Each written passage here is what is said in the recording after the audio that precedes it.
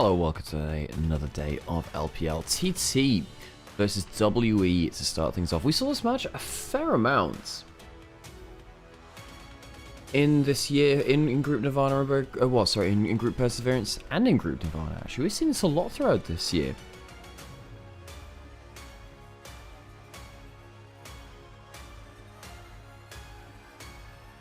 And I think now, this matchup is very different. I mean, earlier in the year, I do think that, TT was struggling in Perseverance. I think WE were better, I suppose. WE was really in split 2 where things started going wrong for them.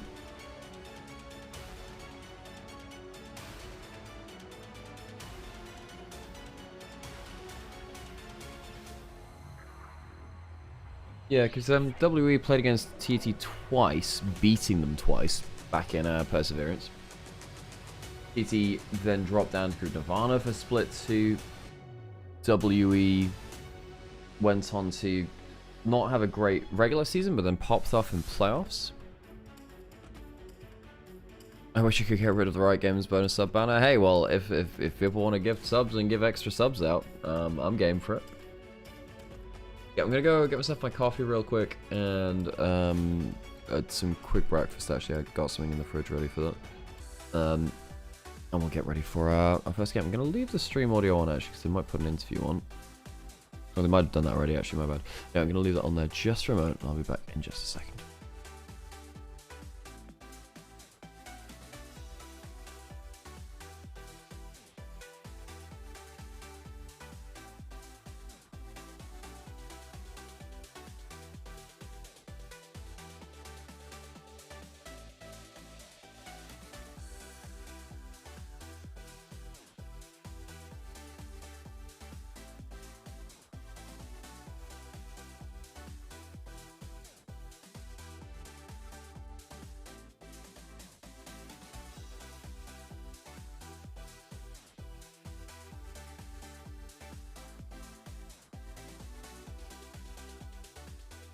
各位好，欢迎来到赛前采访，我是刘航。我们邀请到的是 TT 战队的上单选手 Casey， 欢迎 Casey 来先跟大家打个招呼吧。Hello， 大家好，我是 TT 的上单 Casey。那今天要交手上西安 WE 了，你对这支队伍的印象，他们的风格你觉得是怎样的？就是他们的那个打法比较团队嘛，然后进攻节奏比较快。那组内赛打到现在 ，TT 也交手了几支不同的队伍。Casey 有没有印象最深刻的交手过的这个上单选手？打文波吧。为什么呢？因为之前就认识文波。老熟人了。我们也期待今天 TT 战队能够带来更加出色的表现。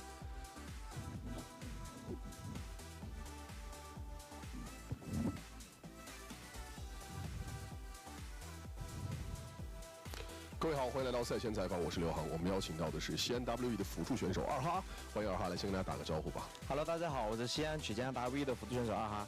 想先跟二哈聊聊这个版本的特点，因为这个版本在下路位置能登场的选择、能登场的英雄是非常多的。你对这个有怎样的一些看法？其实这就是 AP 下路走下路的话，其实就是前中期可能会稍微强一点嘛，然后正常的 AD 英雄就是可能发力期偏慢，但是到大后期其实统治力还是比 AP 强一点的。那组内赛的第一轮比赛也已经要过半了，你自己会希望在接下来登峰组的比赛有一个怎样的发挥和表现？就希望接下来的比赛自己越打越好吧，然后赢下来更多比赛吧。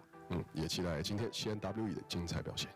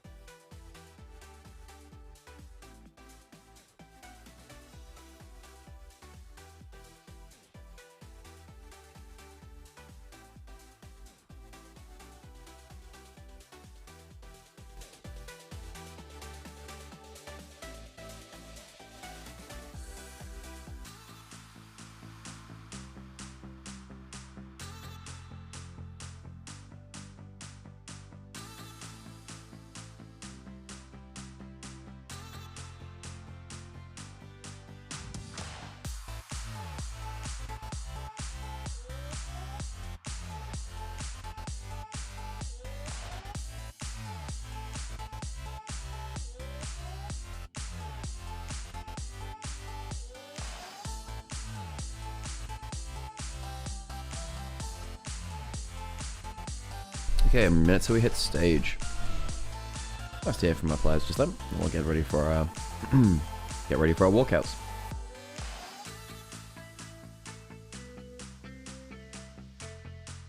Hey Parky, and hey Sam by proxy as well. Thanks for the follow, appreciate you. So, I think WE do come in his favour, it's pretty heavily, but also don't overlook TT. I think that TT are also a scrappy team like WE.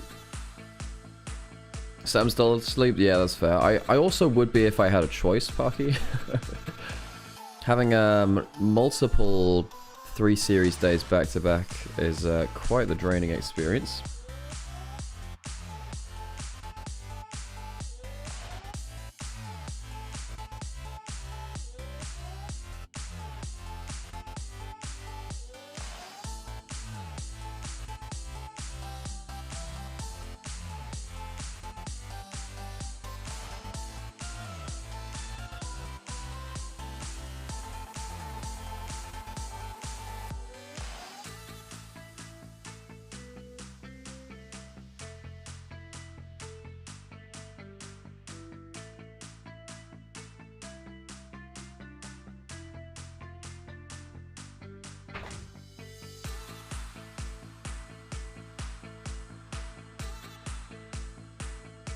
看2026英雄联盟职业联赛第3赛段，您可以通过英雄联盟客户端、掌上英雄联盟及英雄联盟赛事官网 LPL.QQ.com、虎牙直播、哔哩哔哩直播、腾讯视频、腾讯体育、新浪微博、微信视频号进行收看。电视机前的召唤师可以通过百视通平台收看全程赛事。上京东搜“京东电竞直播”，赢游戏件数和万元红包雨。京东电竞装备你的游戏生活，英雄登场，闪现向前。李宁 Jackie Love 卡莎联名产品正式发售，比亚迪海洋海豹08旗舰新贵闪耀而来。Air 呀，开局吗？为 Air 开一局。操作零负担，状态轻松 on air。Sky Motor 手驱电动，快人一步，稳赢一路。TCL 全屋智慧家电，峡谷英雄敢为不凡。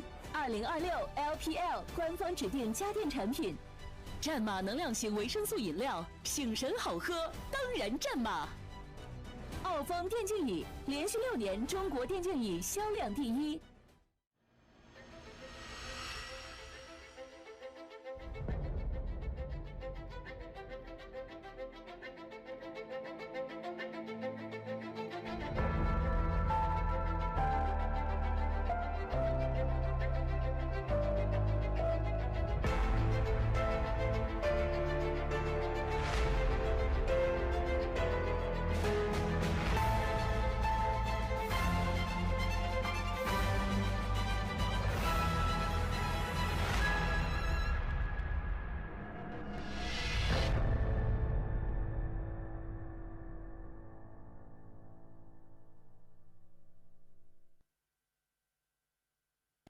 One last night in Shanghai. This time, the hosts will be playing later today. Invictus Gaming will play their second game of the splits, but that will be after our opener. Thunder Talk, Team WE, 2 teams who have gotten to know each other fairly well over the last few years. TT and W both in Group Perseverance in Split 1 of this year.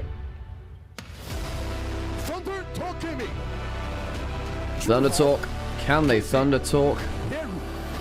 And can they Thunder walk the walk?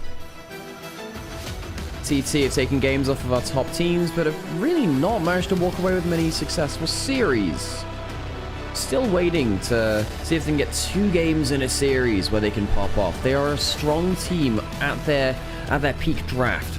At their peak snowball for jungle support, really. Junhao, Feather, 2 players I look at very fondly, and Keshi too in the top lane comes to mind a lot.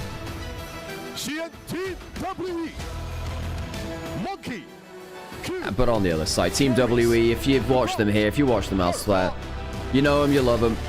Team WE, Monkey and the gang, team which shocked the LPL last playoffs, much like they did last year. in Split 2 playoffs. WE, a team which has become more and more potent in the LPL as the years have rolled by, despite their budget rosters. WE come in as favorites today. The tide has really changed in Split 2 to now. I think that their style has become very impactful, very effective.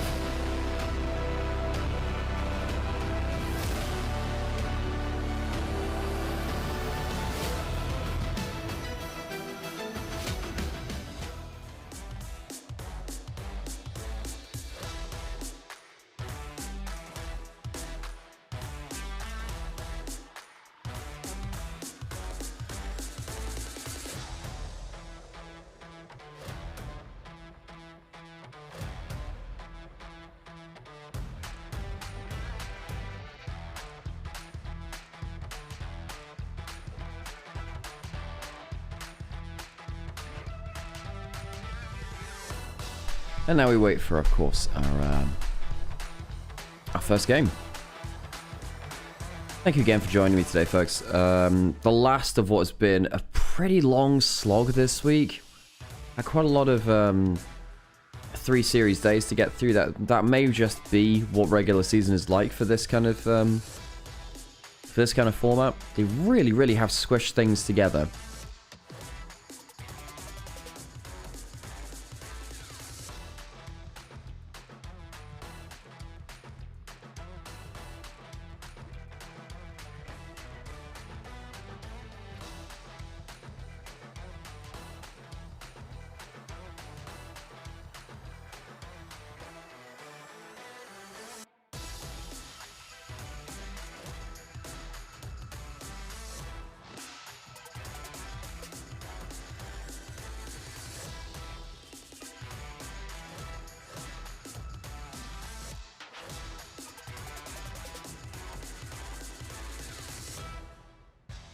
Jump.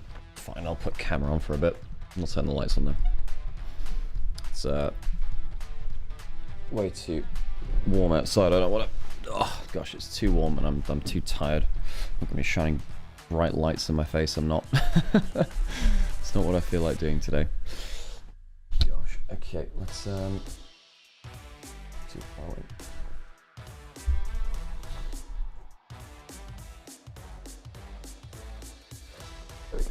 That's fine. Okay.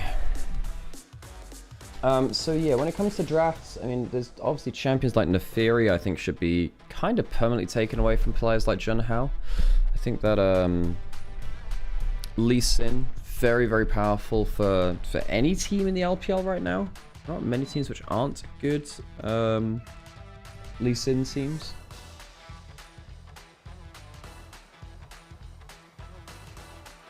Yeah, but particularly that Neferi stands out. In terms of bot lane, I think Arn has really stuck to his Kai'Sa. I think the Kai'Sa has been... I think it's good for the draft. I'm just not sure it's been very well played is the problem.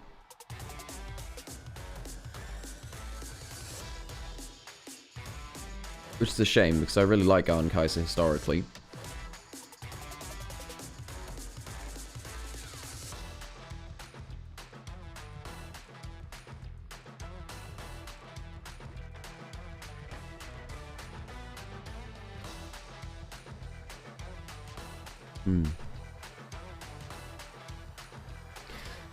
What else about these teams? What else about these teams? But I think what the really engaging parts are. I mean, Cube. We could maybe talk about Cube versus Keshi, because I think Cube has quite often been, like, he's been the target of the most criticism from WE over this run. He has been. There's no way around that. I think that he's been a lot better, though, in this run of form than I think people are still giving him credit for. I think that Cube's actually really evened out his laning phase. His teamfight impact has been way more consistent. And I think he's been, I think particularly last playoffs, it's a great run of form for him. Let's start.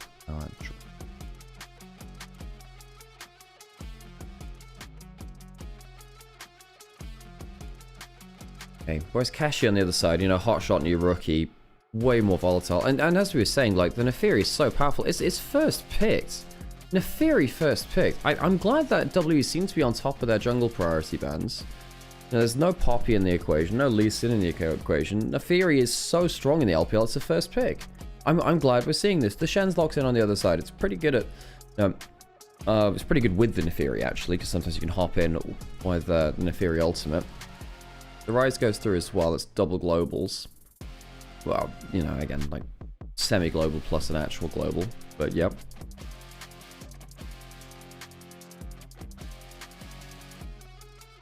They do lock in that Rise. Okay, so now the Rise is in. You don't have Cassiopeia, you don't have Orianna. You're thinking about... What do you think into Rise? You can think about Victor. You can think about... Well, maybe not Kali.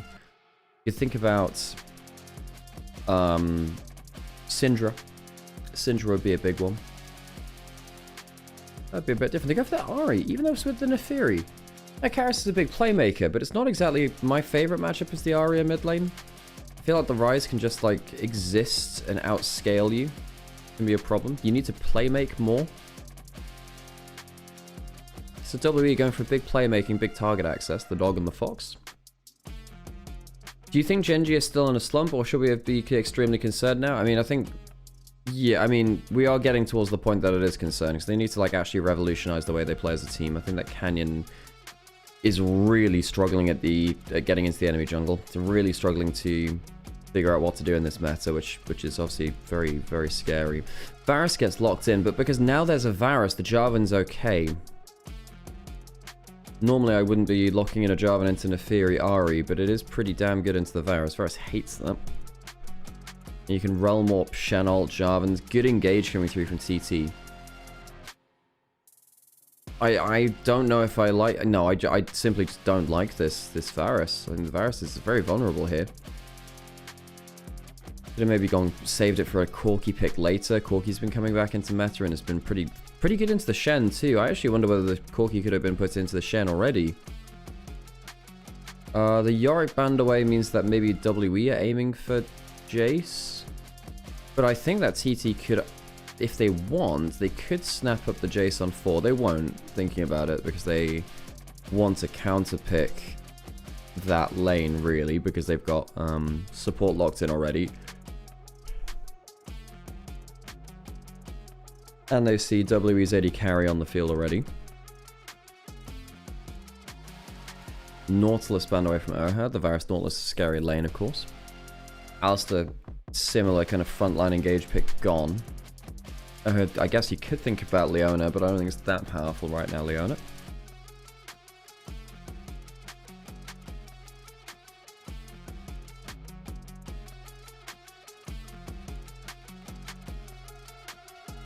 So TT presumably pick their AD carry now.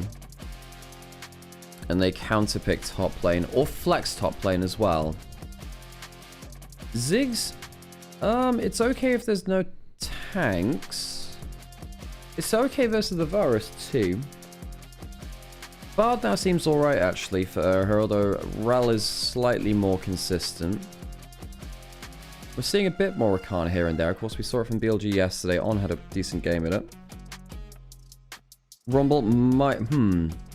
Thinking about it again, I wonder whether the Rumble would have been a happier lock-in. The TT on 4. Not that it changes too much, I don't think. But maybe they could have gotten... I don't think they want to go triple AP. In fact, I don't think they really can go triple AP. Rumble Rakan. So W get their engage. Yeah, big playmaking. You know, Ahri Rakan, Varus ultimate, Neferi, Rumble, very long range follow-up. Same with the Ahri ult as well. I think Keshi going towards something like the Cassandra makes a lot of sense now. There's so much playmaking. There you go.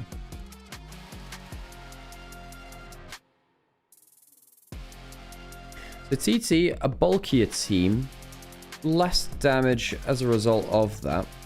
I think they might have liked a Jace in another angle, but I don't think you can go for that versus such heavy engage. I think they can just keep picking off on side lanes. Rakan could be quite good versus Jace, actually. Can I go into an ad break so I don't get ads in game, folks? And thanks for supporting the channel.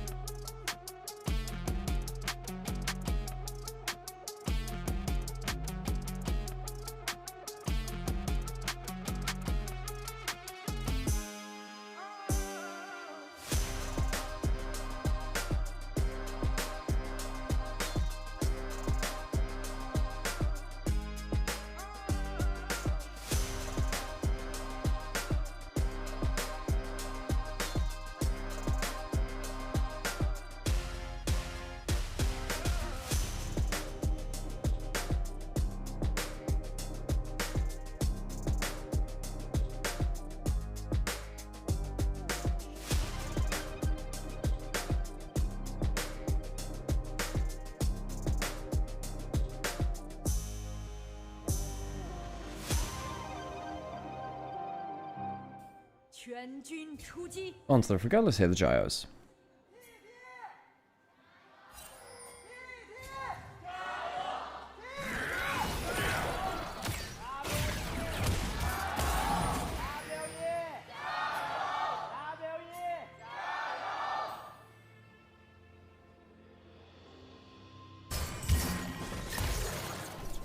Karis the W start, trying to trade well against the Rise, doing okay for now. Longer the trade goes, the better it tends to be for the Rise, because the Deathfire Touch and also the lower cooldown of the E. Much lower cooldown of the E. You could see a brief level 1 where TT were hanging about in bot river, but without landing an arrow, managed to protect the wards on their own Raptors.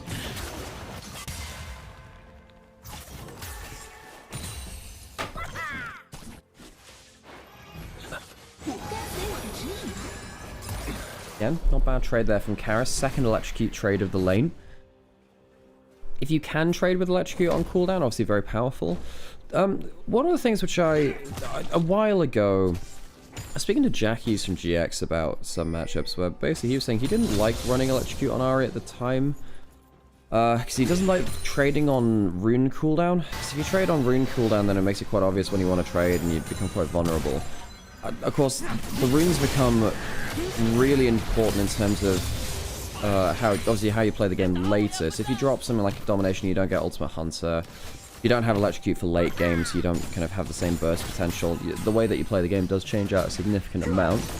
The Q accuracy there from Urha. Having stuff like Bone Plating, Electrocute, it's pretty easy to know when someone's trading with those kind of runes. Ooh, close on the reset there. Monkey did have to hop back. Reminder, at the start of Split 2 regular season, Monkey ended up failing a jungle clear just on his own as Shin's out, as he was clearing wolves heading down towards Raptors, and he didn't kill the wolf camp. It reset, and then he had to run back between mid lane, retake the camp, and then because he was 5 seconds late on his clear or something, his bot lane died.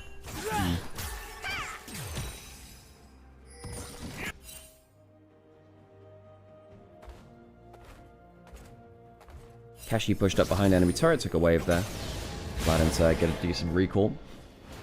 Has a null magic mantle now. Not bad for him.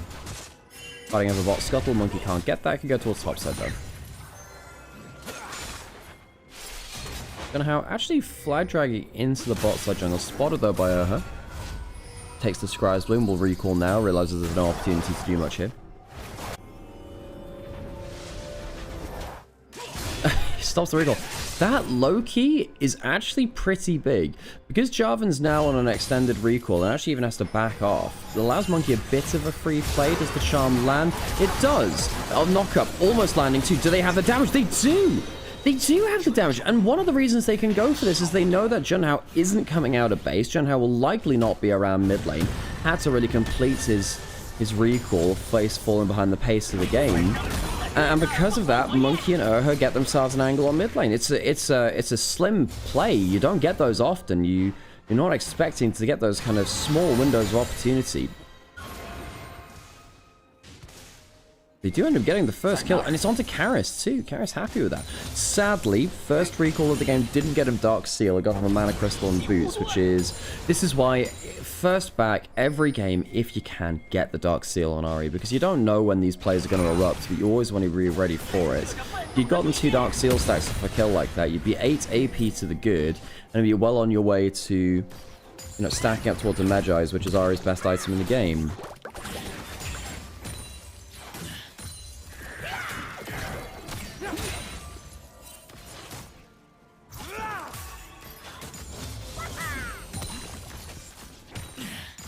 Bot lane fairly even as the artillery champions trade out.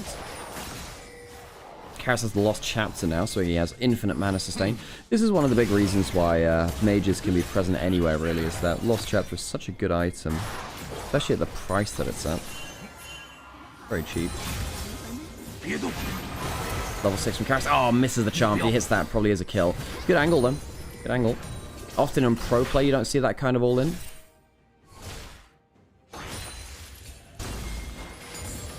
Good idea. Sadly not executed quite well enough.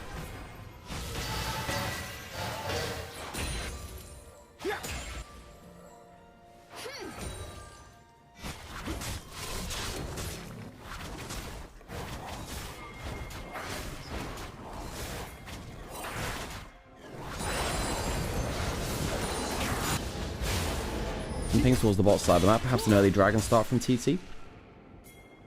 Might look for a bot side fight instead, though, if possible. Feather roam back down towards bot. Nice spot, Arn caught out with the knockup. Use the heal there, actually. Taunt missing. Monkey now down in bot side. Can he do anything here? He actually might be able to. This is the first key. Second one hits. Didn't really change that much, though. TT the ones to use the heal. Scuttle Crab taken. Level 6 for Junhao because of that. Oh, Realm Walk coming in. I don't know if this is something WE really want. The Bow doesn't have Flash. Flash is early. No way out of the Cataclysm now. The heal is okay. Here comes the ultimate from the Theory, but this is just not very well calculated by Monkey, I don't think. TT get a quick kill. Good level 6. Good Realm Warp down. Karis, of course, used that ultimate earlier. Doesn't have the cooldown there just yet.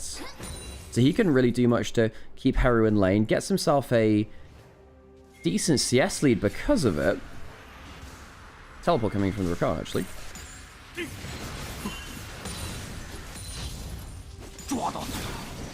Ease out to Karis. I'd say... Wait, you'd say Karis is better Ahri than Akali? No, no, Karis is a better Akali. His Ahri is very mixed. His Ahri is mixed. I wouldn't say his Ahri is bad, but his Akali is better.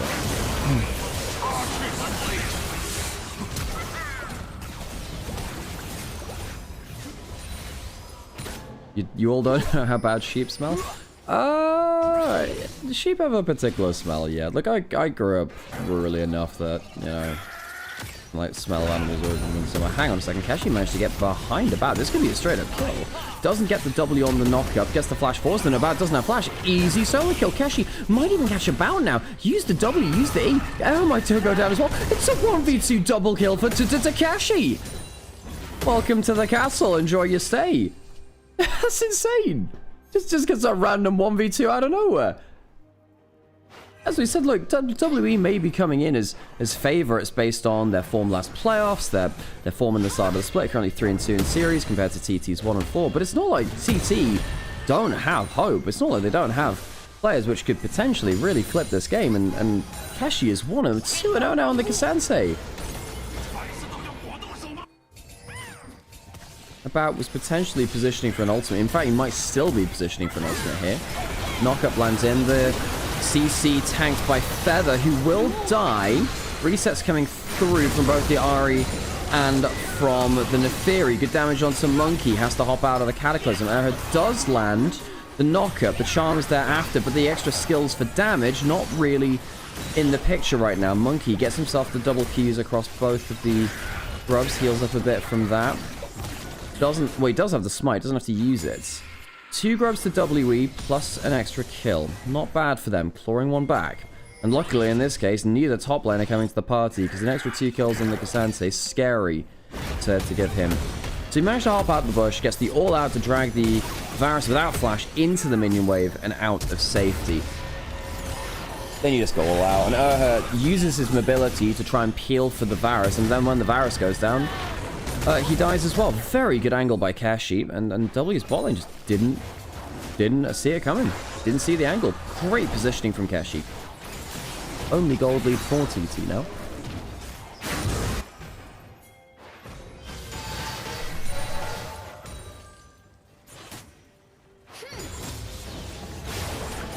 Oh, they're telling to put sheep in your bedroom.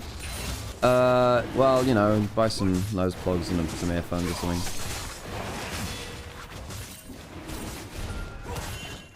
But yes, in fairness, all kind of farmyard animals do tend to smell quite strongly. Dragon going down to TT. I'll take the first one of the game. Like, cows are lovely. They are very gentle creatures all the time. Unless you're starting to, like, you know, mess with, you know, cows when they're in calving season and stuff. That's less good. But yeah, they also really sting. Horses are strange animals. Often quite lovely though, and they smell also quite awful.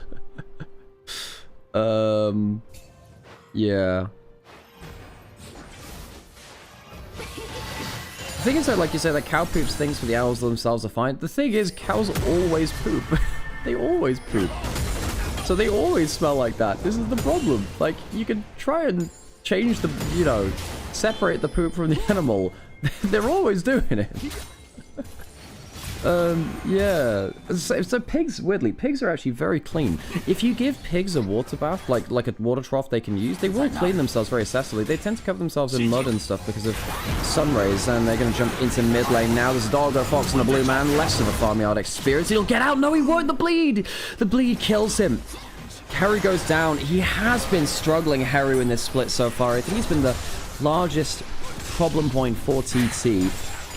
He's been caught out quite a lot on all sorts of champions. I've often praised his rise over his other champions from saying that, you know, it's tanky enough that he can get away with his positioning. Feather now in bot river trying to get some vision in. That's a very fed Neferi. Second Q already came through. Where's the cooldowns? Monkey might actually get a kill in here. If another Q or two lands, perhaps flash away from Feather instead. That's also not a bad prize. Getting flash away from Shen removes a lot of engage potential from that champion.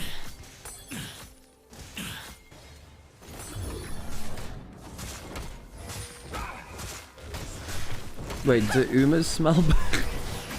You'll have to ask them yourself. Jumping into the bot lane, Harry does not have flash, does not have ult, has a Shen ult. That's what they're trying to use to turn this around. Her going low HP. Monkey, does he have the extra healing? He does from the Q2. Keshi now in, looking for the all-out potentially. Monkey gets 1 Q down. Will get another kill. Will die here. Keshi does have flash. Might be able to get a kill into about or her with that. Alright, trying to go around the turret. Does Keshi have enough to finish off a kill? No. Does get one onto Monkey. That is important. It's a good kill. He's got 3 kills now. Flashing forwards now. About does have flash. The all-out has ended. Jumping in is the Ahri now. And Keshi, he's made too much of an extended play. And a great charm angle not to get interrupted by the minions. Comes through from Karis. Not going to be the kill, though. I thought it might be, especially with 2 charges left to the ultimate. Karis not quick cycling through the ult charges, but still peeling for his bot lane. Has that Malignance, has the upgraded cooldown boost, really wants ult cooldown in this game. Oh, and in top lane, we didn't see this on live, but Arn went for the first turret kill, did die for it, those cube ran up to him.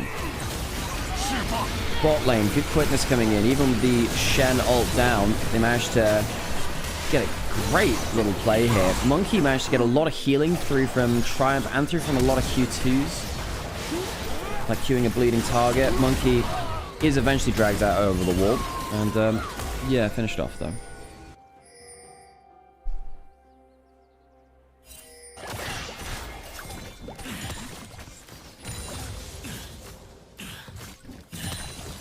Monkey and Karis, the two of them, 1,500 kills together in the LPL. Monkey and Karis have been together for, what, 2 years now in the LPL? Been a pleasure to watch. They have been a pleasure to watch. They haven't always been on form. I think that the special thing about watching a team like WE is you absolutely know you're not a glory supporter. This team has had its ups and its downs, its peaks and troughs.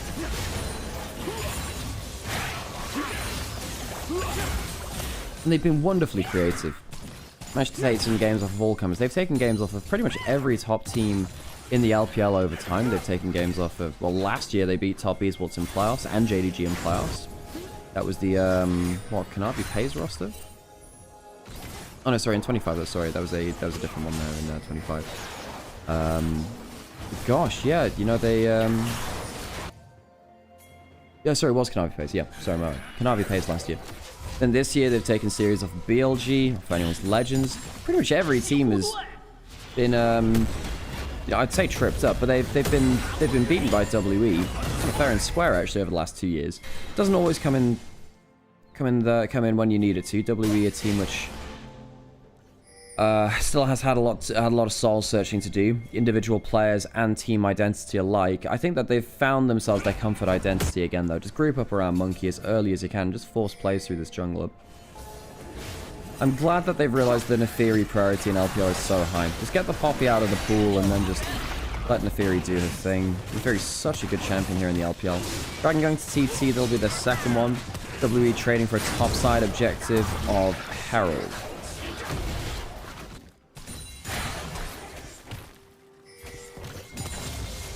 Glory supporters need to only support one team, bro. Yeah, that's the one, man. Yeah. Actually looking for a knockout pick. Does get it. Not really sure there's a fight afterwards. Smite away from John Ham. Secures his own Raptors.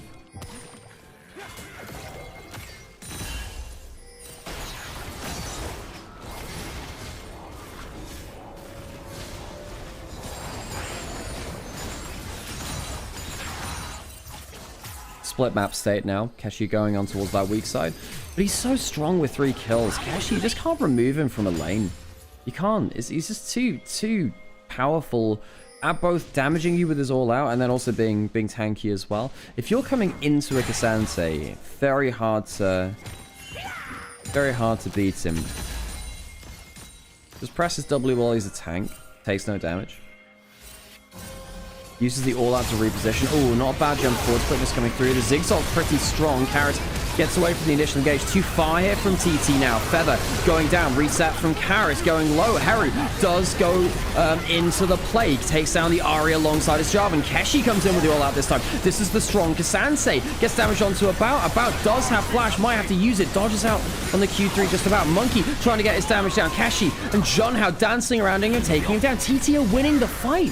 And as much as we were saying that WE, their fans are very much not glory spotters. They've had the peaks and troughs, but they're a good team. We've found them enjoyable. It's TT, the ones which are showing up in this game so far. 7-7 in kills. They have a slight advantage. And Keshi really leading the charge here. The Cassante is so disruptive and so damaging. TT, a team which has been, well, I guess they're hoping for their own WE arc themselves. TT, a team which across the last few years has had sporadic results. They've had some good players, but haven't really managed to piece together good splits all that often. And the Zigzag isn't bad. God damn, the audio's fried on the replay client. What the hell? The audio's really fried on the replay client. But yeah, the all-out over the wall to bring Cube into the team. That's nice from Keshi. Manages to get onto the remaining members as well. Just as soon as he gets into melee, so hard to beat this Cassante. Junhao, Keshi, some slick plays there. A flash out from Keshi. I think you thought that the Q was going to kill him, maybe. Replay sounding like a Nolan movie. Gosh, I haven't seen the Odyssey yet. Red team's turret has been destroyed. I'll see if I get time to. The problem is, like, I know that if I don't see it ASAP, then I'll move out of the, you know, the 70mm IMAX or whatever it is, which is apparently how it's meant to be viewed on. Ooh, jumped onto Junhao there. Didn't manage to get the kill, I don't think. Nope. Thank the gods, Karras isn't building Protobelt second. Protobelt is actually okay on Rise. You are a significant damage threat here, though, in this game. He's not got that much gold, though, does he? Quite behind in the whole goal margin. It is coming on 19 minutes. He's got 170 CS, which is very low in the CS margin for him, sadly. Karras has really controlled the lane. Again, I think Karras has played well. I think he's comboed up well with Monkey and Erhard to just set up for kills onto the Rise. Oh, sorry, Karras. Sorry, my bad. Again, it's been a long week. I don't know why I was thinking about, oh, like, wow, thank the Harry, blah, blah, blah. Yes, true. It is, oh, nice, cool. Think about that. It is, yeah, the Leandri second. Good from Karras. Nice. Yeah, there is always place for a slow burn Ahri build. The Malignus Leandris, it was a favorite of Knights back in 2024.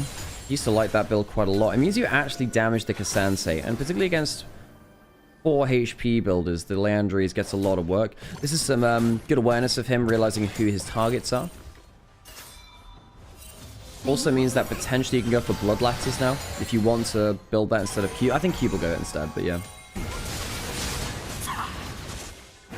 I don't want to talk about Ahri builds anymore, I've got PTSD. Yeah, there's a certain degree of that. Hell, even when I'm on Broad, even when I'm streaming with Sam, Sam will be... Sam knows how to, like, push my buttons on that one and go like, so about XYZ, I'm like, I will smite the Keshi, gets a W back. Good charm, though. The charm means the all-out can't come through, and Monkey lives very close. Now under turret for Erhard, as Keshi gets the all-out eventually. Not onto the target he wanted. Flash away from the Cataclysm. Getting a little bit messy here. Realm Warp used to bring Heru into the picture as well. Heru not able to close the distance any more than that, though, as the mid lane turret goes down because the Herald takes mid lane out of turret. I was getting my Heru and Herald tongue twisted there. Dragon available. W losing the HP trade. There is a teleport available from the Varus. He will come into the fight.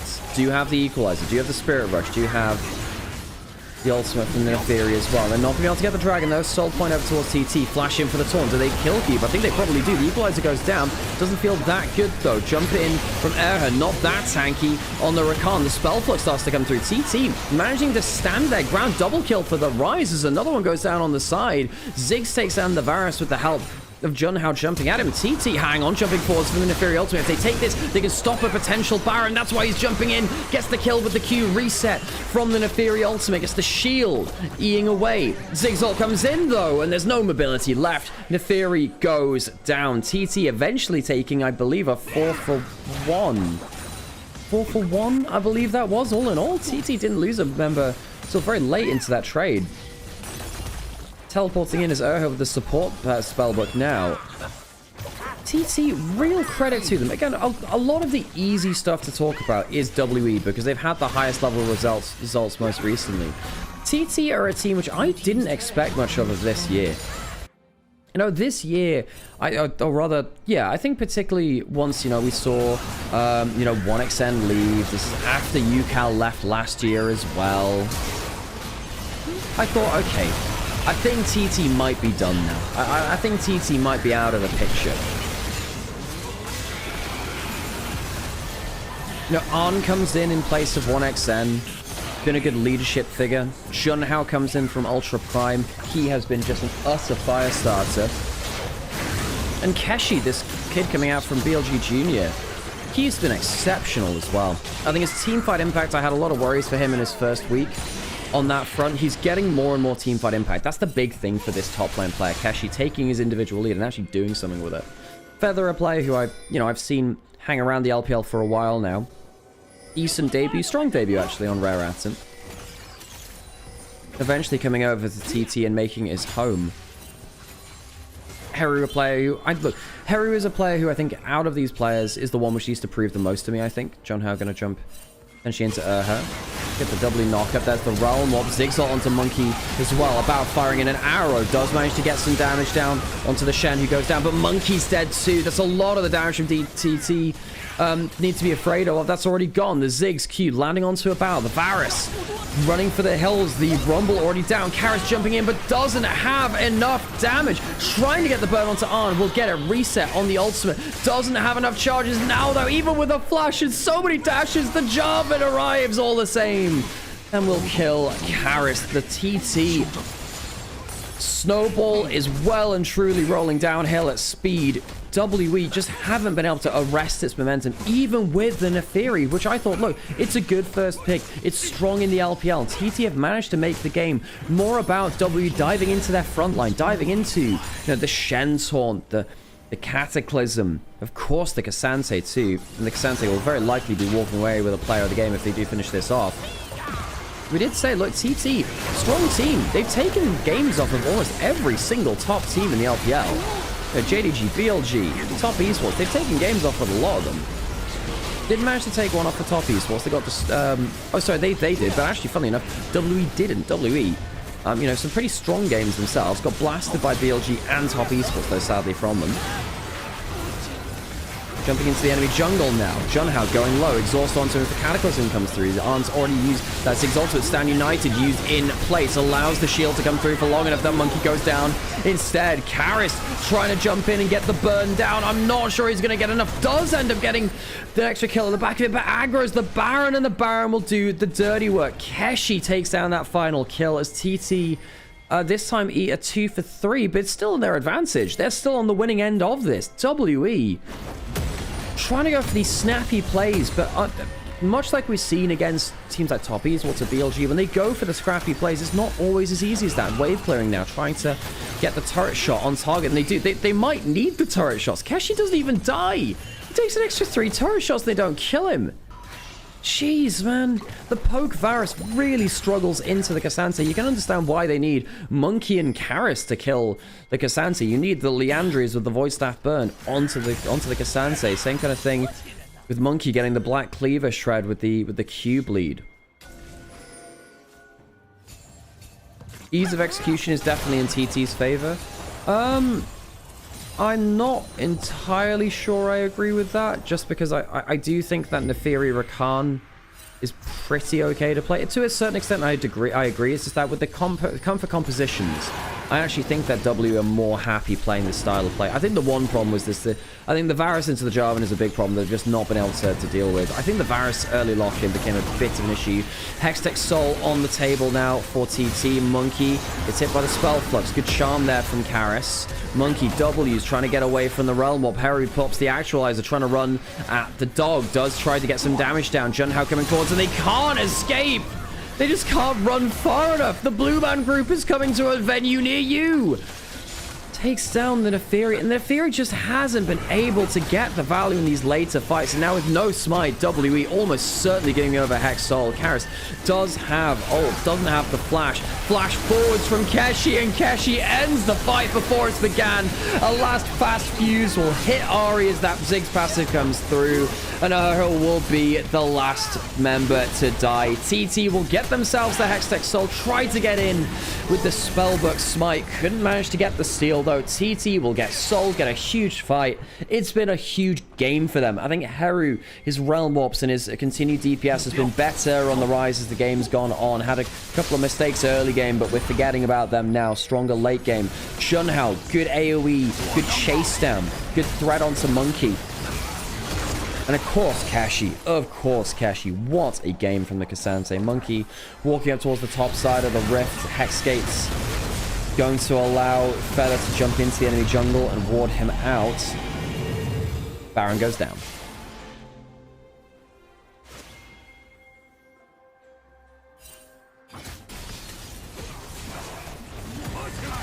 I realize the volume probably is a bit high, actually. Has the volume balance been okay? The audio balance?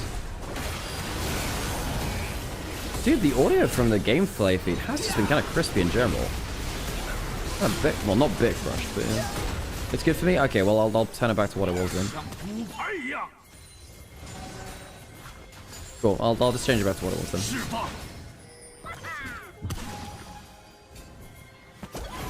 Now pushing in Zigzal. Ow, yeah, that hurts. Her out of the brush though, going on to the rise. Not bad damage onto him, but Monkey is also hit like a truck on the side. The channel keeps him alive. United, they stand until you... I suppose... Divided WE fall. It's just such a wash, isn't it? TT pull out the ultimates and WE just can't get the damage down. It's not even a bad play. Just TT respond better. They respond quickly, forcefully. And that's going to be first game done. But before 29 minutes, a fairly quick game. TT walking onto the Nexus, a very good group up and fight composition. The Zig Shen responding from everywhere. The Rise Jarvan on call with long range flag drags and the ultimates from Heru. And of course Keshi, the real star of this game, I think. Being such a menace. As soon as he got into melee range, it felt like WE were in losing scenarios. Great game from the man in the top lane. Very nice from TT. Very nice from them indeed. Well, welcome back, everyone. My name's Nymaera, and thank you for joining me on today's LPL shenanigans. We've got 3 series today, so we're in this for the long haul, and I hope you sat comfortably, because that's the first of potentially 9 games today. Such is the way of the LPL. Now, it's been a very long week for me. We've had a lot of games. We've had them... yeah, we've had a lot of games, and I've been doing most of them by myself. I should have organized a guest to come in to help take the burden off a little bit, but hey, last minute solutions were a little bit difficult for me there. Oopsies. This is not going to 3. I think both these teams are quite volatile. I'm not sure I'd agree with that, actually. Yeah. I want to see a draft debate between you and Skyer. Oh, yeah. Oh, cool, because, yeah, Skyer and I talked a bit about drafts. On Hopium, the G2 podcast, because the big draft that we talked about on that show was, do you remember G2 versus Lion at MSI game 1, the game where G2 saw a Sylas and then locked in an Ashe Seraphine? That for me was just utterly insane, and I think that cost them the game, really. Yeah, but no, I'd love to do that. Yeah, Scott seems like a lovely guy. I enjoyed doing that podcast with him. It's not someone I was familiar with before, but I understand he has a really big following in the French scene. Yeah, it was fun doing that with him.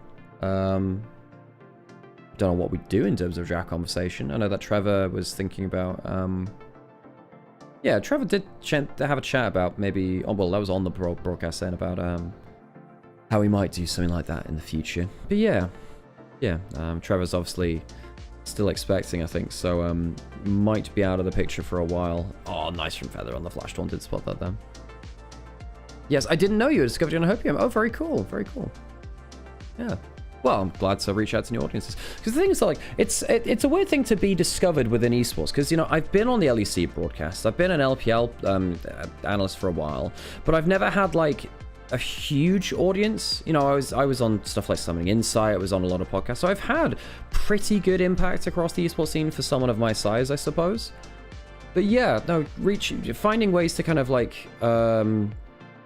you know, make connections with people I just on different parts of the scene I didn't know, and even into different language fan bases and stuff like that as well. It's been a very rewarding experience, and I hope that yeah, I hope that people, if you have been introduced to my work through stuff like that, has had a good time watching it. Okay, folks, I'm not gonna lie. Yeah, I don't think you can go on-hit Varus here either. I think on-hit Varus is good into the Cassante, but you can't play into the Ziggs. I think the Varus in general, the pick was just bad. GT played Jarvan Orianna, right? Yeah, they had Jarvan Orianna, and then they had... well, they had Orianna at least. Yeah, I think it was... Yeah, it was Jarvan Orianna, and then they had the Ashe Seraphine. But you can't draft Ashe Seraphine into an open Sylas. It's just not... You can't do that. You're just giving it two of the best ults in the game to use, you know? Can't you go something more like the top build on Varus? You still get deleted by the Ziggs, I think. Oh, I read the Baron. Blech.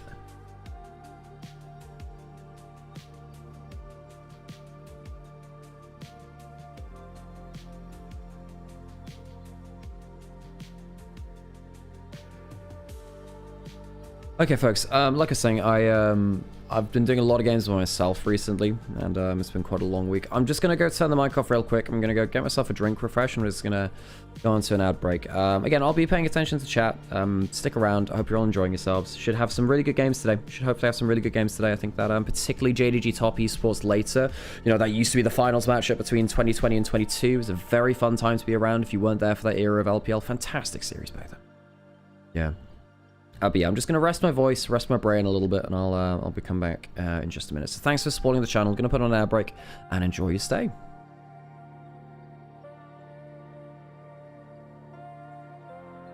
Oh, it was a Nivea top lane. Right, yeah.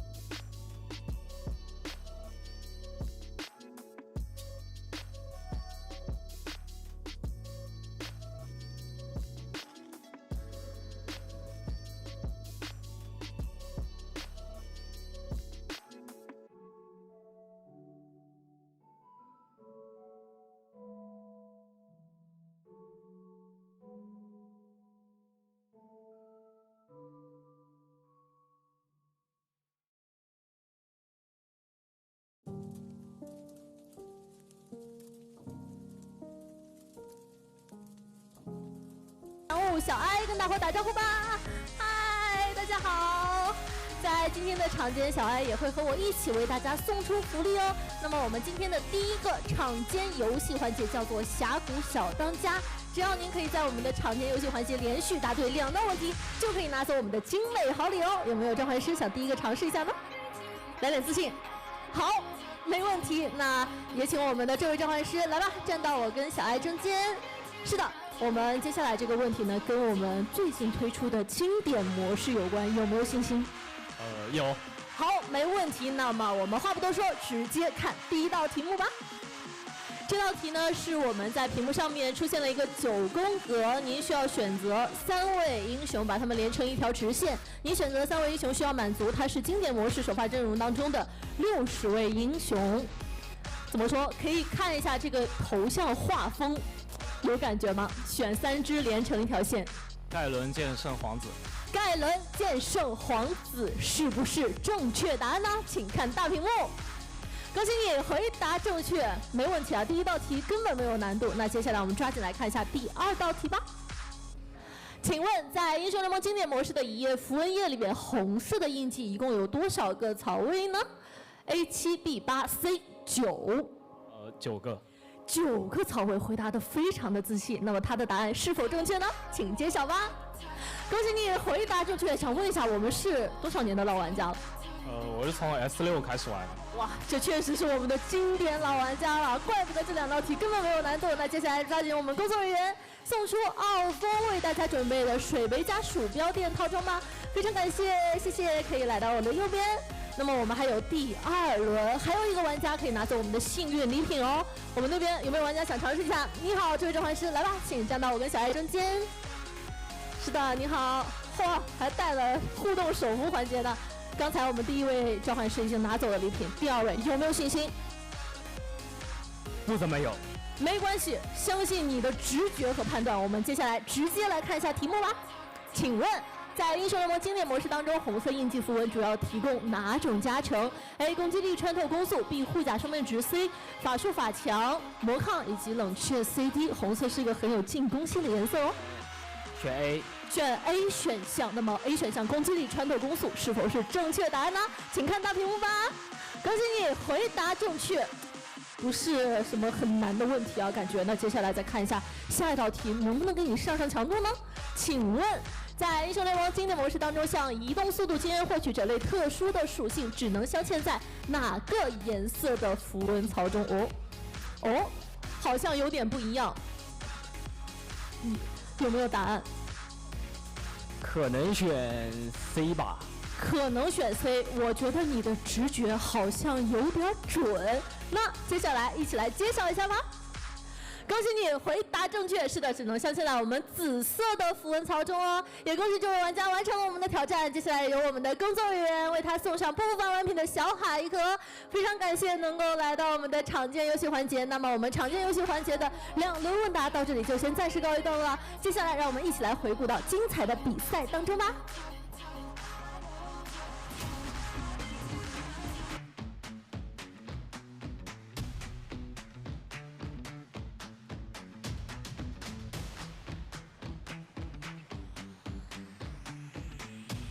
Yes, TFC is actually at the venue. He's going to be in the crowd in Game 2 for sure.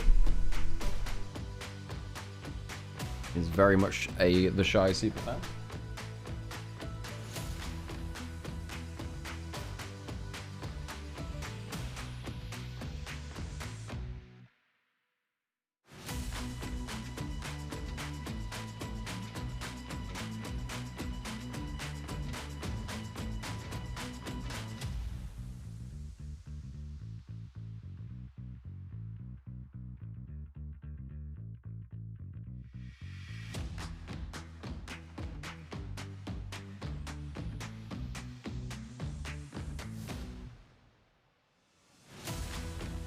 There were worse picks than the Ahri in that game.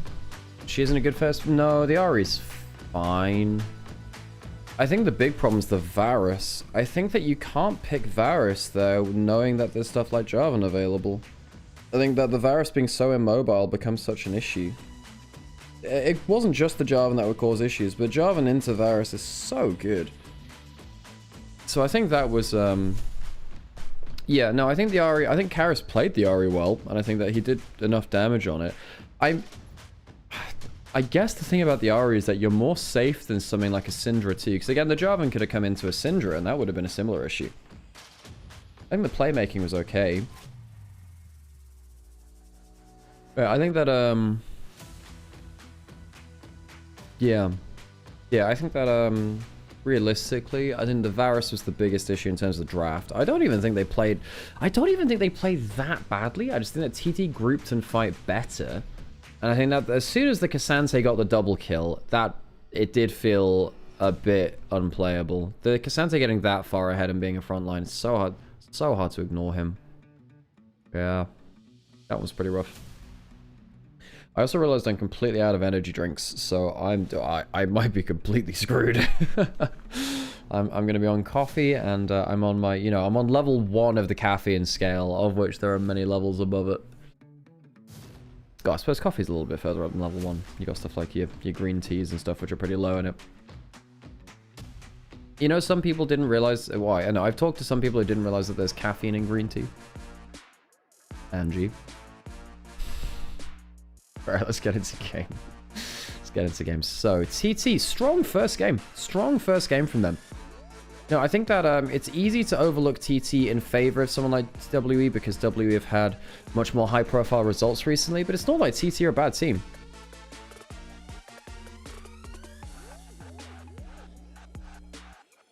Lock banned away. Right. I mean, Lock is powerful, but LPL hasn't been that successful on it. Is there a particular champion in mind when you do that? Poppy's kind of been almost permabanned. Poppy's been really good into so much mobility. Ezreal first pick. Very good for About. Arn also solid on it. There's a good takeaway from About. Lucian Millia now, I guess, to push the lane. Forces Feather to go something like the Karma instead of go for something like a Rel. Oh, they go for the Vi. So they'll lock the Milio on 3, but they want the Vi now. So you get Vi into Ezreal, you get the Vi away from the Lucian, because the Lucian doesn't really like playing into that. And you're going to lock the Milio on 3. So you got a couple of options here for Junhao. You could go Trundle and just say, you dive in Vi, you lose. Not great into Lucian Milio. Junhao is a good Xinjiao player.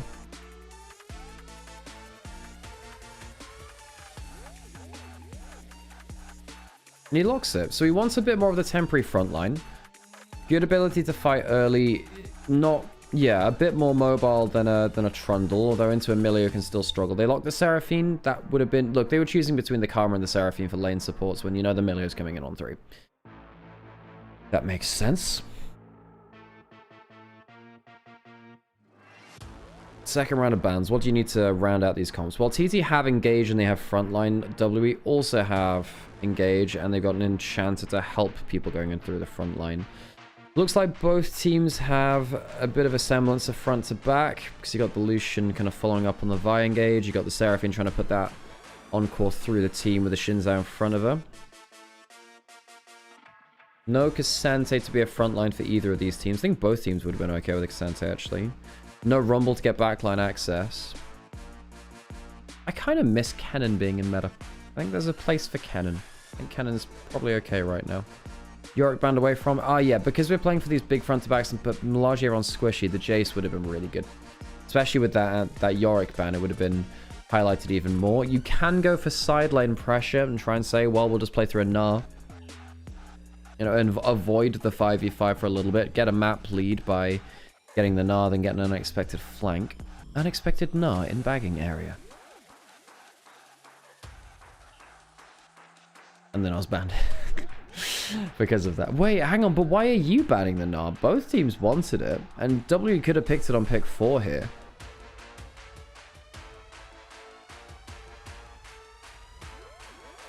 That's a little strange to me for WE. Because I think they might have wanted that. Ambessa looking pretty okay now then, I suppose. Oh, okay. WE might want the Ambassador. Well, no, but whoa. Sorry. My mind is going all over the place. I was thinking, well, maybe they want the Ambassador to go with the Vi, but you can't go for that because the Renekton's available. So you have to pick the Renekton now. You can't go for the Ambassador. Now, you have a Renekton, which is fine. Ambassador would have been better for your comp, though. Surely you should have just banned the Renekton and locked the Ambassador on 4. Because the Nara into the Ambassador is, like, playable. We've seen players win the Ambassador side of the matchup. Now, you can't pick the Ambassador now, really. It's too hard into the Renekton. We've seen Ambassador beat Renekton, but it's mainly because the Renekton gets, like, 4-man ganked on cooldown. It's not ever expected. I mean... memes aside, yeah. Oh, the Vayne's still available too. Oh, hang on. Did WE...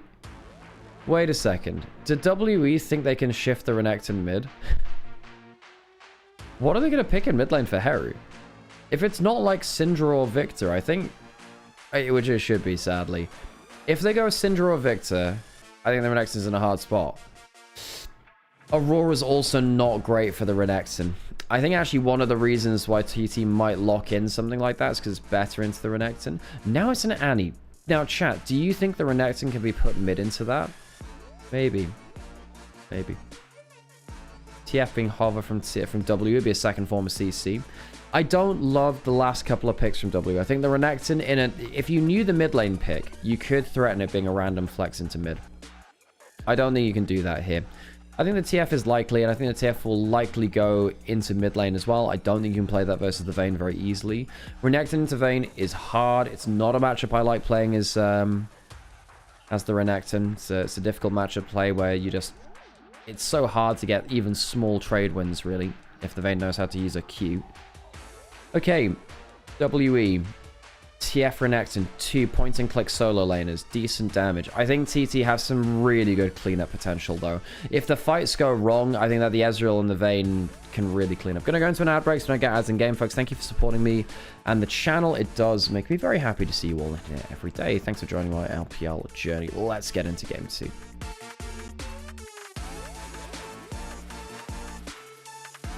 Who's going to win game 2? I don't think it's easy to tell based off of draft. I think probably TT has a slight better... I don't know. It's quite hard to tell off of draft. It'll be on gameplay. You know, random jungle lead might come into it. Yeah.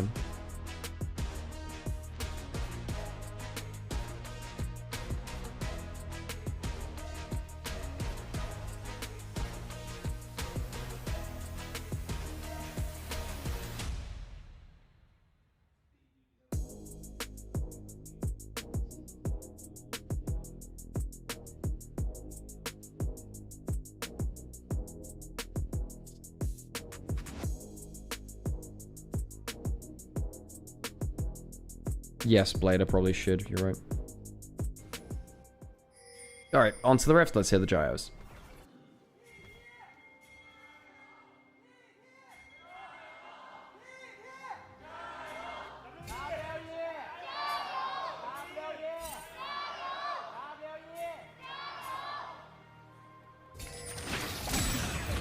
Gold card level 1 goes on to Harry. Traded for the stun. They're trying to get that extra Q on target. Does get the extra auto attacks instead. Ooh, nice step. Yeah, Harry takes the extra couple of HP off. Karis does have health pots to use still, of course. Didn't use his first one, I don't think.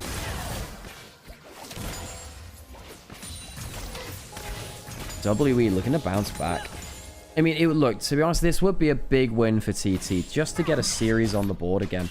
You know, they won 1, but that was versus, gosh, did they win that versus LGD or EDG? One of the weaker teams in the group. Already 5 series in for both these teams. We've already been in 2 weeks. 5 series in.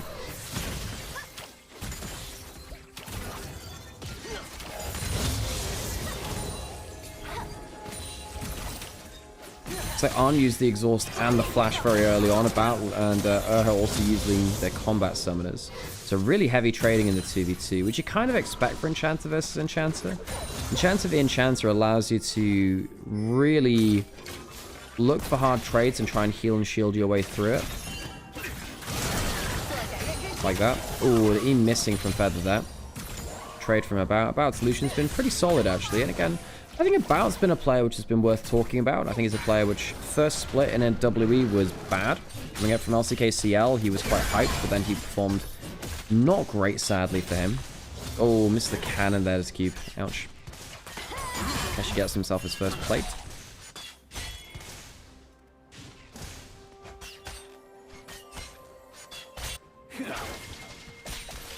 WE not having the easiest time in top lane. Bot lane going better for them. Mid lane, Haru's got control for now. Of course, Haru's been in a weird spot. See, we talked about right, where his first split, and let's finish that point on About first. About's first split was bad, came in hype from LCKCL. However, you go a couple of splits later, and actually About's starting to pay off the expectations. He's actually been very solid, I think, for WE across split 2, and now coming into split 3. Junhao on top side, on one of his favorite picks here, on the Shinzhou. Very good on that, the Lee Sin and the Neferi, those three tend to stick out. Potential of Monkey hopping over the wall. Is he spotted? He will be.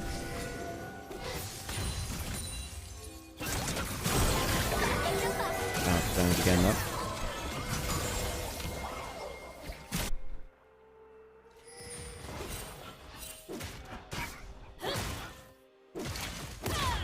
So jungle is completely trading camps. Monkey finishing his clear just a little bit later by going for that bot scuffle. Good damage again there from Harry. Of course, wants to keep Karis in lane if at all possible.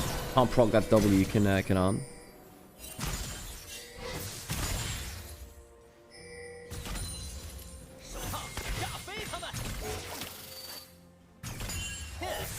Brain's still not awake, I guess. Is it ever? Yeah, I don't know. I've been struggling to kick him together at some points himself. The long LPL days can make that a little bit difficult. The things are like, the schedule is so relentless in LPL, so imagine what it feels playing it. Yeah, you got a double round robin in Group Ascend and Nirvana.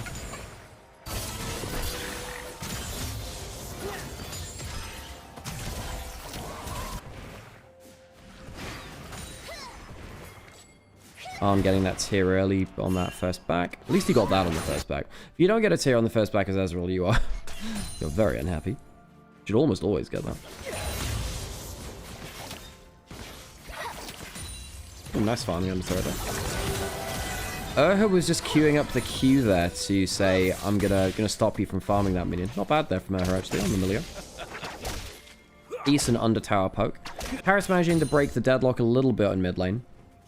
Actually get out of lane now. And now that's dangerous, because now if TF can fly top lane and threaten Keshi, Keshi doesn't have a cleanse. So if Keshi gets hit by a gold card, he's kind of just dead. Now Feather's likely going to go towards a gold card, not a gold card, yeah, a gold card remover, I suppose. He's going to go towards it, and Mikhail's fairly even, fairly early. Keep down 13 to, well, sorry, 15 CS, I suppose.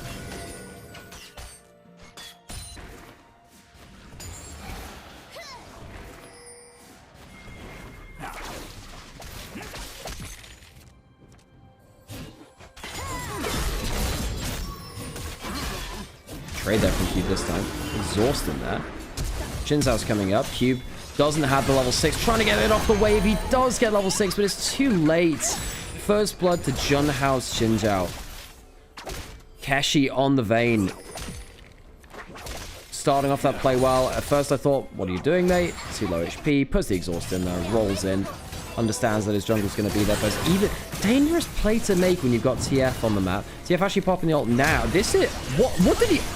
Oh, Karis, no! Karis just teleported in to get double stunned.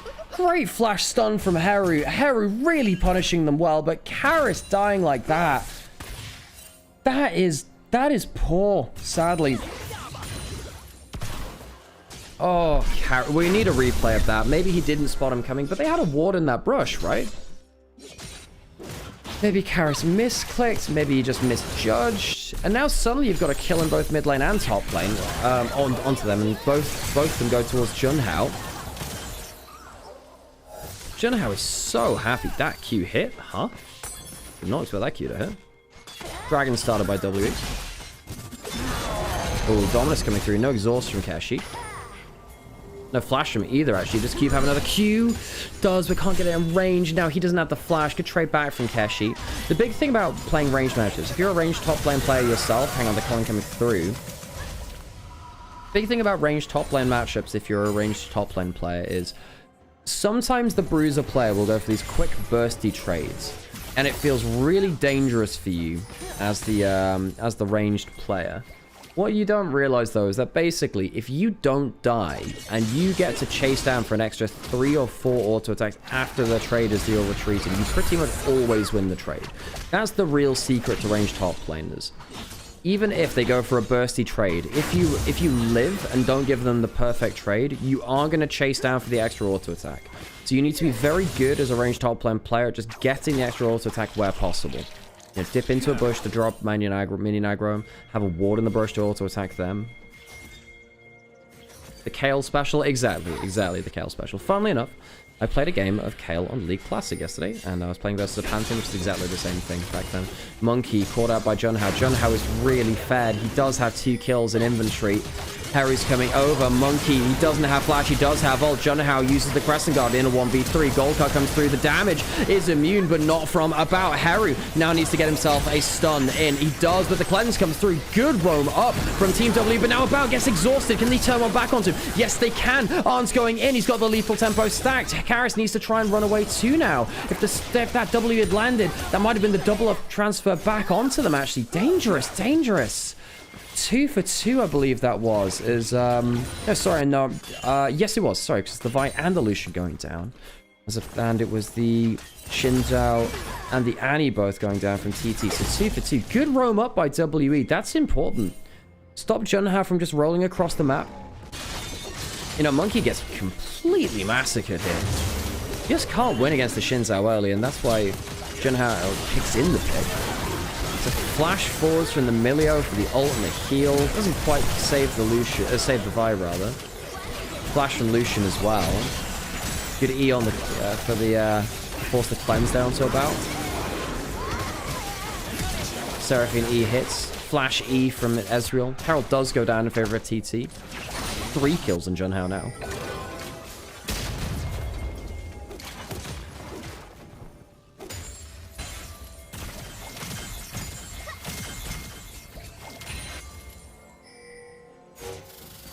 At least the players aren't playing 3 series a day. Hey, maybe you should do that and go for LOL, the day-long tournaments. Hang on, TFL going into the jungle. There is a Crescent Guard. Wow, he actually might kill them here. Watch out for this. Junhao might kill them. He's getting pretty close on it. Karras needs a second gold card. I'm not sure he can get a Q. Comes through the Encore. Not quite in range. Harry throws towards the stun. Harry now's out of position, though. Might go down himself. Junhao did have the Crescent Guard. Couldn't quite burst out. Arn now getting ulted by the Vi. The culling fully on target. And the clip is empty. About dumps it all into the Ezreal. Good fight from WE. Back to even now. Junhao not quite able to run the game the way that he wants to. While this is happening, though, Keshi is pushing out topside. Getting himself more and more of a lane lead. 1,000 gold ahead of Cube. Junhao at his Sundered Sky. No surprise, you do get that around the 10-minute mark. With 3 kills, would have been there a little quicker. I should get it on his on her next recall. I like the creativity of WE. Lucian is getting third. He is. Yeah, he is. And it's about Lucian with a Milio behind it. Which makes it harder to kill him off with an Encore, with a big Annie stun. The knock-up you've got is Junhao's Q. That's harder to do on command, really.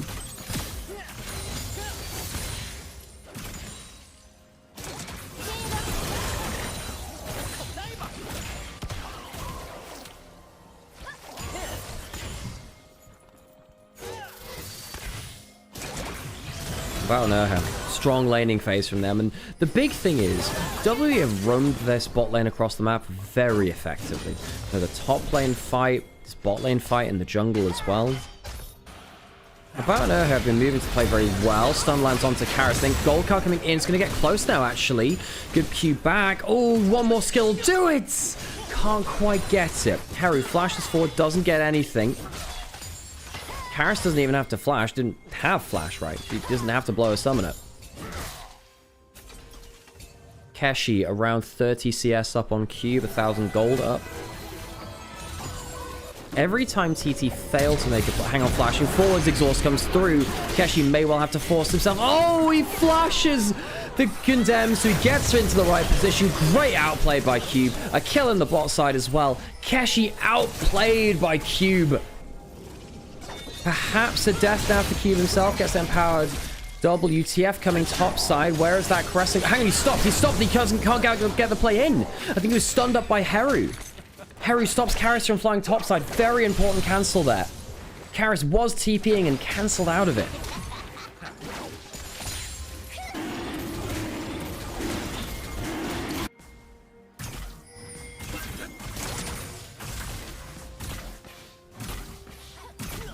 Cube getting that solo kill into Kashi, very important there. Went from 1,000 gold down to 600. Oh, I mean, yeah. I don't know. I think Karis just wasn't checking his screen there. He was called on. He was called to go top lane. I didn't quite manage to react in time. Cube. Oh, he's going for the stride breaker. That's why he's got the Tiamat in inventory, of course. Her on the roam again. TF no ult for now. Still 30 CS up is Kashi, but he did just give a huge shutdown over it. Junhao 4 kills deep. I guess another kill, obviously, in that top lane play. Junhao almost towards Black Cleaver, or I guess, yeah, would be towards Black Cleaver. Quite important for the double AD carries this game, actually. A lot of people think of Vayne as the true damage carry, and she is. Doesn't mean she doesn't like a little bit of armor shred, though, particularly for her Q. She maxes Q now, really. You don't need silver bolts to be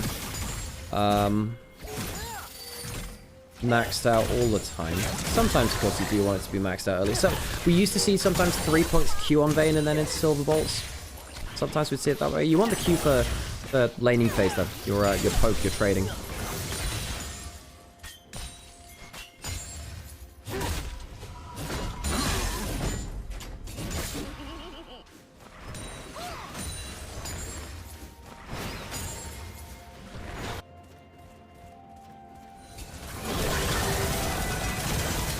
About good trade again with the culling.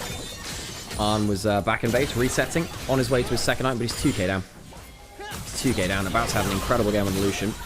Helped out by the fact that the macro of the Lucian has been good. He's been at the right place at the right time. Him and Urha roaming together. Now the thing is, TTs do still have an encore flying forwards through a Shinzao. That'll be very powerful.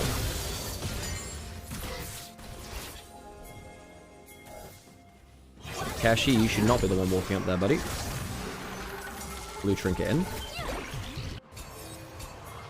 Herald is available. That's what we're positioning over here. And he has teleport stood in this bot lane bush. Ooh, about getting jumped onto by the Shinzao. Good Q there from the Milio. Disengages just a bit. Renekton, TF pushing in the side lanes. Renekton unanswered right now, actually.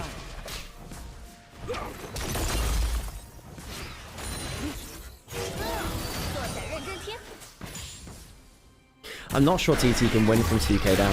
I'm not sure that. And now, some of that will be, of course, Karis getting some gold from his passive. I'm not... I don't know. I don't love this team because it's so squishy when it's behind. Now, if you get ahead, it's great. That's fine. You should be winning Hang on the exhaust, of course. Cleanse onto the exhaust. Level 9 to level 10. About turning around some insane damage there. Power Evolution, just one more. Ooh, that's close as heck. Milio Q doing some decent damage there. Herald taken by WE. Will summon it immediately. They really want to push mid lane because they just out-traded them there. Pulling on target. Just mag dumping again. Monkey jumping topside. Keshi now the target. Has himself ult. Has himself exhaust. Does he need it? Potentially. Auto attacks to reset his Q. Jumps forwards. Good Q reset there. Hang on a second. That's pretty good itself. Dominus coming through. Exhaust still through. Might need to use it. Cube going low. It might go down here to the turret. It's close. He will get the kill. Kill on the other side traded by Monkey. Mid lane turret did go down to the Herald as we were watching that top lane fight. Black Cleaver now brought in by Monkey actually from that kill. He's even in gold with Junhao. Junhao, by that logic, should get Black Cleaver on the next back.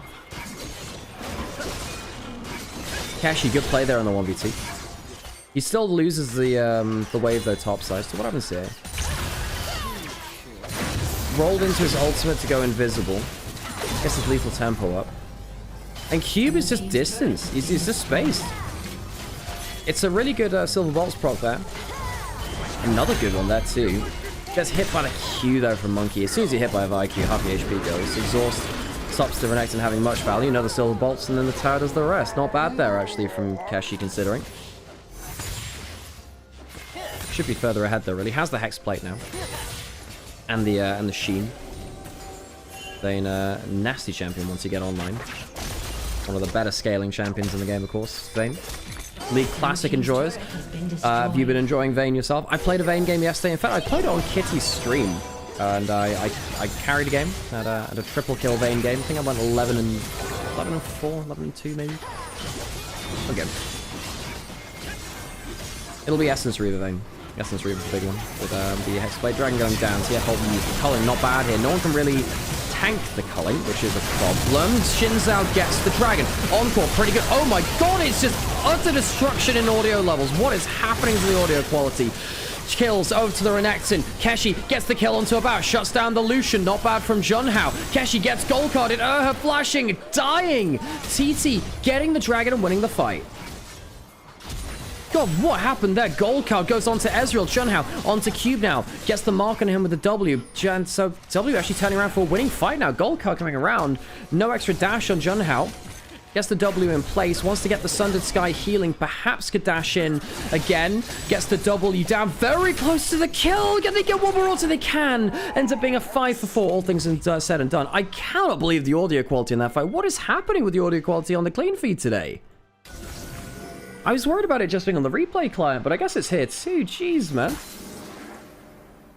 What happened to the audio? That's crazy. I guess I just turned the volume down if it's that bad. Oh, that's base. They've turned it up too high. It's clipping all the time at the top end. Crescent Guard is good. Encore is good. What happens to Arn here at the end? Oh, Arn runs into a TFQ. Arn walks into a TFQ, loses a bit more HP than he should have done. Jumps over. Then what happens? Just flash gold card? Well, he was probably dead to that anyway, even if he didn't get hit by the Q before. Credit to Keshi taking down About. It's not a bad fight for TT, all things said and done. It's Monkey's aura distorting the audio? Yeah, maybe. About goes low HP. Was there a flash used there? Yeah, by About, actually. About had to flash away, looks like. So no third dragon for WE. Rocket Belt in for Heru now. What's the extra gap close? QSS and these are playable? I think that, yeah, you need a Mikhail's really on Feather, don't you? Oh, he jumped in and Junhao had the good angle at first. Good flash away.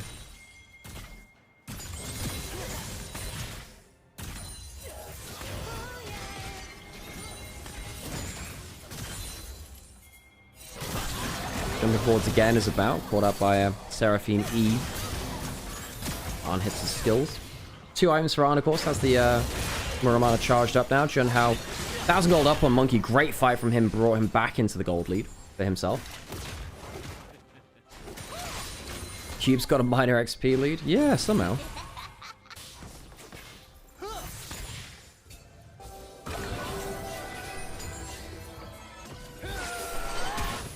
I mean, Keshi was 30 CS ahead, now he's only 10. And Cube is still picking up XP for a lot of those, so it doesn't surprise me, I suppose, with that in mind. I guess he just lost a lot of farm amongst the way. It might have been the top deaths.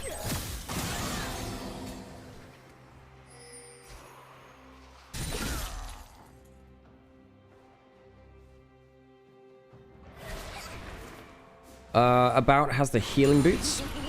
Got 3 stacks on them, so he's going to have some lifesteal through them. Keep that in mind. Omnivamp, rather.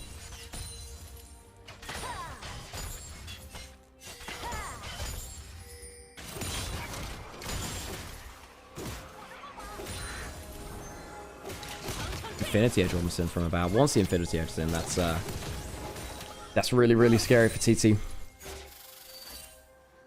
Hard to take down the Lucian consistently. Junhao charging up the Q3.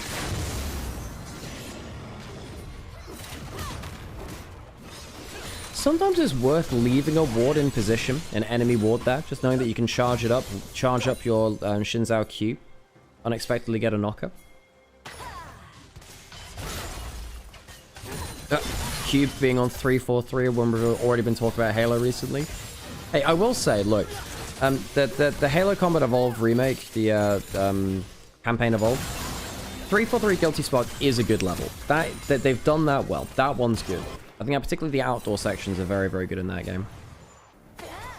There are only 2 levels in that game I think are done, like, I'd say better than the original. Well, which there are like parts which I would cut and paste into the original. Hang on, TF, where's that going? It's gone to the Shinzo. It's going to bot jungle as well. Fane goes down. Kashi's down. That's a large amount of damage down. Kashi caught out in rotation. Cube coming round. Has Dominus, has Flash. This is a slam dunk fight for WE. No other way you look at it. Great fight for WE. Great angle onto Kashi and bot jungle, who's been caught out a couple of times now. Cube on the flank as well. It's a 4-for-1. About does go down, but you can probably even go to you probably even could have gone Baron after that.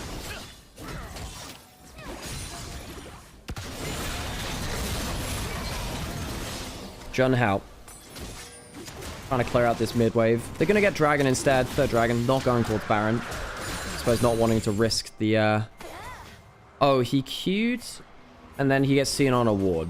There's no tower in bot side. Oh, and he gets hit by a Q over the wall too. Great coordination. He's trying to head towards the blast cone, but no tower to head back towards. Didn't have flash. Didn't have exhaust. And of course the TF ult would have revealed her if she went into her ult invisibility. God damn, the audio quality is fried, man, today.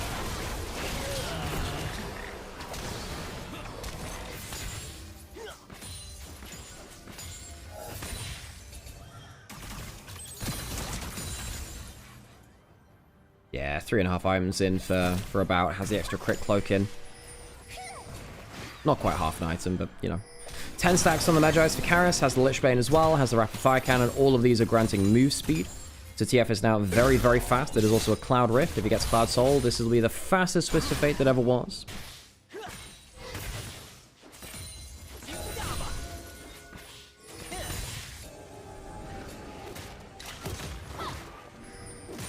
The fastest cowboy in all of Bilgewater.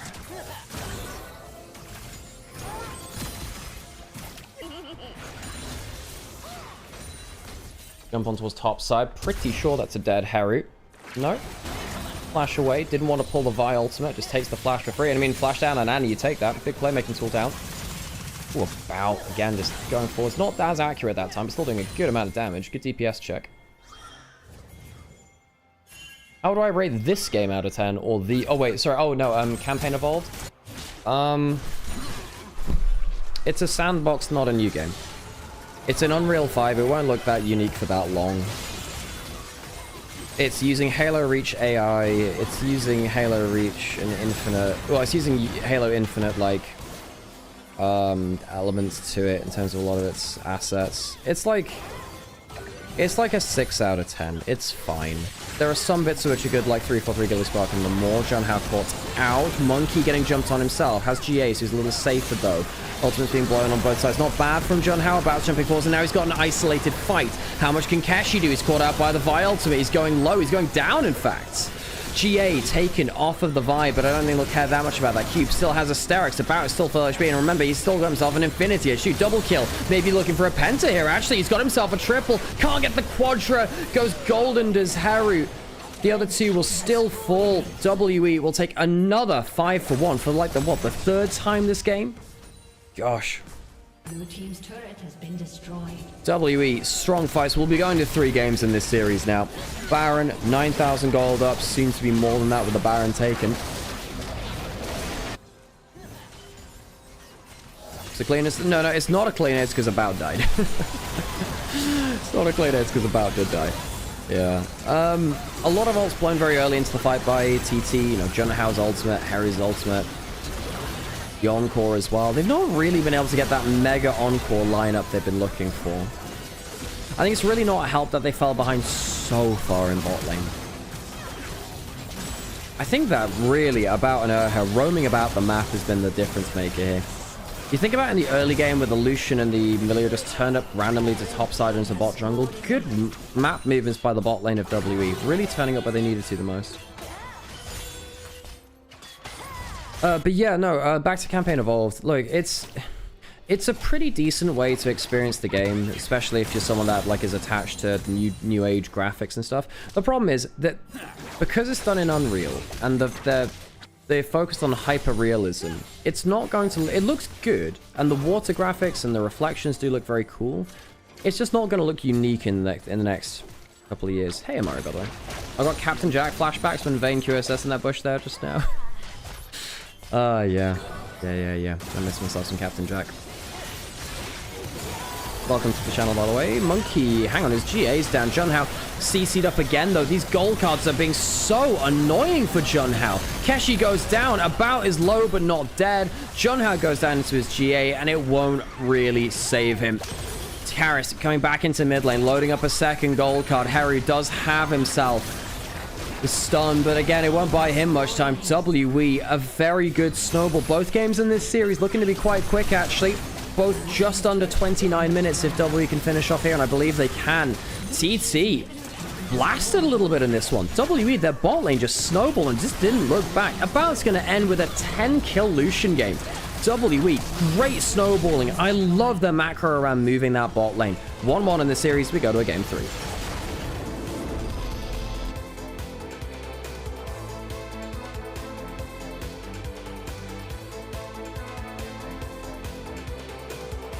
Yeah, the original Captain Jack cleanse was in the top river fight, just in that mid bush. It was there. So yeah, I can understand the flashbacks. Yeah, I know the clip you're thinking of. Yeah. Lucian did the damage, but player of the game is Karis. No, it's not Karis. Karis did have a couple of big flubs. Well, no, Karis was pretty good. No, he was still good, but like you remember, like he wasn't looking at his screen and got his teleport cancel top. That got cube killed. The time when he teleported in to get double stunned and dying in top river earlier into the game even. Karis was good. I think about is my player of the game. I think the bot lane macro was really pivotal here.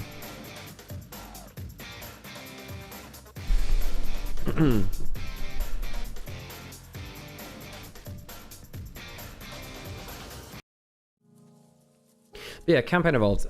What I do like about it, it's got like an inbuilt randomizer. There's a lot of functionality you can change. I think there's actually a bit of a worry that the default options are so varied in terms of like having hit markers on. There are way more waypoints.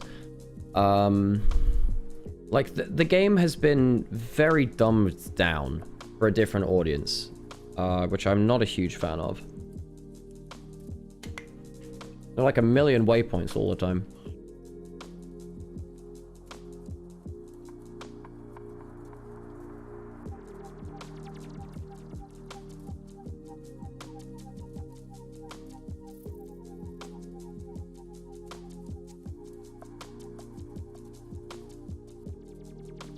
Am I doing a podcast about it too? Yeah, I'm going to be recording it with Jamada and Wolf, actually, at some point.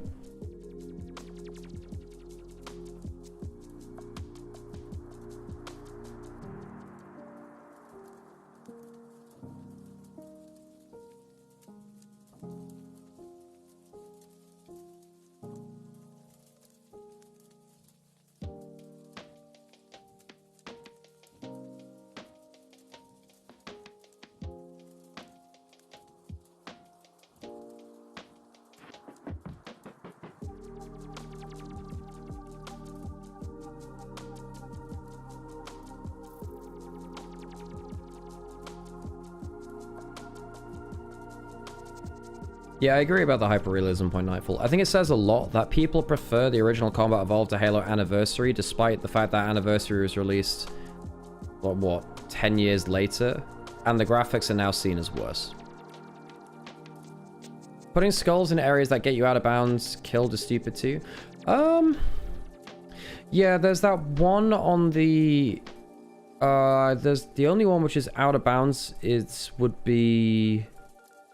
the one on the last additional mission, right? The last skull on mission 3 of the added missions. That's the last one I think is... that's the only one I think was actually truly out of bounds. Production today, besides audio, has been on point. True, yeah, fair. But audio's kind of big. Stylized for real is so much better. Yeah, I don't know. I think the original art direction of Halo Combat Evolved was so good. I just don't understand why they want to use such... Like, for instance, they are allergic to using the original design of the elites. They keep going back to the Halo Reach style elites, which I'm just not a huge fan of. And also, the game's AI is based off of the Halo Reach AI. It's ported into Unreal Engine 5. It's not the Reach engine, but the Reach behaviors and the way that the game functions is very largely like Halo Reach. So, for instance, the way that the elites move, it's way more squirrely. It's just instant movement at very high speed. They also, like, added a ton of HP onto every elite. So, even elite mages, like the red ones, they don't die to a stick grenade. It takes 3 headshots instead of 2 for them, which is annoying as heck for snipers. Takes a full clip to break shields pretty much, which is, well, that one I don't mind as much, but and then the other thing is that they have an instant melee attack. For those of you who are big Halo Combat Evolved enjoyers, you'll know that basically you used to do this like melee range dance with the elites in Halo, where if you walked up close, they do a slower wind up attack, so you could sidestep it and smack them. It's a very fun movement, a very cool dance. But the Halo Reach elites are my least favorite elites in the series, I think, because if you walk up to them, they just immediately charge you and have a 0 wind-up punch, which just instant kills you. It's so dumb. It's so dumb. Okay, folks, I need to go get myself another coffee. We'll get a player of the game now, and then we'll go into an outbreak. Karis gets player of the game. Strong game from him on the TF. I would have given it to About or Urha. I think both of them were really, really good at moving about the map. I think they were both very good, but Karis was everywhere on the gold cards as well. Okay, be right back in just a minute, and I'll be back to Yap, surely.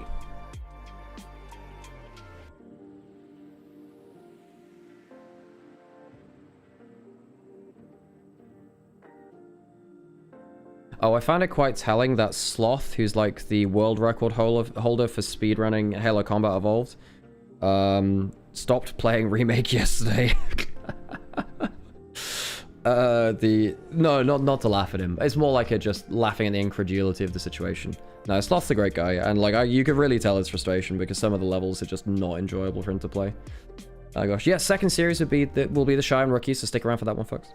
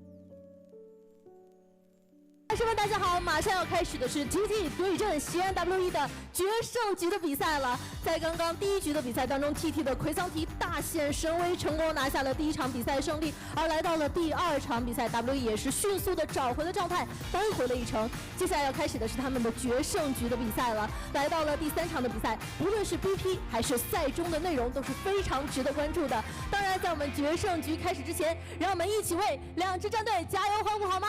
首先，让我们听到 TT 的声音，来，3、2、1 ，TT， 加油 ，TT， 加油！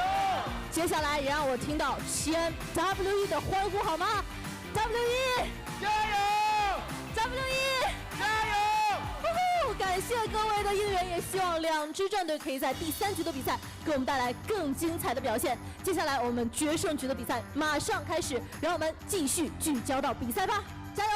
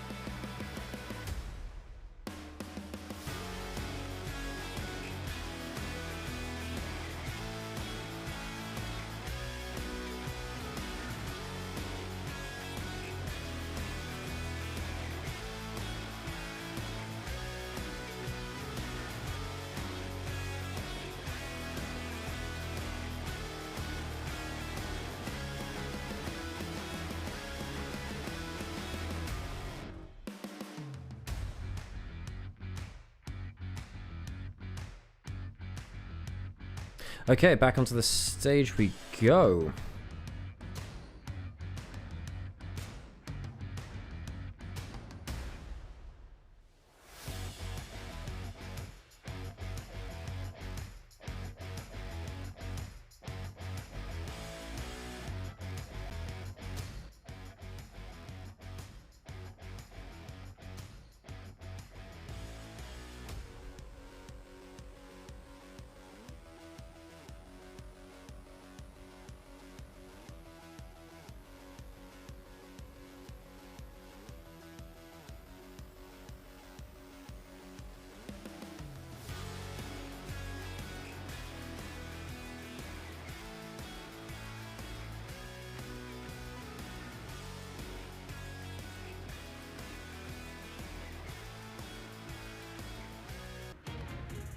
Okay, that's the music. Time to dance. Game 3, TTWE. Of course, IG playing after this, so many people at their home arena. Starting to fill up the crowd now in anticipation of future games, but these ones have been pretty banger. They've been fun. Been good matches between these two teams. WETT. Teams which, down a scrap. Strong skirmishing teams. Karis, I think, having a pretty good day at the office. His Ari game in game 1, despite the loss, was actually pretty solid. I think that is his TF, player of the game in the last game. Crucial. So where that WE managed to start snowballing, getting gold cards down pretty much on everyone. Very, very strong.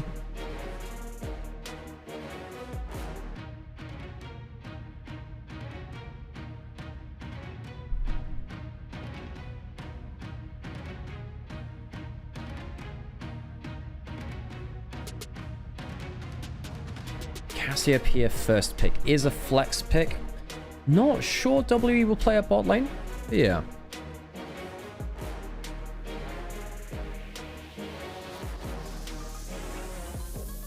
Nautilus on the other side now, though.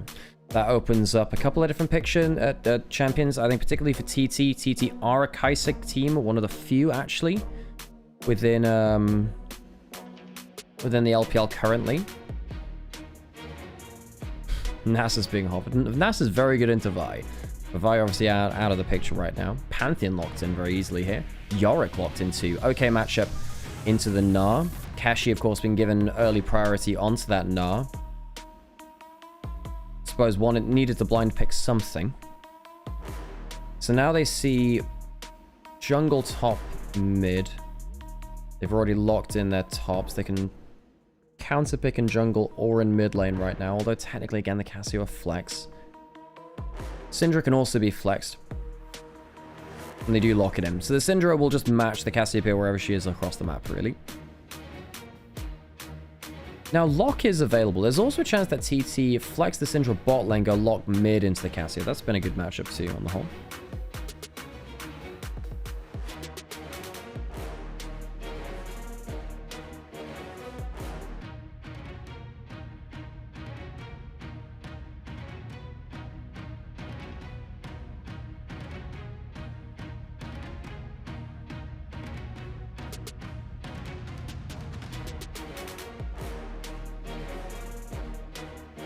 Bard banned away.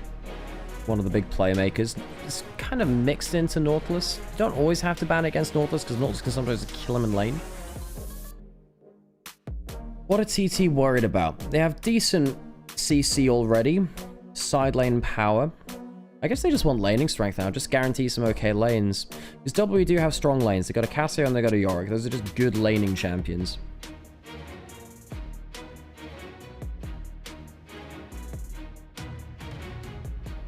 Alistair banned away from Erham. Frontline tank. W ban away the Nocturnes. Did they ban away something like the Trundle as well? Trundle pretty good into stuff like the Pantheon. Lee Sin gone. Poppy gone. A lot of your AD bruisers are gone.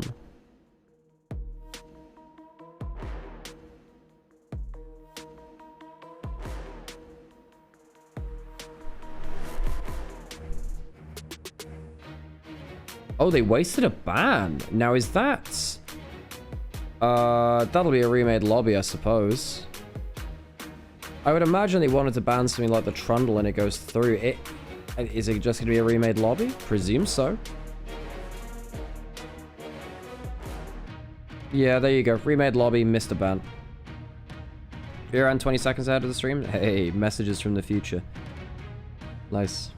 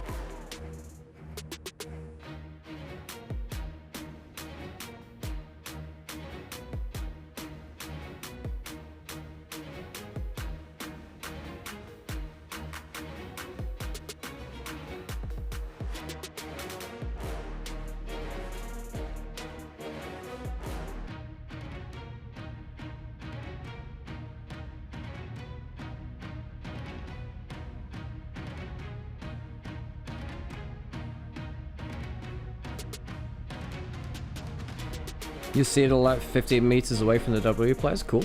We're just waiting for the lobby to be remade, folks. Again, I'm just taking a second to rest my voice and my brain a little bit. Again, it's going to be a long day today.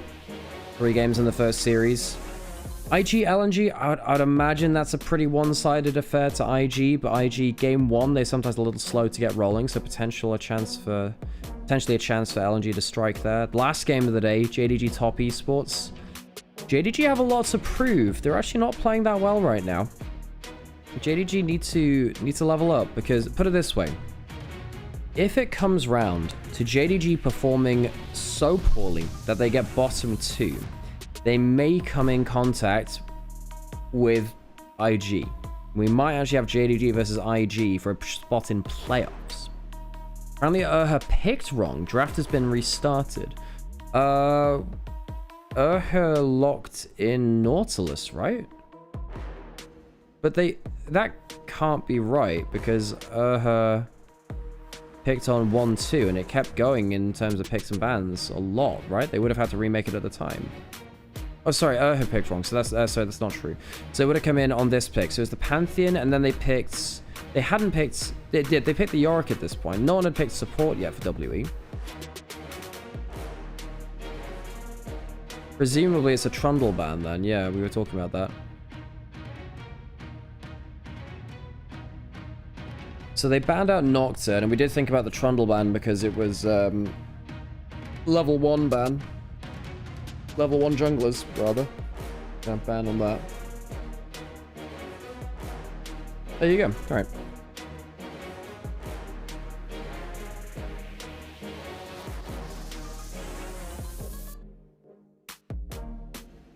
So now TT, don't have as many early game junglers down now. What do you have? You can maybe go Skarner. Skarner okay into Pantheon, I suppose. Wukong not bad. Yeah, Wukong's okay. AoE team fight, Junhao pretty powerful at it. Pantheon not the fastest clearing jungler either, so it's not like you get punished like that. Wukong into Pantheon's fine as a matchup. You can stop his W with your ults, if it comes to it. And you farm at similar speed, so it's not like anyone's kind of exploding the other one in jungle farm. Harris thinking about Silas. Silas pretty good into Syndra if it goes mid lane. Would mean that the Cassiopeia would go bot lane at that point. But the Syndra just... I think at that point, doesn't the Syndra go bot lane? Go Syndra bot lane, and now you just pick whatever mid lane. I think that the Syndra should also be a flex pick. Just send it down to the Cassiopeia's lane.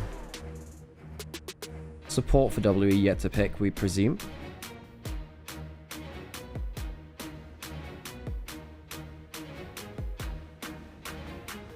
TFC, you don't have to spoil the draft for us. You don't have to spoil the draft for us. Yeah, you don't have to spoil the draft for us. Leona locked in, Galio for TT. Okay, so Galio fine into Silas, so again, the Syndra is going to go bot lane. Oh, hang on, no, we might see some draft shenanigans here. We might actually see about taking the Silas bot lane. Because basically what WE wants to happen now is have Cassio into Galio and the Silas into the Syndra. That's what they want, really. What are we going to see? We might see a flex around the last second. Do we see Galio and Syndra flex around from TT? Do they play them both in both roles? I'm gonna go into a quick ad break so we don't have ads during the game.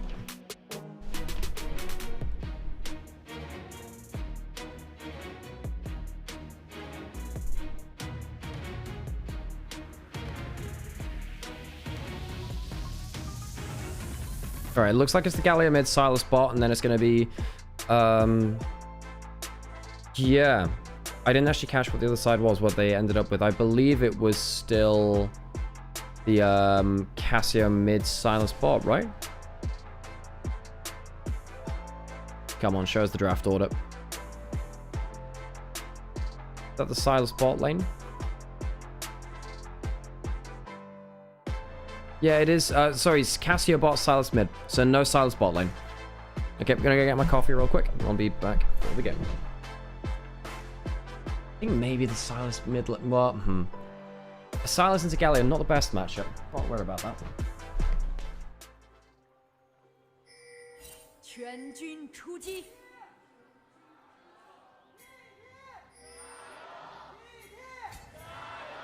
大表演，大表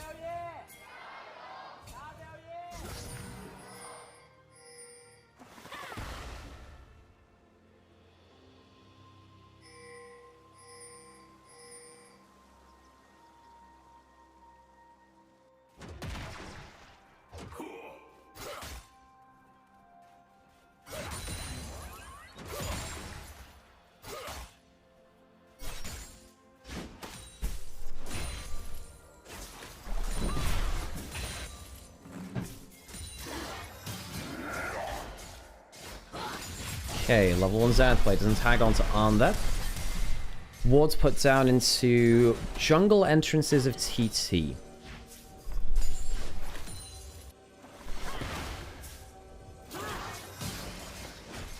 Junglers both heading towards bot.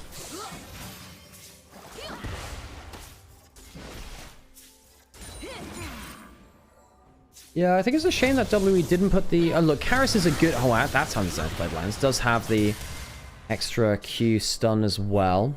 On taking a decent amount of damage there. Now, someone who plays Leona lanes will have to tell me this.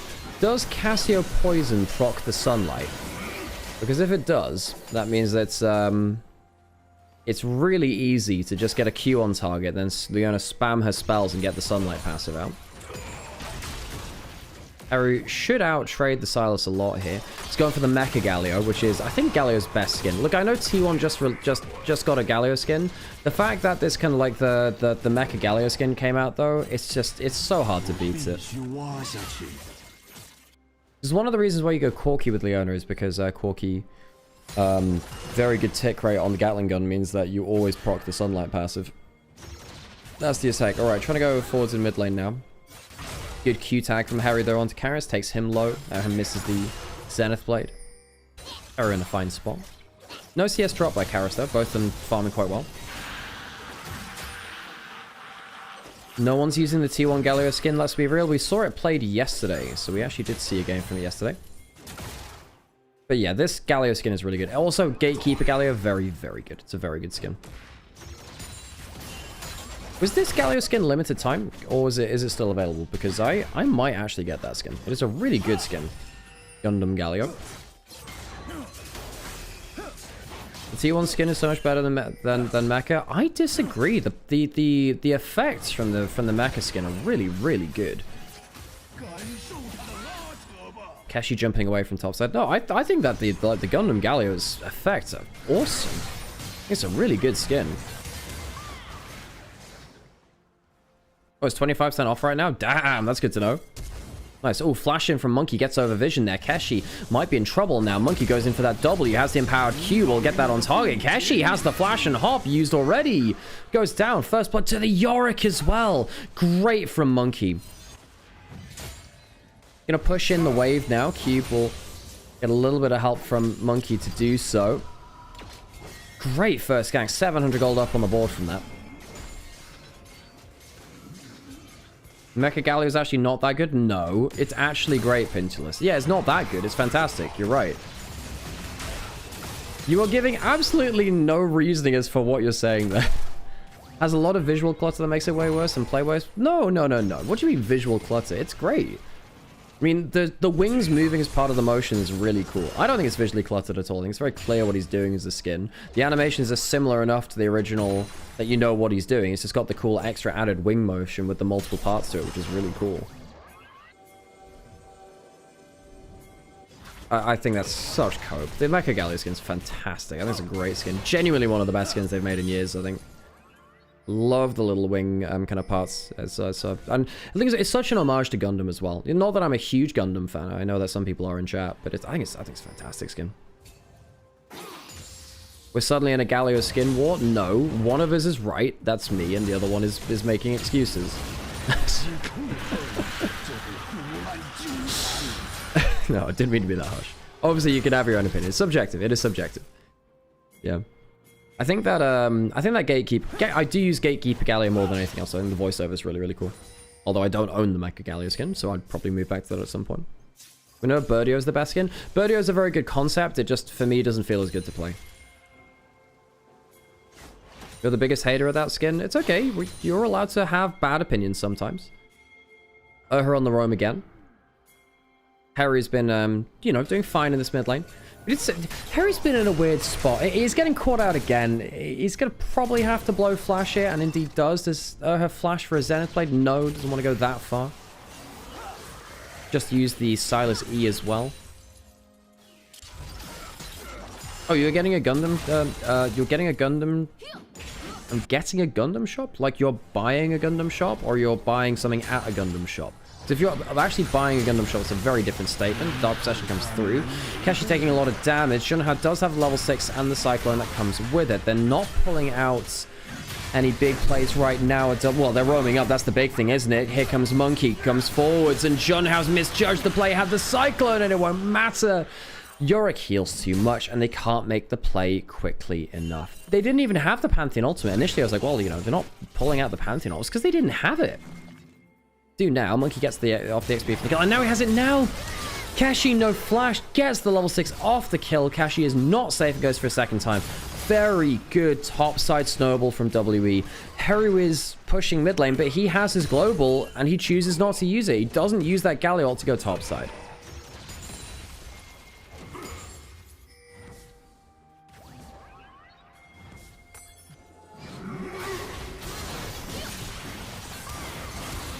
Bot lane. Haven't had the camera focus down here since the early levels. Ghost popped by About. The stun already used by Arn, meaning that About can just walk forwards and say, well, you don't have the scout of the week. Ooh, Zen's blade missing there. A bit wide from her. I think I've been good at moving on the map. Sometimes missing those key skill shots. Use the Meganar for wave flip. It's about to time out, I presume.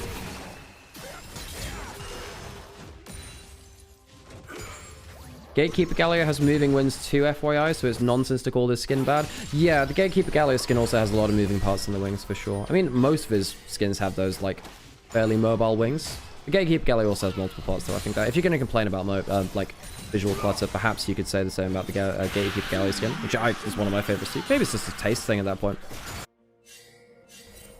Maybe it's just a taste thing, which is also good. That's subjective, I suppose. Good to see you, by the way, Gorilla. Hope you're doing well. And good to see everyone else in chat as well. Hope you're all having a wonderful... What day is it? Sunday, that's the day. Oh, Feather doesn't have flash. Pops the Scry's Bloom. Doesn't realize he's in danger. And the full CC comes through. Miasma.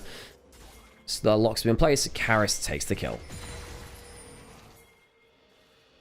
Yorick sustained with Q and Grasp is bonkers. Yep, Yorick is... Yorick always used to be the king of 1v2s. He always used to be the king of that.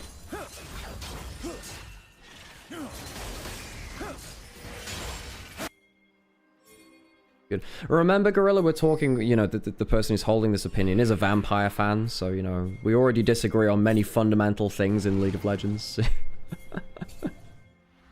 It's all good. Good. Oh, hang on. That's not the best teleport ever. In fact, you could argue that's a very bad teleport. Flashes still gets hit by the taunt. Karis doesn't have enough CC. Does put out the Nautilus ultimate, but it won't be enough. Bad CP goes down. However, on the other side, Syndra dies as well. Let's keep Vampire out of this. Look, if you didn't have such bad taste, it wouldn't be a problem. So I don't mind Vampire. I don't mind Vampire. Vampire's leveled up a lot. And we'll be seeing Almeida today. He's leveled up a lot since his, you know, since last year when he was, I still think, quite a fresh player to the scene, we'll see.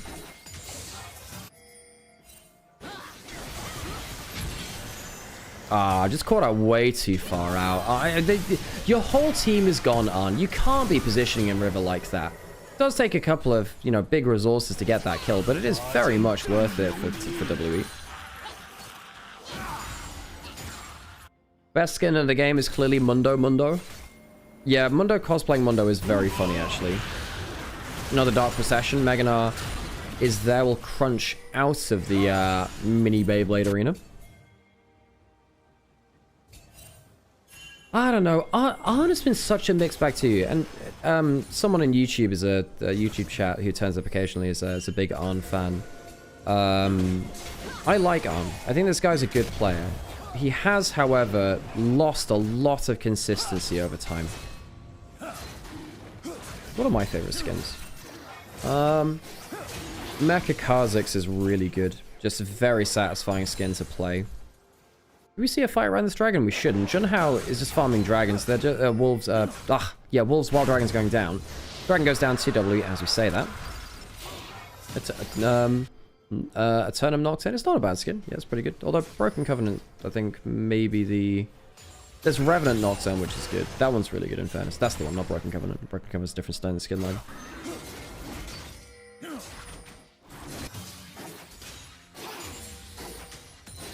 There are a couple of Yasuo skins I like. Kai'Sa has some pretty cool ones. I like the Sea Dog Yasuo. That was pretty cool.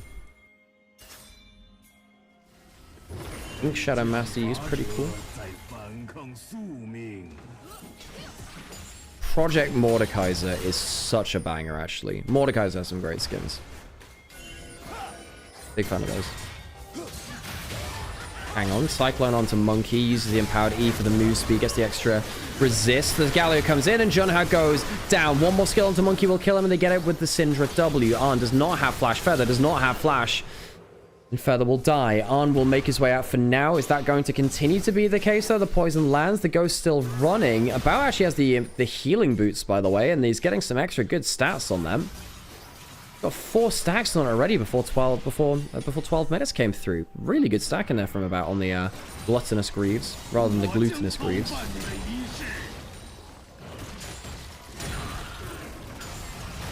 Big combo coming out onto the Maiden. He's trying to really kill that Maiden.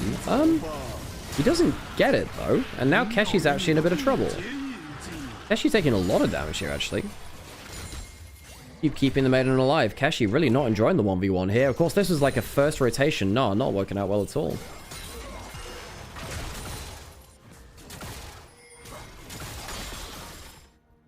The thing is, look, I get what you're saying, Gorilla. Like, you know, Project Mecha, Battle Class skins are all very good. I'm not actually a huge fan of all of those skin lines, but I think there are specific standouts which are really good.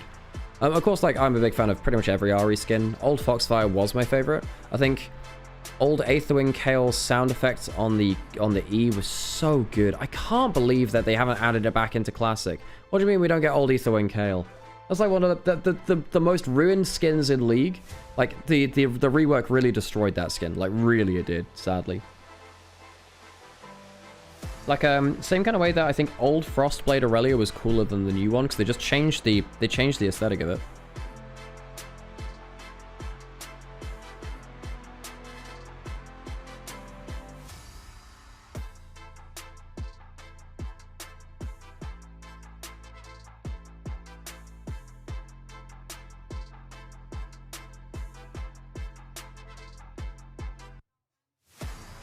Yeah, right, we know where you like it. Hey, look, there are various, you know, there are 2 big reasons to like that skin. Oh, God. Pulsefire Ezreal was really cool to see. VGU kind of shafted it. Funnily enough, I really like Frosted Ezreal, even though it was a recolor back in the day. Old Frosted Ezreal was cool. Now I use Sherwood, or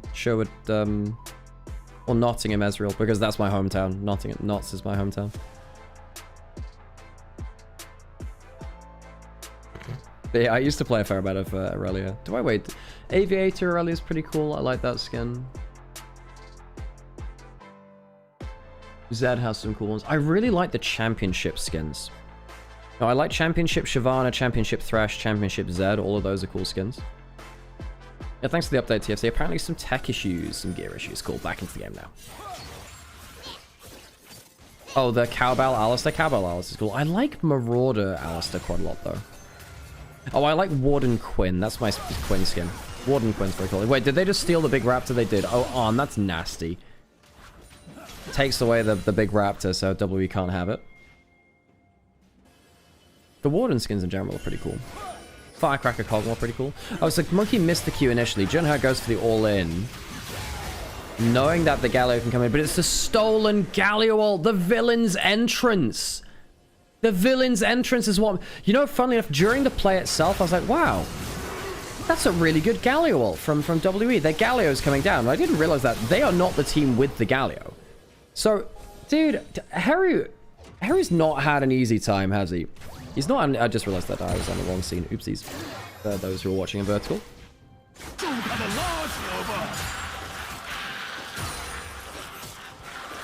Has Haru ulted once this game as the Galio? No, he hasn't. He was pushing in lane. Right, Haru's just not been great this series. Karis has very much outvalued him. I think Haru has been quite clearly the worst performing member of TT across their split so far. And they've... Well, this is their 6th series, so we have a good amount of games to go off of now.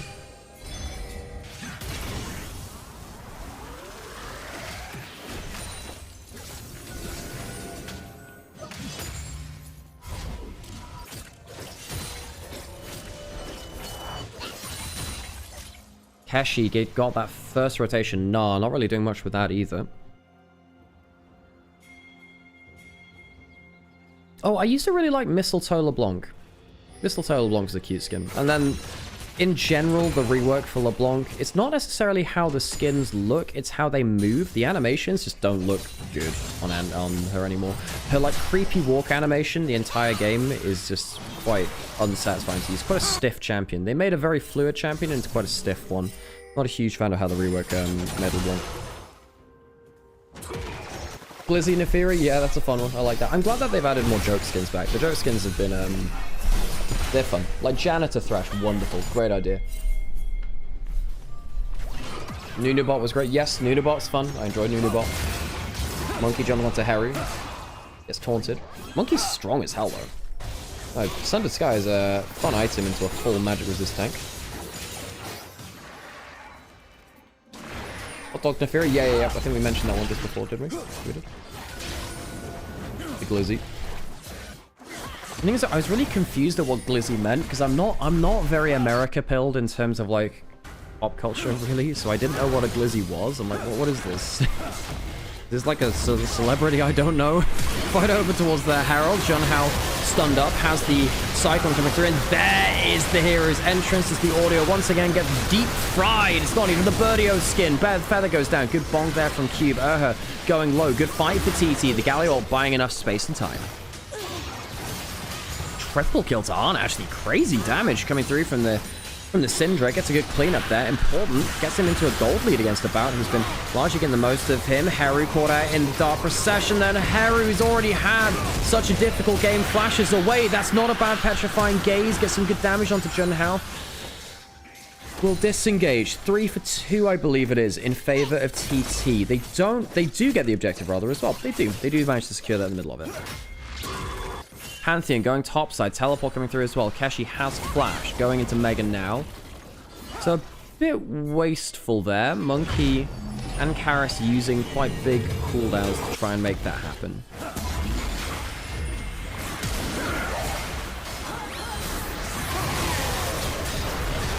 They try to fly in.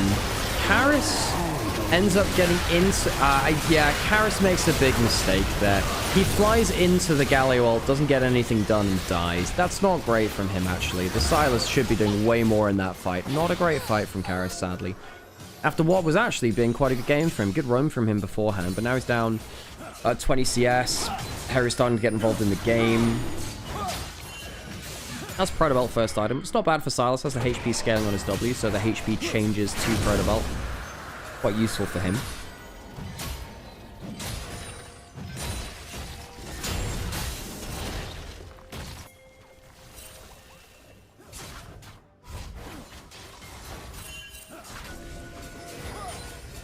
Dragon taken by WE. 2 dragons up now. Stun doesn't land onto Arn. Do they go for the Zenith Blade? Oh, it's quite low. He'd actually dive, I think, if it came to it. Takes another good bonk there from the Wukong. E coming through from Monkey. Arn pulling the ult, was looking for the shotgun afterwards.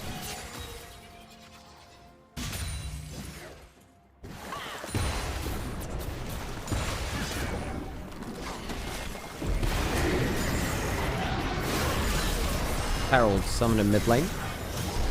The knockup potentially there. Turret goes low but not down, and they can't stick around for the final hit.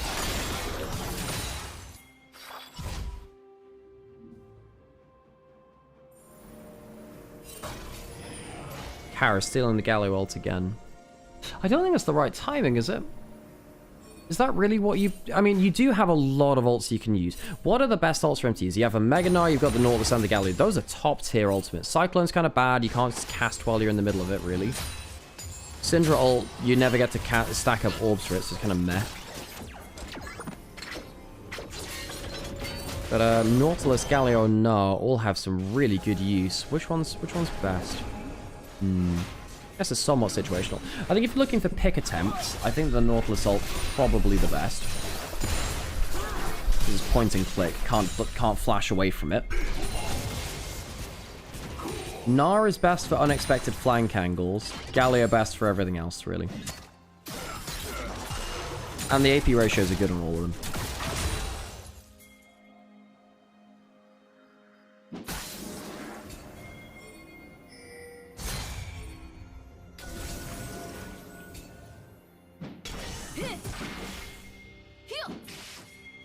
You know the way that you balance things for Silas?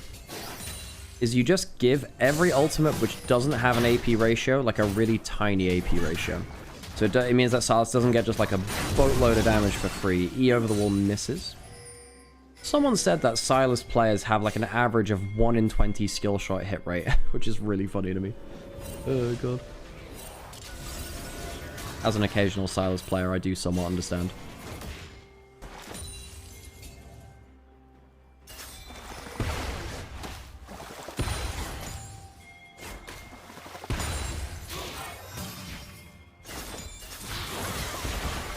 Stun on the turret. Does have the scam of the week. Oh, actually a bout's in kill threat now. Good play from On. Again, like it's hard matchup for the Cassiopeia into the Syndra. Now you've given him a bunch of kills. Makes it even more so.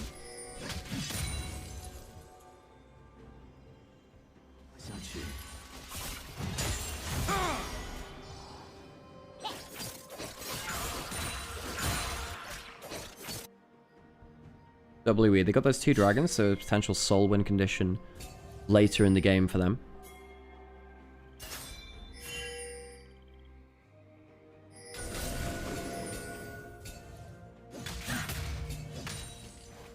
In terms of other skins I liked, I used to like Creator Victor a lot. Creator Victor was cool in the Battle Class universe. I notice I'm mentioning a lot of sci-fi skins now that I think about it.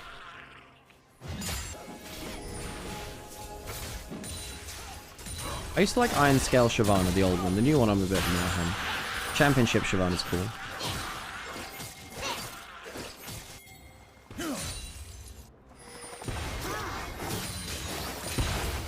The TT pulling ahead in this game now.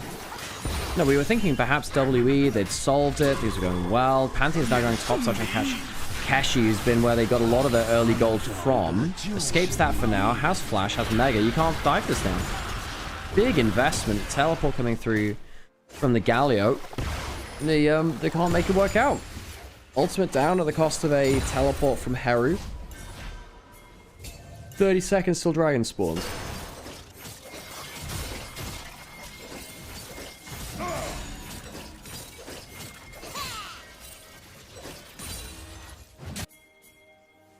You'd imagine TT would want to fight for the Dragon to stop W getting a soul point win condition.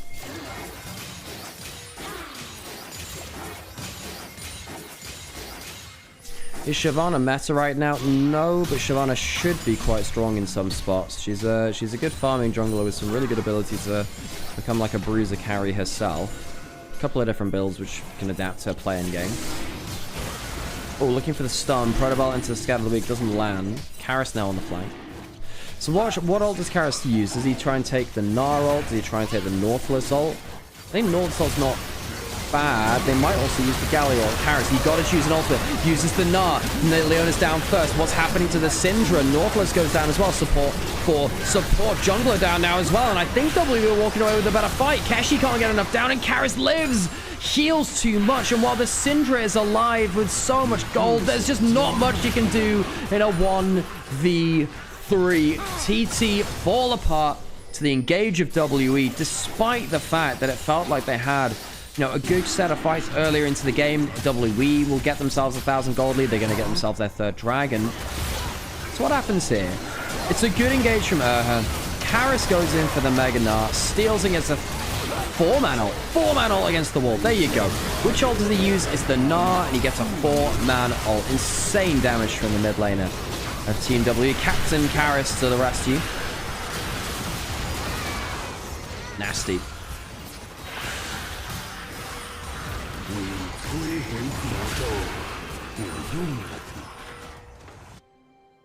Commander Karis.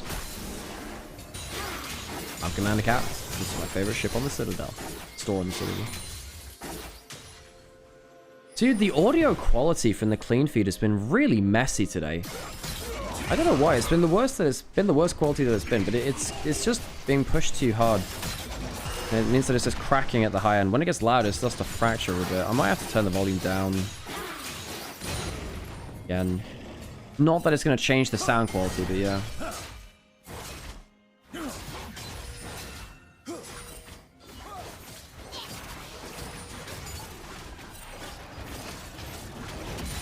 If Yorick doesn't die in the initial TT engage, they're pretty much screwed. Sometimes you can CC him with the Syndra and then kill someone else. If you get like a good scatter shot from Syndra, I think it's fine.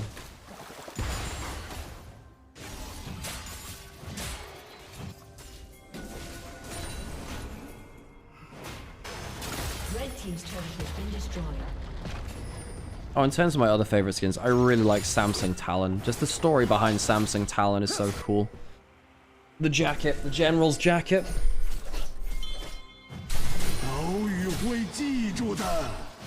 Kirill Mandate in for the Galio, so he's got his utility build up and running. It's just a question of whether he can actually, you know, provide enough value. Honestly, I've been quite disappointed with Haru. I think Haru's... yeah. He's definitely not having the easiest time. High Noon Thrash? I don't care for that one as much. It's okay. I don't care for that one as much, though. I don't really care for the High Noon skins as much in general. I didn't really like them when they went demon-like. High Noon Jin is pretty cool. Some of the High Noon skins are fine, but it's not really my aesthetic, and I don't... yeah, I don't really love them that much. Darkstar Thresh? Darkstar Thresh is fine. Darkstar Varus is okay. Snow Moon Varus, very cool skin. Now, Angie's not a fan of it. I really like Arctic Ops Varus. The auto attack sound effect is really satisfying. Well, partly Caitlyn. Caitlyn... Pulsefire Caitlyn's cool. That's the skin I use when I play her. Full body's fine though, some cool sound effects and stuff, visual effects. Syndra has some cool ones. Her Prestige Star Guardian skin is really pretty. That's a really pretty skin. But she has some good ones. Her Pool Party skin's pretty good. The beach balls of the balls are fun. Atlantean, the one being used here, that's a classic. A lot of the old school Syndra players still use Atlantean Syndra. Snowstorm Sivir? Ooh, I use Warden Sivir a lot. Warden Sivir is probably my favorite Sivir skin. That one's pretty cool.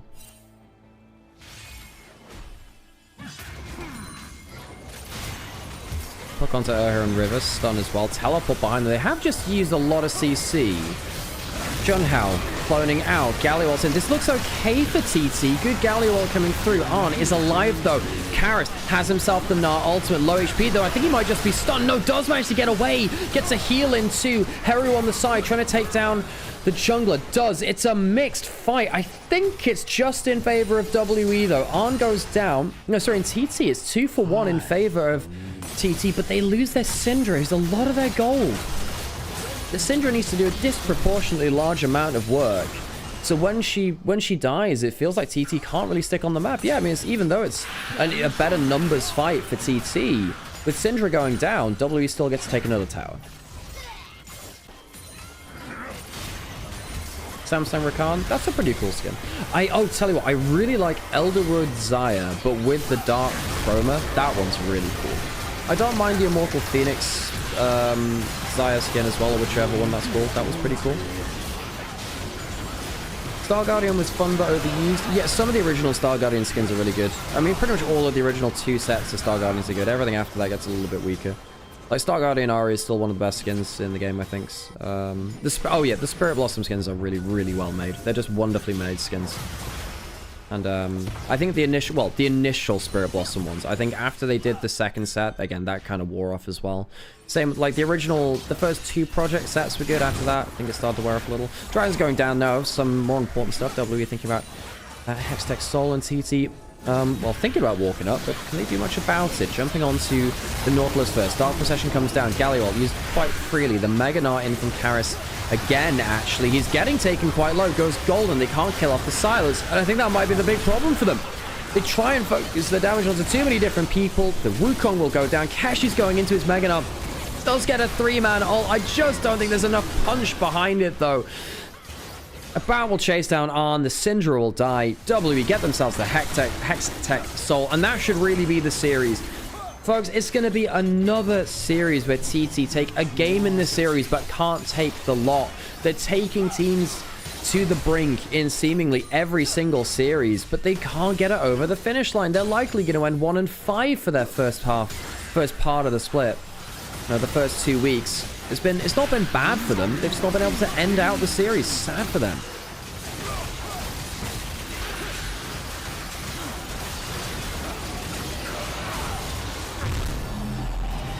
KDA skins.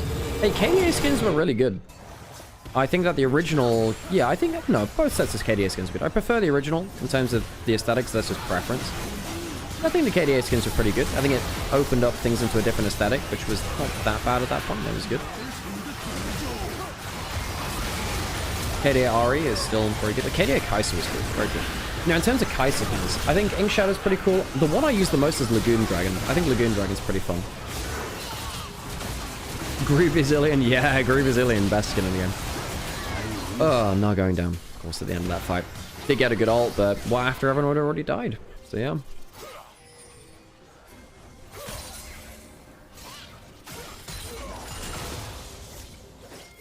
That was a missed cannon, that Karis. We saw that. -1.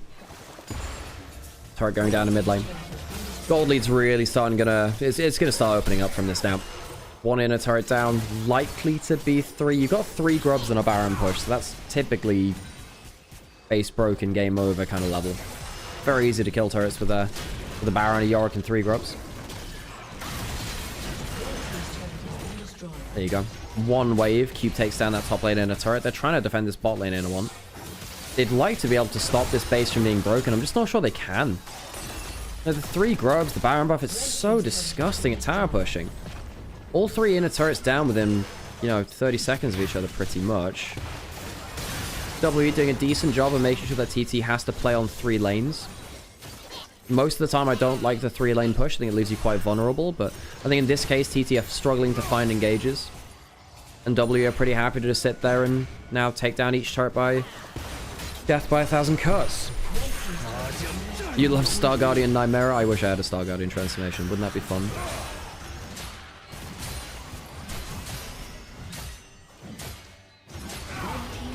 By the power of the first star, I'm gonna cast this game. Oh, God. Alright, so is the base broken anywhere else but top? No, not yet, but Cube takes down the entirety of that top lane turret going into mid lane. A quick Q takes it down to half HP. Dark Procession comes in. The depth charge coming through. Keshi is not mega. There is a lethal tempo being stacked up. Galio coming in for the ultimate. Monkey has his GA. Doesn't feel too threatened right now. Galio's now stuck in the middle of them. Karis uses the Nautilus ultimate. Gets good damage onto the Syndra. Goes golden. Safe for now too. TT not able to find what they wanted, and they're going to lose another inhibitor. A very successful Baron push. The 3 grubs really helping them, with the Yorick really helping them. The Silas is teleporting back in. Junhao doesn't have his Cyclone to really throw anything into the fray. TT don't have much CC of anything. Monkey flashing forwards. There's a GA taking aggro. The stolen Megador is very powerful too. Keshi tries to return one, but your teammates are dead, and WE will open up the Nexus and take the series 2-1. WE got rocked in that game 1, fought their way back, and win 2-1. It's another heartbreak series for TT. I don't think this team is bad. But I think it's quite clear that other teams have more depth and more consistency across series play.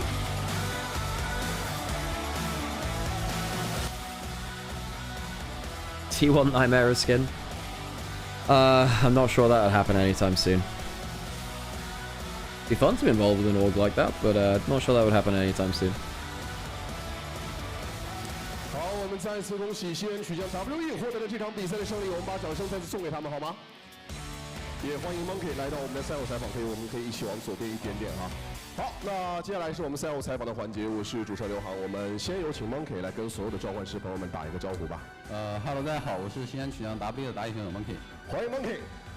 今天是鏖战3局，我看下来，我觉得今天这3局比赛用一个词儿来形容的话是战斗爽，因为一直在打架。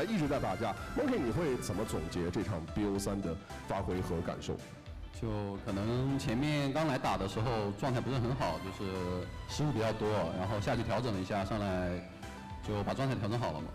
其实你们上一次跟 TT 交手还是在第1赛段的时候，时隔了这么久的时间，今天再次跟他们交手，你觉得跟上一次相比有什么不同的感受吗？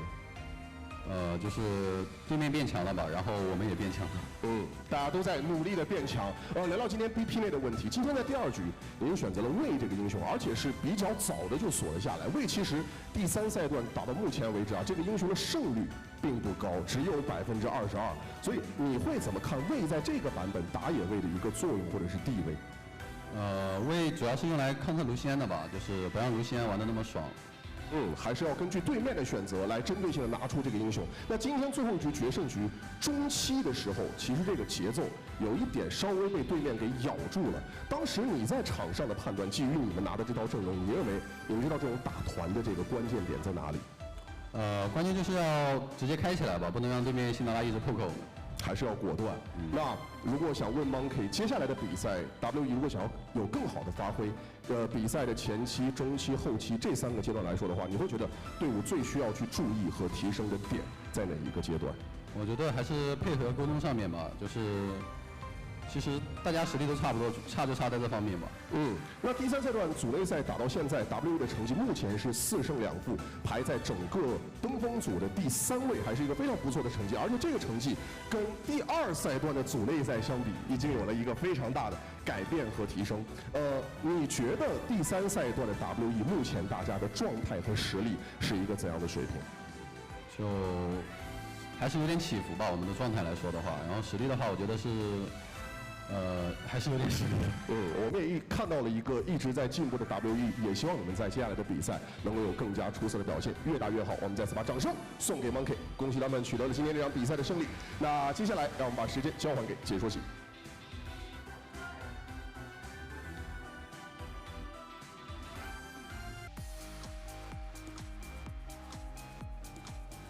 Hey, great to have that interview there. So, on to our next series. Next series is the big one, LNG versus Invictus Gaming. It's a home crowd game for Invictus Gaming, Rookie and the Shy's second series of the splits. And versus LNG, a team who are struggling. They're very much struggling. I don't even know if Missing's going to be starting today. We'll see. There's YCX last series. We shall see. Karis, strong game from him again on the Silas. As a player of the game, yeah, it kind of has to be him. Although Cube also had a pretty good game as well. IG 15th anniversary as well. True, Freg, true. Okay, folks. I'm going to leave you the player of the game, player of the match. Going to go into an ad break. And then we'll get ready for the second series. Again, I'm going to take it quite easy myself. This is, again, it's been a really long week. I don't want to, like, blow my voice or my brain, really, before the series are done. So, again, I'm going to go take a quick break. And I'll be back for the intro for the next game.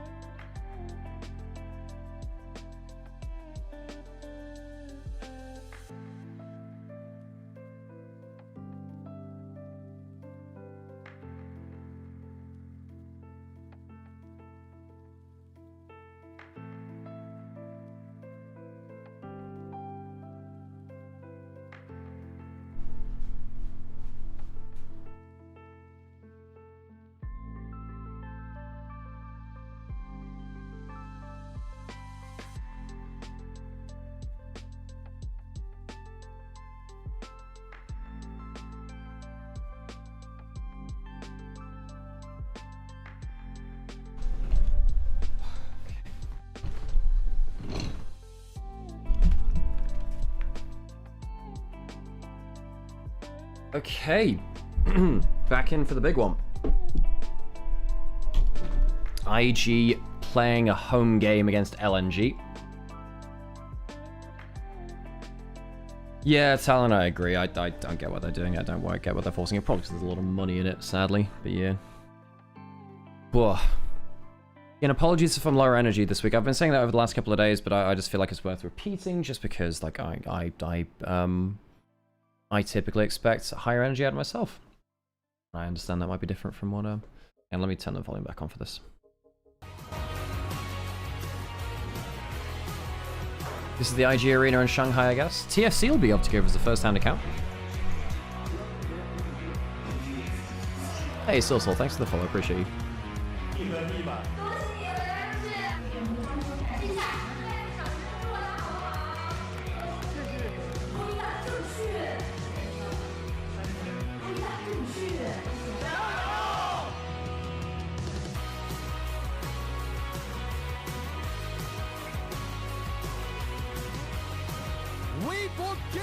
Team W, Beijing JDG Gaming, Bad World Gaming, Top Esports, Bilibili Gaming。好，我们在列盘组的话，就希望能稳住前2吧，我们进骑士之路。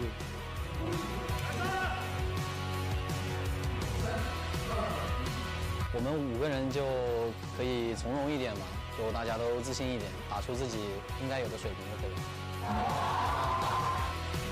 就是想跟队友说，大家一起好好努力，好好加油吧。就是感觉今年 Audio's all over the place today. Yeah, it has been. I don't know why. I think a lot of it. I'm trying to control it a little bit because, you know, I can hear it coming through my headphones, but I don't exactly know why it's yeah, I don't know why it's been the way that it is. 10位老朋友来到我们的台上，有请。我来了。OK。来吧，我们站台下门口。来，招飞了。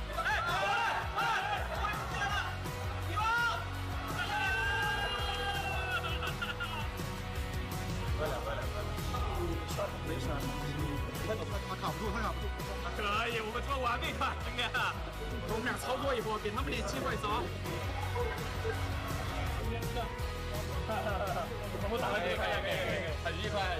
Okay, cool to see Uzi on stage though. Maybe I should have stuck around for the show match that other day. Maybe I should have done. But I was just really, like, yeah, this week's really taken it out of me. It has done. Yeah, it is what it is. Okay, let's lock in for our second game. So, big thing here, of course, is we have IG playing a home game versus LNG. Now, for those of you who didn't catch IG's first series the other day, IG played 3 games in that series. The first game was not fantastic, and they ramped up throughout it. I think their first draft wasn't great, and I think that what we learned about IG is that if they have one of their solo laners with agency, so Rookie on Rise, able to control the macro, the side lane, the engages, or someone like the Shy that can become a win condition on a side lane, like something like an Olaf, or of course the Yorick, which he had a really good game on, I think that it looks a lot better for them. I think IG, on paper, they were going to be quite a solo lane-led team. I think on the Rift, that's what we saw. And yeah, I think that in that Sheer for LNG versus the Shy, that should be fun. This should be fun. I don't think Sheer ever got a chance to play. No, he did. Last year he did. Sorry, I'm trolling you. Yeah, he played against the Shy last year. In 2025. I think that LNG, on the other side of things, though, are in a really weird spot. Their roster's been gutted. Their coach got changed. They were expected to be in Group Ascend. They failed. A lot of their plans went out the window with that. LNG are a team which I've had a lot of time for them. In fact, someone asked a question earlier. In fact, we might be getting to our rosters now, so let's go into that. LNG, who are they fielding today? It is Missing. So Missing is playing today. Last series, we were actually all a little bit put out by the fact that LNG were not playing Missing. I think he might have been ill and YCX subbed in. On the other side, IG, Rookie and the Shy playing. That's the big stuff there, really.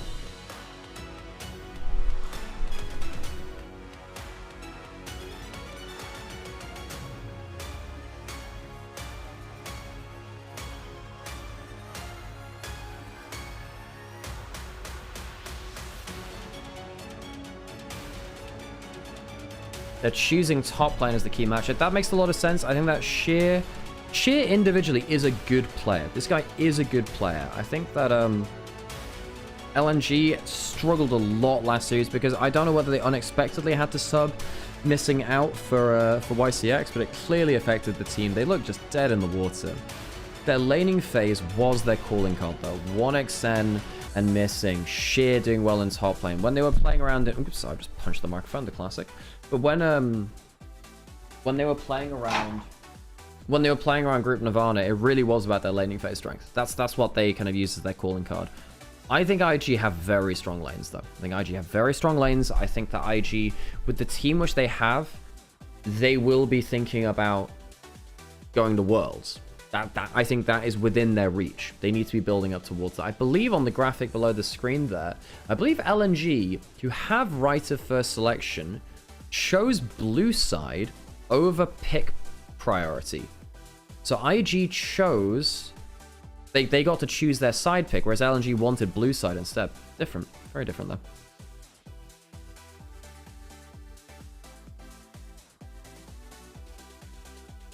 Prediction saying 2-1 IG.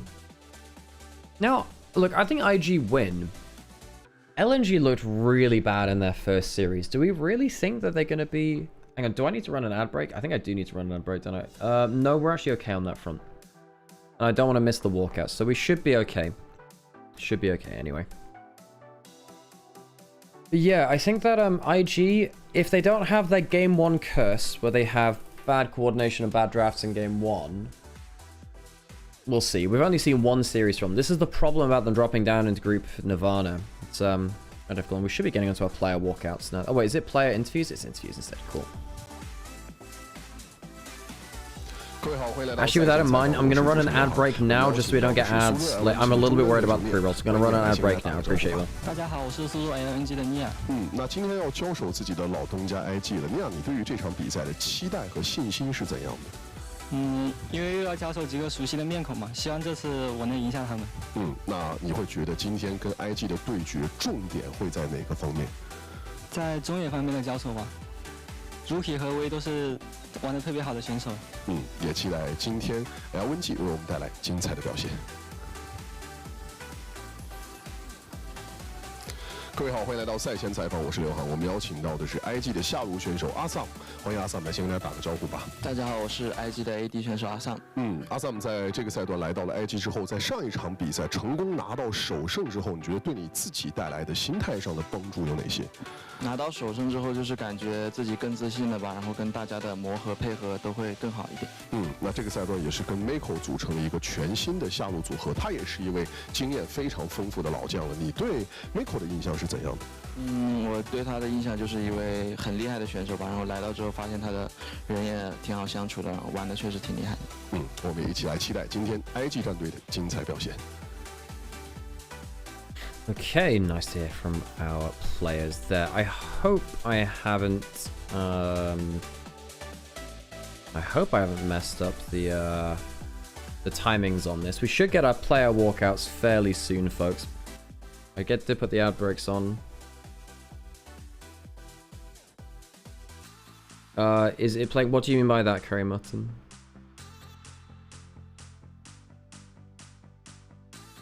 No, I think that missing might have been ill during the first series. That's the vibes I get, because it seemed like it was unexpected. But he was on, yeah, he oh, the ads, yeah, ads are playing now. Yeah, ads are playing now. Yep. Ads are playing now. I think we timed it just about right. Minute till we get into it. It might just cut off the start of the player walkouts, but I think that's about as good as we can get from that. Yeah, this is the big... In a lot of ways, I'm sure a lot of people will be tuning in for the Cheyenne Rookie. So it looks like no walkouts as the players are already in the seat. So what happens is the players go and check their setup, then they go backstage and they walk back onto stage, so then they don't have to do the setup again. That's what they do in LEC, that's what they do here in LPL. So it's like a two-part thing. The players walk out onto stage, they check their settings, they check their setup, they do all their tech checks, they go backstage, they walk back out, and they go back to the setup, which they've already prepared. So it means that, yes, they are on stage beforehand, but it ends up saving a lot of time in terms of the countdown. So while you're doing the pre-game, it means that you don't have to have like the players do a walkout and then set up when they after that point. It saves a lot of time. It saves a lot of time for after they walk out, basically. So yeah, I think we timed things just about right. Cool, outbreak chest ending. So IG for me coming in as pretty heavy favorites. I want to see if IG give Mako another Camille game. They might not now. A couple of teams not doing that. Get ourselves on to our walkout, speaking of it. LNG versus Invictus Gaming, the hometown crowd for Invictus Gaming here today. The visitors, LNG, coming all the way from Suzhou. LNG, a team whose roster has changed an awful lot from Split 2, failing to make it into Group Ascend and playoffs.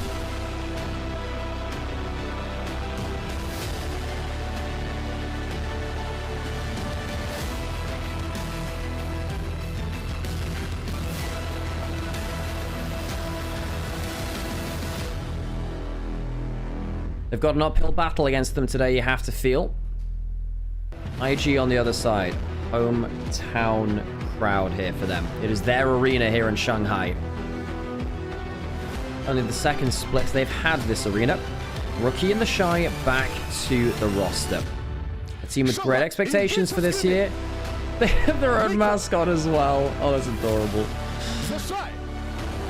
No, he just cabbaged. The mascot just cabbaged them. No, Mako got cabbaged by his own mascot. The high five into the fist bump. Oh. Keep your eyes out in the shower in the crowd as well.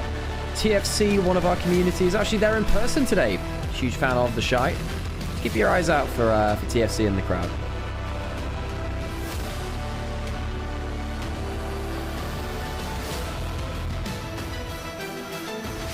Invictus Gaming onto the stage.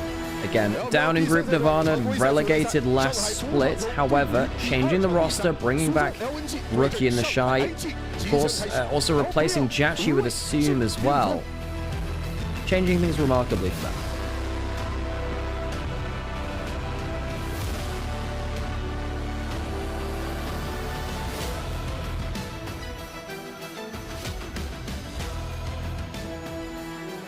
Now we'll get ready for our draft. Now, Game 1 drafts have not been very kind to IG. I think IG have struggled somewhat with their ability to draft in the first game of the series anyway. See if that continues today.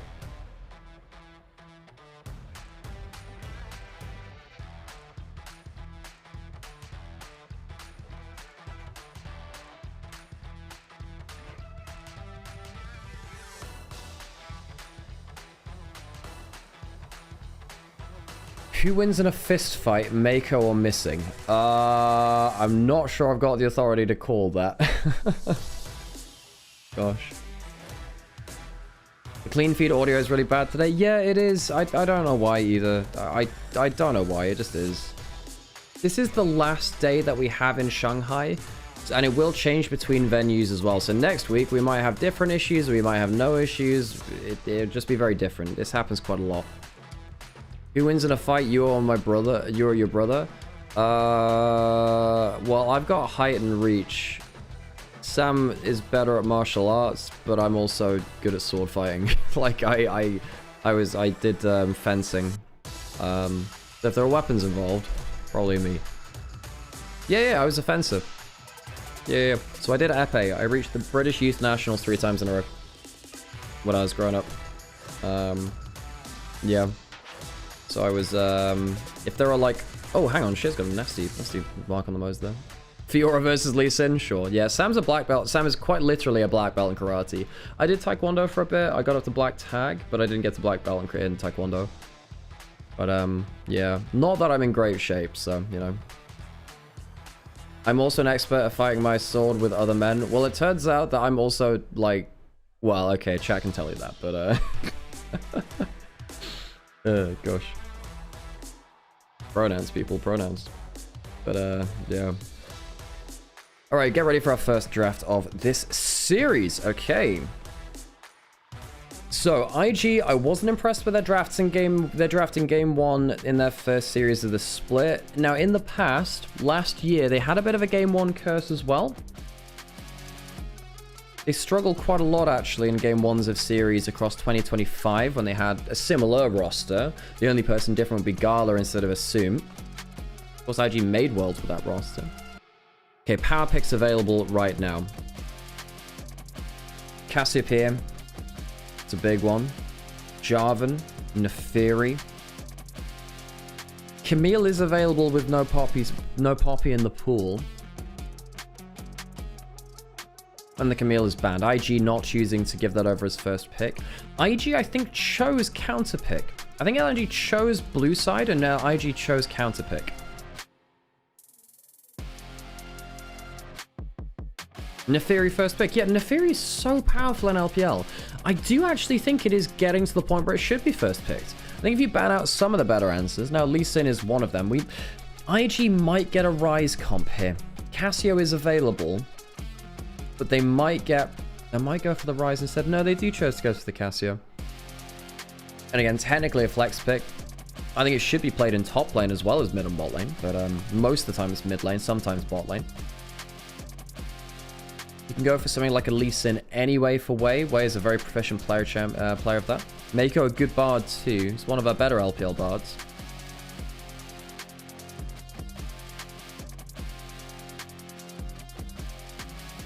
That one makes a lot of sense. Now, with the bard locked in, so normally I'd say you can counter the bard right now. You can go like a hook support, you can go for kill lanes. Stuff like Pike can work quite well. They go for the Galio. So Galio's fine into the Cassio. Now IG could, theoretically,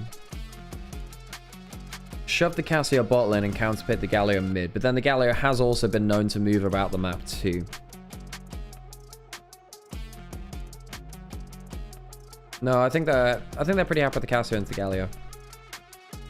Oh yeah, I suppose, look, it's a bit different to say, no, it's a little bit different to say, okay, they picked a Syndra, which is a bad matchup for the Cassio. The Cassio is sometimes controlled by the Galio, but the Galio gets to push and roam a little bit, but loses CS, and the Cassio eventually becomes a bit of a problem. The Cassio is more than a fine matchup into the Galio, though. You win, it's just that Galio can sometimes be more useful. Differences. Sivir in for Assume, choosing to not go for the Ezreal once the Spell Shield versus the Hook versus the big ultimate. Assume had a really good Sivir game the other day, got a triple kill on the champion. Kai'Sa banned away from 1xN, one of the better players of that within the LPL. 1xN, a player which we talk about a lot on this channel, because 1xN is a player we think has an incredible amount of potential. Could be the next great LPL AD carry. His rosters just haven't been good enough, though. I don't think he's been, I don't think he's put himself on good rosters. I don't think that his rosters have delivered for him, and sadly, this is going to be another year where, I think that 1xN is not going to have the best time of things. LNG, they've had to change, well, their mid-jungle. Nia used to play for IG last split. Nia was, well, it was Nia and Renard who were switching places in mid lane, trying to fill in the shoes that Rookie had left. Rookie, of course, taking a step back for parts of this year due to, well, I guess personal drama. Go look that up if you want to have more information on that. But yeah, had some personal drama. Rookie back to IG. Nia and Renard both out of IG, I think, at this point. And of course, LNG used to have Croco in the jungle. Now Weiwei. Weiwei was their jungler for a decent amount of time. Jarvan Yorick banned away from IG. That's interesting. They're both terrain champions, actually, choosing not to double ban one role. Ezreal Kai'Sa away from 1xN. You can still Ziggs, but Ziggs is a little worse into the Sivir. No Croco, no win. Well, currently for LNG, I've only played the one series and never won it, so technically true. For what it's worth, I think Nia is better in lane. Renard has better eye for fights, but neither, unfortunately, super good. Yeah, I don't think either were fantastic at either. Renard was definitely the more creative player, but didn't make it out of lane that much. We could say the same about Sobero, right? With Sobero top lane for IG before the Shy stepped back in. Sobero was a creative player if he made it out of lane, but he just wouldn't make it out of lane. Problem.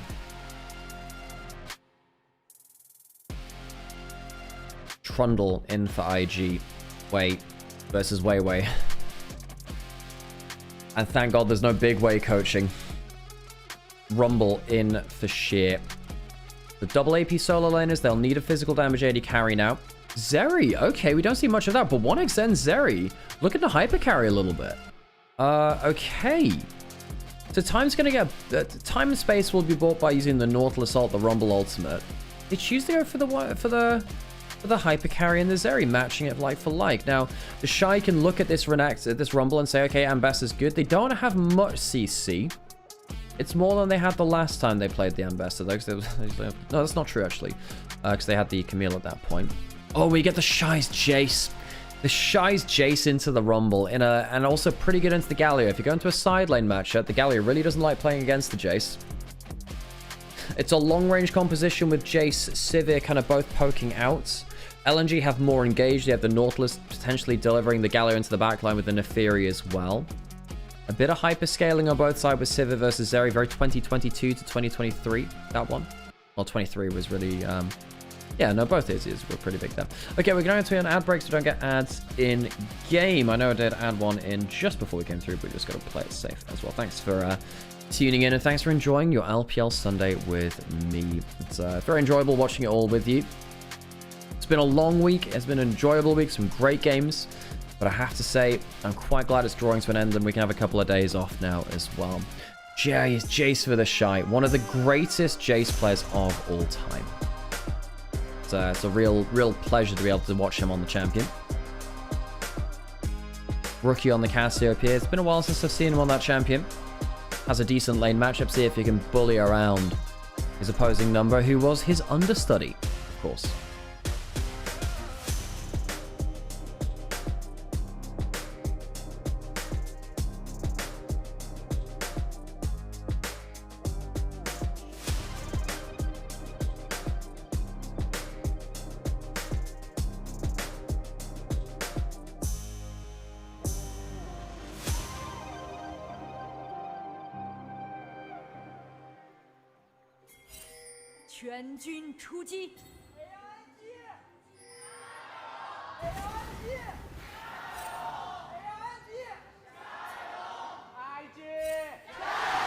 Oh my god.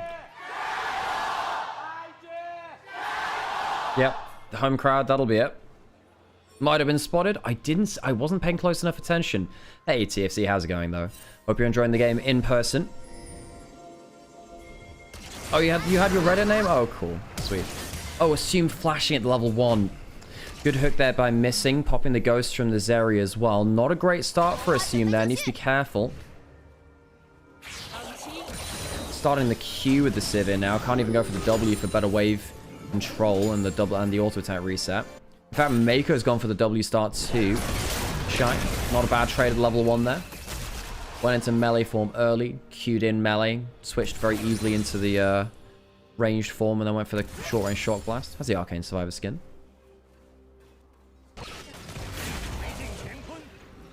Yeah, I hope you have a wonderful time in there, TFC. Yeah, so if anyone spots TFC on a Reddit, like the Reddit account on the sign, ping him in the Discord.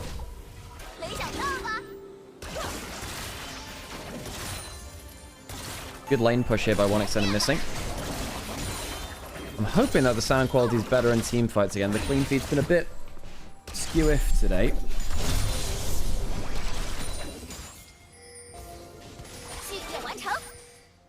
Looks like 3 winning lanes for IG, actually. No, sorry. No, besides bot lane. Sorry. 2 million. So it's the solo lanes which are winning. Rookie pushing in early. Now, the Galio can deal with the Cassio. Hang on. Mako, does he have Magical Journey? No, he might actually have to flash here. Yeah, he does. Aftershock activated by missing. Dodges out on the Bard Q. Gets hit by both sides of the boomerang from Sivir. Wave pushing back in towards LNG. Recall coming in from 1xN. Might get a cull, actually. Might be a game where you just think, yeah, I just want to scale. Zeri is a champion that really wants to get to 2-3 items. Really wants that. Same with the Sivir, of course, too. Wouldn't surprise me to also see Assume go towards that. Good damage from Rookie onto Nia. Running out of mana now, though.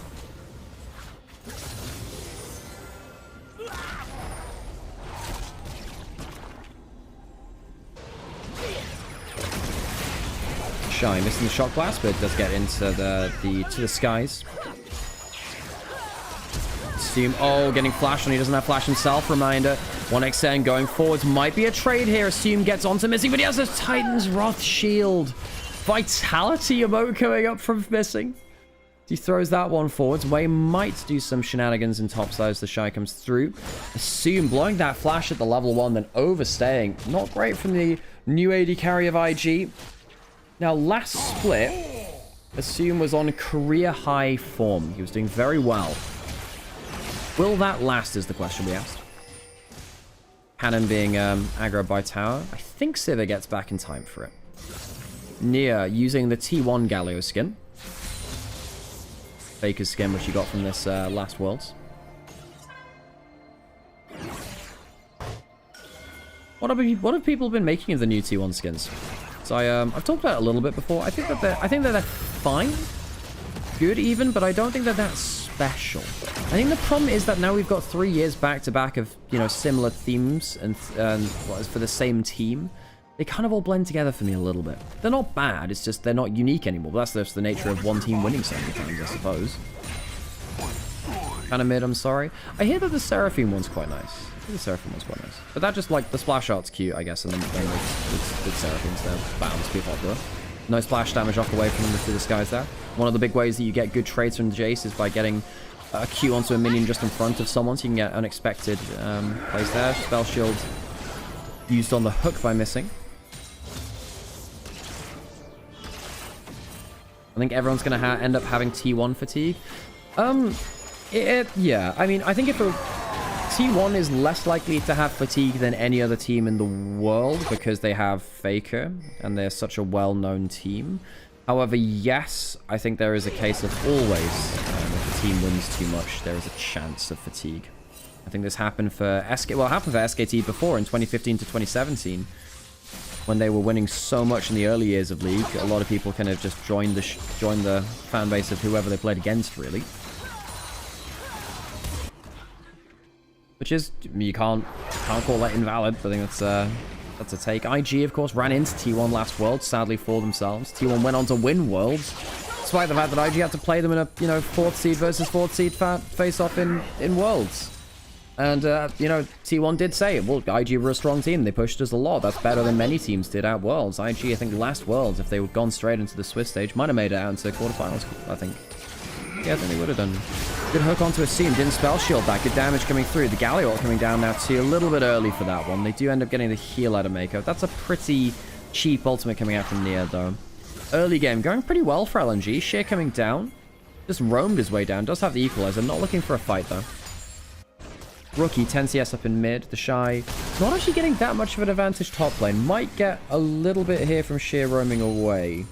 Has a slightly, because he has 1 plate. I think Sheer and the Shy have gone quite even in laning phase so far. Mind you that the Shy, of course, chose this matchup into the Rumble.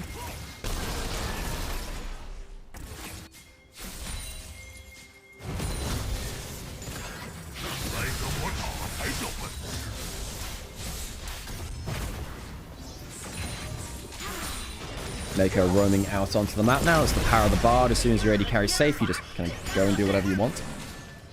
It was a second plate from the Shy there taking topside. No, sir, it wasn't. My mistake. It was just the sound effect of the acceleration gate. Oh, ult hit from 1xn. Level 6 to level 6. Ghost popped by Assume. 1xn popped his a little earlier. Assume Summoner down. Interesting to see what build 1xn goes, by the way. We have seen some Hexplate Fiend Hunter bolts. Going to double ult cooldown because you're so important. Your ult cooldown is so important. That's the Zeri.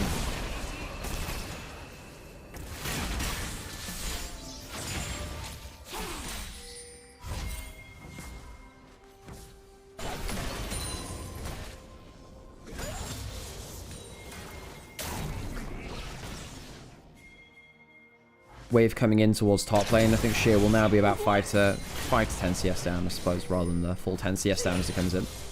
Did roam towards mid lane as we were talking about, though. There was a chance of him losing a CS or 2 from that. IG. Game's going slower for them. It's not like they're getting blown out. They're 500 gold behind. There's a dragon. It's not nothing, right? Grub's now spawning. Might have a fight over this. IG wanting to get onto the objective board. The Trundle is a very strong early game carry. The Shy not going to get the plate from top lane. Roaming down early, actually. Minions will take that. No one's going to get gold for that turret plate. Good shock blast there. Good onto Weiwei and Nia. Missing. Forcing the flash out from the Shy. Flashing himself. I think that's just going to be the one grub then out then. So the Shy roams down. Oh no, he's overstayed. Do they have any defensive? I think he's just caught out here. Good roam up river. The Shy goes way too far. That's a mistake from him. He doesn't get the plate on the tower. Roams down to the fight. Loses his flash. Goes back top lane, but doesn't respect the map movement. Easy kill onto the Shy, sadly, for him. I think roaming down to the play was fine. Giving up a plate for it sucks. And then, of course, dying afterwards. That's the actual kicker. That's the actual kicker, sadly.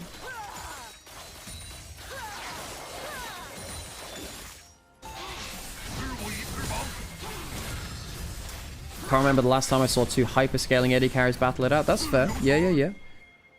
Yeah, I think that we haven't had too many hyper carries in meta, and most of the time it's kind of one on its own rather than having 2 in the same lane versus each other. We saw a lot of Zeri Sivir in 22 and 23. Missing, doesn't have flash. He might die for this, actually. Blew that flash of the Shy for his own. Galio coming in. Not a bad response. That's a good petrifying gaze. Rookie doing good damage here. Nice from him. 1xN gets into play, but can't do that much. Bardot missing. Weiwei. First time we've really talked about Weiwei this whole game is on the Neferi, just farming up. Hasn't really done so much this game. IG get that first kill on the board.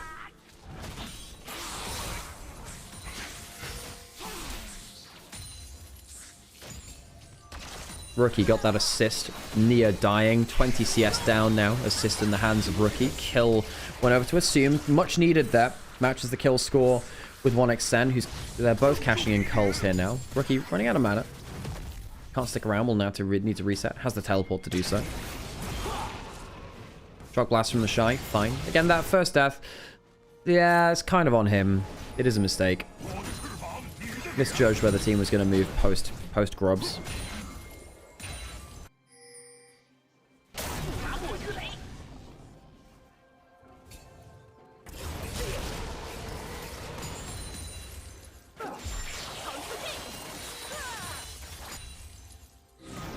Pizza delivery Sivir skin. That's a good one.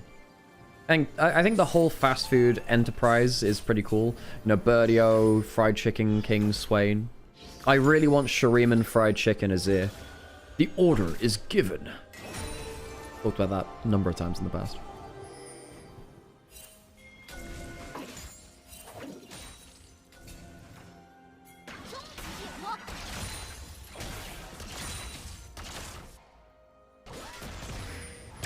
Shy pushing in towards top lane, trying to get more value out of his Dirk early build. He might... Well, okay, with the pickaxe and inventory... He might go Serpent's Fang first, actually. Get into the Rumble Shield, get into the Nautilus Shield. Interesting, that. Wait, taking the bot scuffle.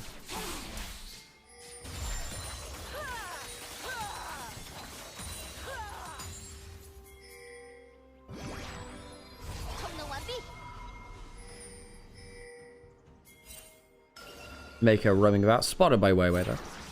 Weiwei has the Voltaic Cyclosword now. Weiwei, when I remember him at his best, he was a player that would do very well in early game on stuff like Poppy.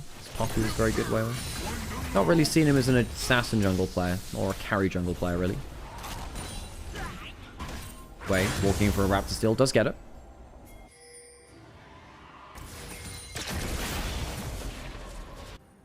And it is the Serpent's Fang first for show. I didn't expect that into the Rumble, but it makes sense. Again, a lot of how Sheer is trying to shrug off these bad trades is by using the W onto the Shock Blast. The legendary Wei jungle matchup. I know, right? If only we had a big Wei coach. If only. If only. Back on BLG it would have been. Back in 25. And the end of 24 as well. 24 regular season in summer.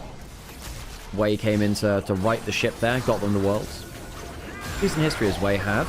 Spell shield onto the hook. The ultimate coming through though. Now Nefir into the backline, getting close to killing Assume. The bleed might get it actually. They kill Assume. Good from Wei. Wei might die on the other side. The taunt's not bad. Actually the Bartle also not awful either. Rookie mistimes his ultimate. Will maybe go down here too. Now that's a mistime on the ult. You have to expect better from Rookie on the Cassiopeia there. Didn't really get the most out of that. I believe he did anyway. Didn't get any of those stuns. I think maybe with the Bard ultimate could have gotten that as people came out of stasis. What does Wei mean? Well, funnily enough, Wei in some dialect means it's the same name as Vi in Chinese. So Vi, the champion. It's the play again. Hook, Naught the Soul, assume. Did he? Yeah, he had flash towards the end of the fight there. Not the best from him. Assume bit mixed. That's what happens here. He wants to get the double stun, and then he mistimes it. See, the damage didn't come through. Ah, that's a shame from Rookie. Tried to get it on frame 1 so no one could turn around, basically.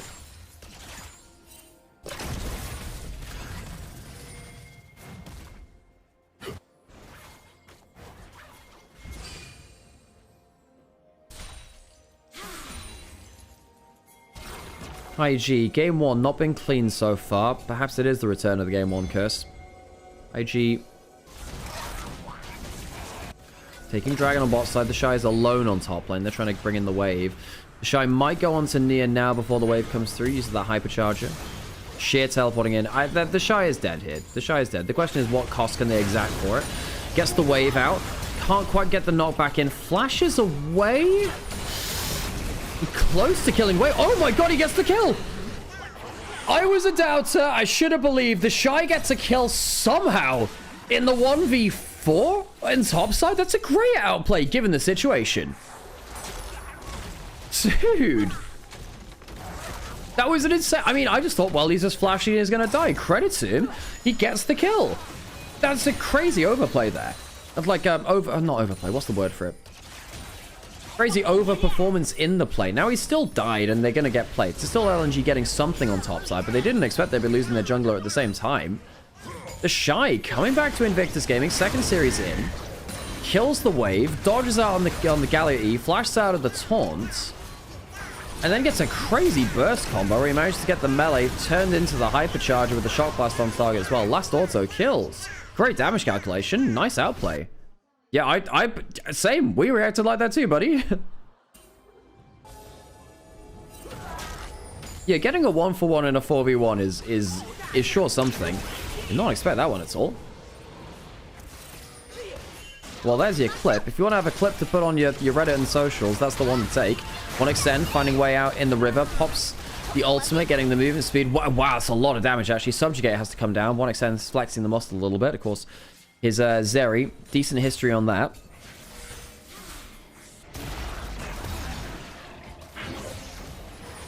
The Shy is just him. He do be that. He do be that.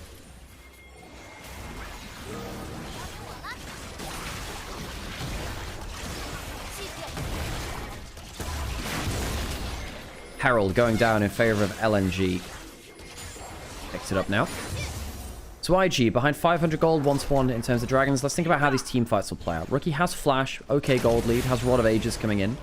Going towards what looks to be Proto Belt second. Wants the extra HP, I suppose, bit of mobility. Maybe a Proto Belt into a Miasma combo as well. I've seen that occasionally. This area's got way more presence than the Sivir. Yeah, Hex Optics and Hurricane is also really, really scary for AoE damage. Not that Assume doesn't have damage, does have the 2 items now in the Yuntal and the Flicker Blades. We're seeing more of the Yuntal make its way back into meta, actually, more than the Essence Reaver. Not more than it, but yeah, the Essence Reaver will be the assumed first pickup, but no, the Yuntal coming through for Assume. 1xn does have ult, pops it now for the move speed. Here comes the Sivir. The Bard ult goes wide. I think 1xn just runs him down at this point. He's having a good game, is 1xn, flexing the muscles. Fair amount. IG can't catch him. A little bold there to assume. I think that they could. I guess he was flashless. Did just pop the Ghost, though. Did have that. Ult and Ghost rolling on Zeri with the E. Very hard to catch that champion. Herald goes into mid lane. Once again, LNG, their mid lane and Nia played for IG earlier this year and didn't really achieve that much. He had struggled a lot. He had one of the... He had a couple of poor performances. Him and Renard both sharing those performances between them.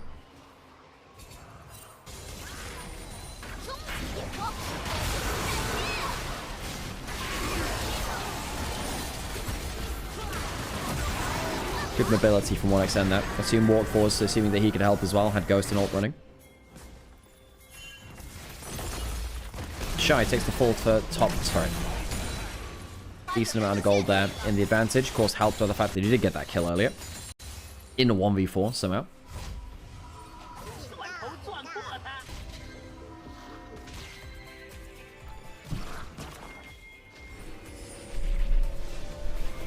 I'm going to imagine that Cadrill's already got a clip up on front of top of Reddit about the Shy's kill there.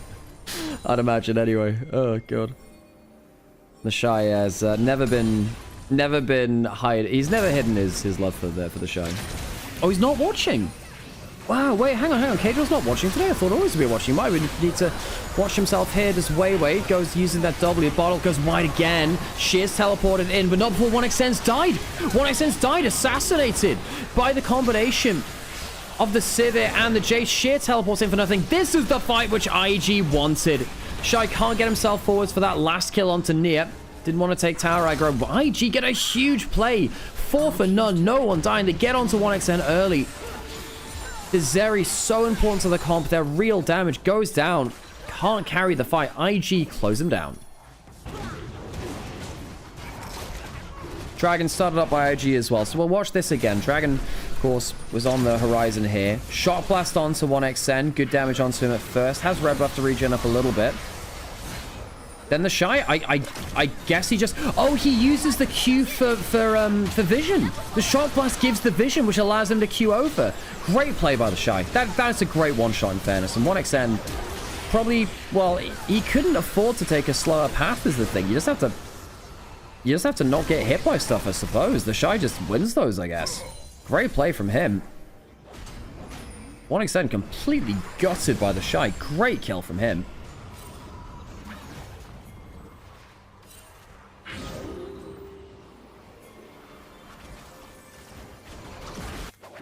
Now IG well and truly in control. I think 1xN might be able to carry games if he's in the right spot. Quite hard to do that against all the damage from IG, though. We saw how bad he loses the DPS check versus the Jace. It's not like Assume is sitting idle either. He's only 500 gold behind, which at this point in the game for a hyperscaling Sivir is actually more than fine. He's going for an LDR, actually, interestingly, they seem. Surprised at that. Oh, I just thought he'd be going straight towards the info. I don't think you need an LDR here, do you? I guess you got triple physical damage carries, so there's Tabby on sheer. Yeah, I don't think you need an LDR for Assume. I think you just need the infetch, right? Incredible is in for rookie, 1,000 gold ahead. Nia at a good economy build has the Imperial Mandate and the Best of Mask. Sharing farm between the side lane and the solo lane is there. Not great. Nia and Sheer both need good resources. Yeah, Sheer is now 1.4k down, even with the 2 kills. 50 CS down, by the way. The Shy has been getting a lot more out of side lanes.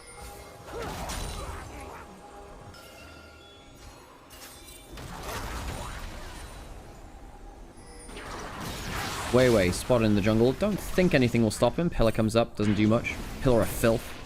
That was the original Trundle. Pillar of Filth. The, yeah, less Freljordian at that point, I believe. A ward on Baron just in case. Ah, the control ward doesn't spot it. That's annoying for IG. So the thing about Baron pits like this one is the territorial Baron. That little wall in front of it. The geometry of them means your wards have to be very slightly different.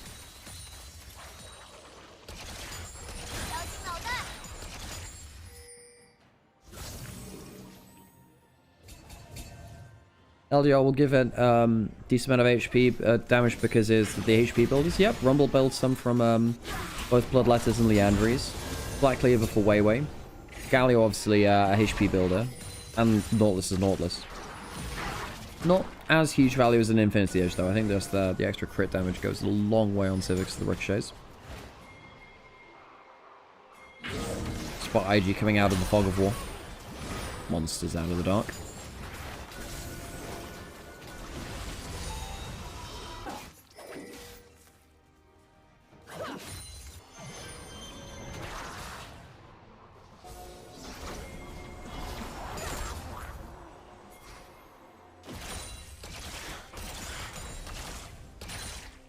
1xn, how much can he do? He has an Infinity Edge. 1xn might be able to carry here. He has a very fed hyper carry. Not very fed, but like he's online. Very scary hyper carry is what I probably meant to say instead. Mid turret still stands for IG. 1xn, both summoners, has ult. Not going for Fiend Hunter or Hex Plate, so his ult cooldown is longer. But his actual combo stats are really through the roof. Dragon in a minute. IG could get their third one and threaten Soul Point later.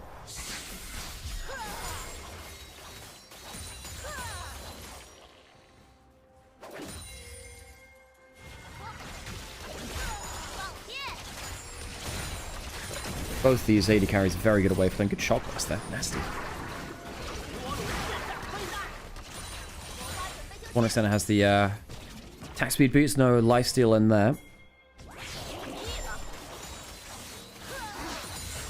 Bothers me that Muramana is not grouped with the rest of the completed items. Yeah, it's happened like that a little while. Oh, good catch onto Rookie. 1xn. Oh my god, the volume goes through the roof again. Torn onto Rookie. 1xn gets himself first kill of the fight. Very good pick there from LNG. Didn't expect that one at all. IG on the retreat now. Flash forward for a hook. Here comes the replay through from the Neferi. Flash away. Assume getting damage down now. The Ricochet starting to fly. 1xn flashes in. Kills one person. Can he get more? No, Assume is alive. The E just missing the Q bleed. Won't get it done. Just about quadra kill for Assume. Picking up the last end of the fight. That was danger for IG. 1xn nearly wiped them. IG pick up the slack though. It's hyper carry versus hyper carry. And Assume just about seals the deal. Dragon coming through for IG. Not a bad attempt by 1xn. But Assume picks up the pieces. We'll watch this through in slow motion because Rookie got caught out quite well at the start of this. Missing. Good hook onto Rookie. Got hit by the ultimate. God damn, the audio just goes completely fried, doesn't it? 1xn got the first of that. The equalizer was used for the pick 2. And what happened after this? Flash for a hook. Catches the Shy. Does get out the initial play. Mako flashing for a stun. Gets it onto the Trundle pillar. Means that Sheer goes down. 1xn, his W flashed away from. Very good auto attack uptime from Assume. Magical Journey ends up saving his life. Good fight from Mako there. Good fight from him.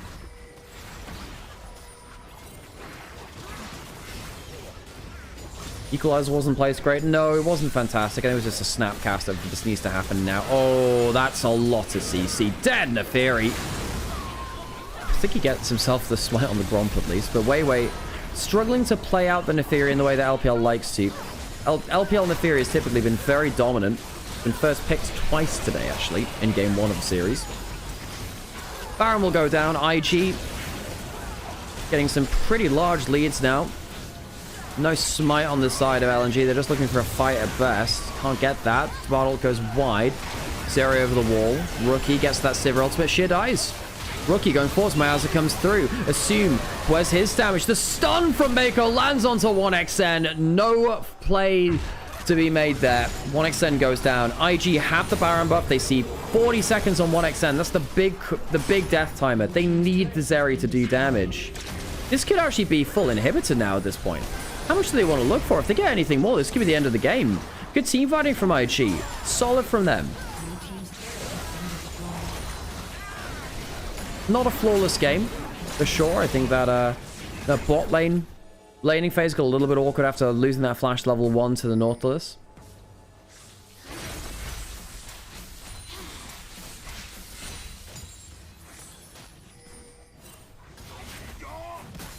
Bro lost the DNS. Wait, didn't they just sub Pyoshik out? Is that them?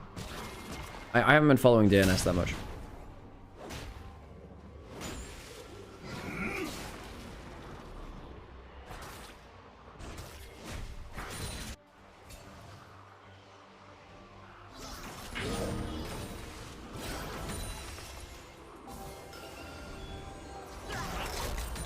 Get 1xn a proper team.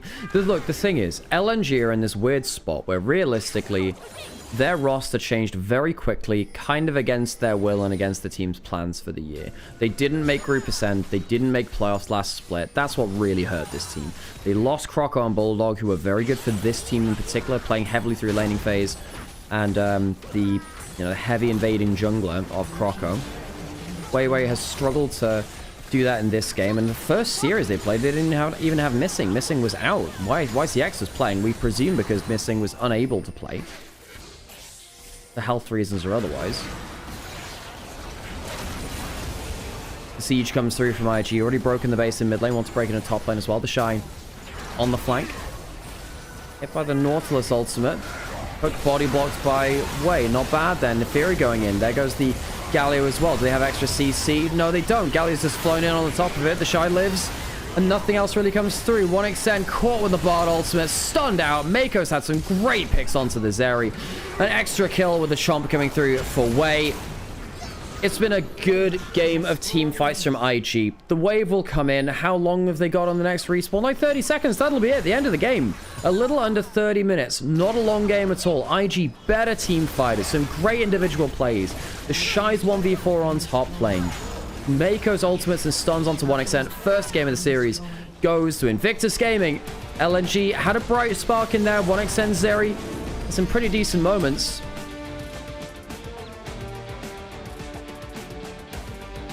LNG, not much to write home about there, sadly for them.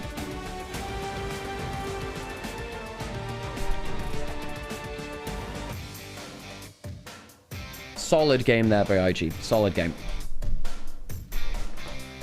Okay, right. I desperately need another coffee, chat. And I need to just, again, rest my voice a little bit. It's been a long couple of days. It's been a long week. Hope you're all enjoying yourselves. Solid game there. Solid game. Let's work that way. Let me just turn camera off for a second there. Cool. The Shy getting a lot of MVP votes. He did have the 1v4 on top side. He also assassinated 1xN in that other fight. In terms of MVP, I think Mako's up there. It's Mako or the Shy. One of the two. Take your pick. Mako or the Shy. I'd imagine this chat will choose the Shy. However, Mako or the Shy, those would be my two suggestions for it. Okay, I'm going to run get myself another coffee. I'm going to put things onto an ad break real quick as well. We'll wait for the player of the game. And I'm going to just quickly just rest my voice for a bit. All right, back in a minute.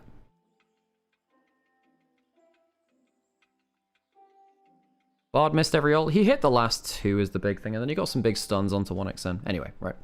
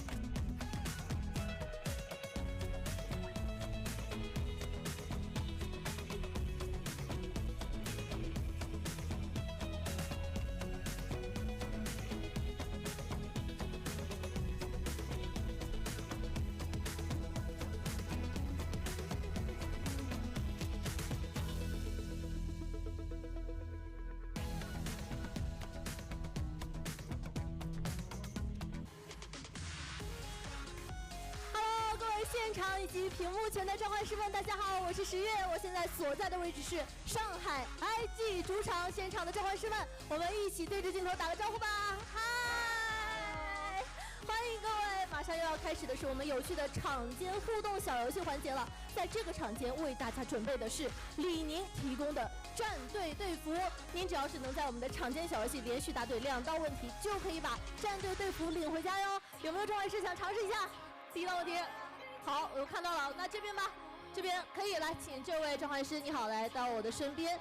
今天我们场间的这个问题呢，有点意思。众所周知，最近我们的经典模式噔回归了。当然，我们的经典模式回归不仅是这个老英雄、老装备，连我们的符文系统都回归了。所以接下来问题可能会跟经典模式有关，有没有信心？有。那接下来我们直接看看题目吧。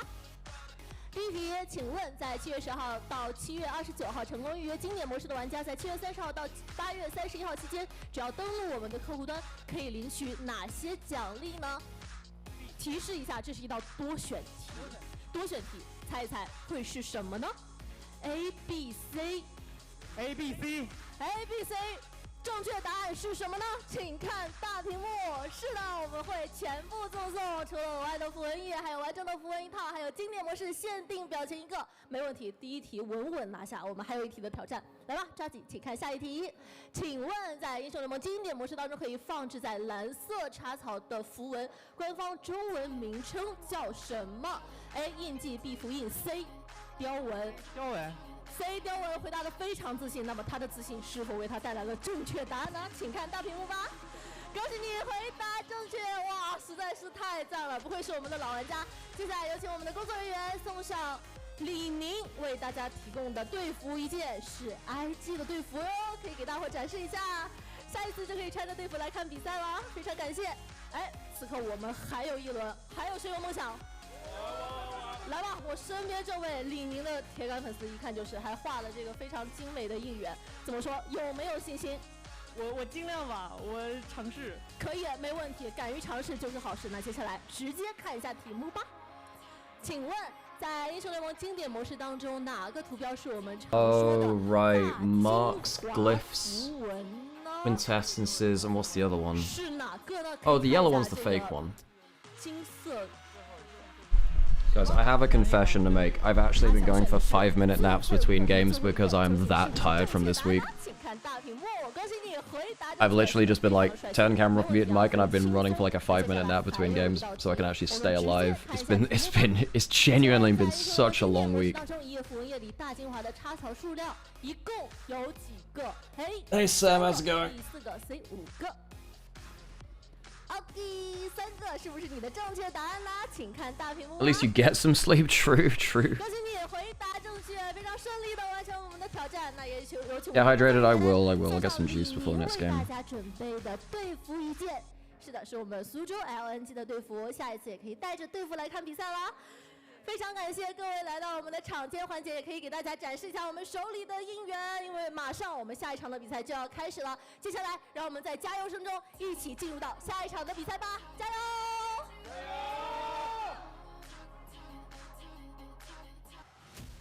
油！ Okay, now we get ready for game 2.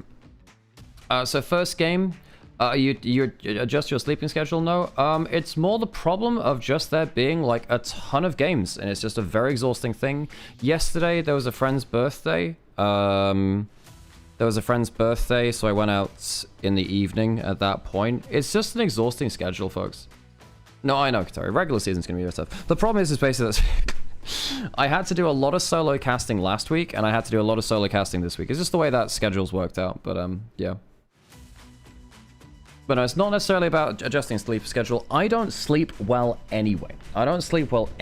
So LPL already kind of like causes some issues there. But I've occasionally had bad sleeping, like just in general outside of work and everything else. But yeah, the last week or two has been pretty rough. Anyway, right, let's get back locked into game. Lock back into game, and again, I hope you're all enjoying the games anyway. IG, I mean, they didn't lose to the game 1 curse, so solid gameplay, solid draft. Let me turn this back on. Hello, it's like nothing ever changed, isn't it? Don't worry, LPL causes plenty of people to lose sleep. Yeah, for sure. But no, I think particularly with just the amount of streaming hours we get in, it's quite the slog. I mean, I enjoy it. I do enjoy it. I do. And I enjoy doing it with all of you as well. You know, I wouldn't do this unless we had a community for this, I don't think. I mean, I'd watch it on my sofa or whatever, but I wouldn't go to this effort for it. And yeah, you make it worthwhile, folks. So if you're watching along, know that you've had a very positive impact on my life, folks. Did anyone watch the Dignitas C9 Game 1 yesterday with the Corki top lane? No, we used to see some Corki top lane. In fact, can I say this?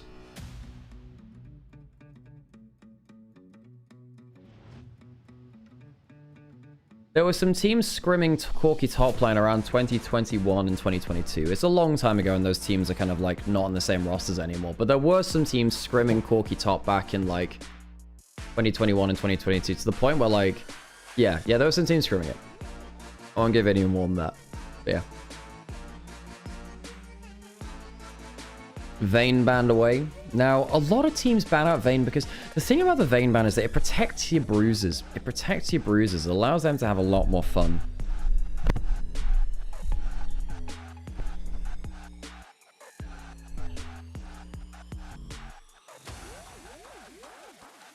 Syndra, one of the best flex picks taken away. I think at this point, Ryze is the most prio champion in the draft. Do LNG ban Ryze on 3? Oh, Orianna's up 2. Oh no, that's a huge problem because I don't trust Nia with Orianna. I think the problem is now, LNG have a choice of banning Orianna or Ryze. And I think either one being let through is awful for LNG. I think Rookie will take Orianna over the Ryze because he'll just dominate lane with it. But if you give him the Ryze, he'll do this. He'll just run the map. I think this is a really bad draft already for LNG. I think your best chance is to Orianna first pick, surely. Orianna first pick, just let Rookie destroy Nia, his understudy. What do you do there? You don't have the Syndra. You have to probably Victor into it, right? I don't trust. Yeah, Nia's Victor is better than his other champions. He probably has to Victor now. Unless he wants to Ryze and just takes that out of the...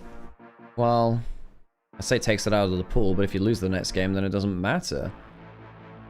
Take the Jarvan away from the Orianna. I think that's a non-negotiable. I understand that. What do you go after? Do you go Victor or do you go Ryze? Victor is better for lane. Ryze is better for non-interaction and then going into a bit of a wider map. What's the play?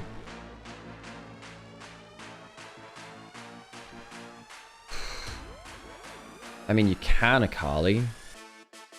Or Lock. They go for the Akali. Risky.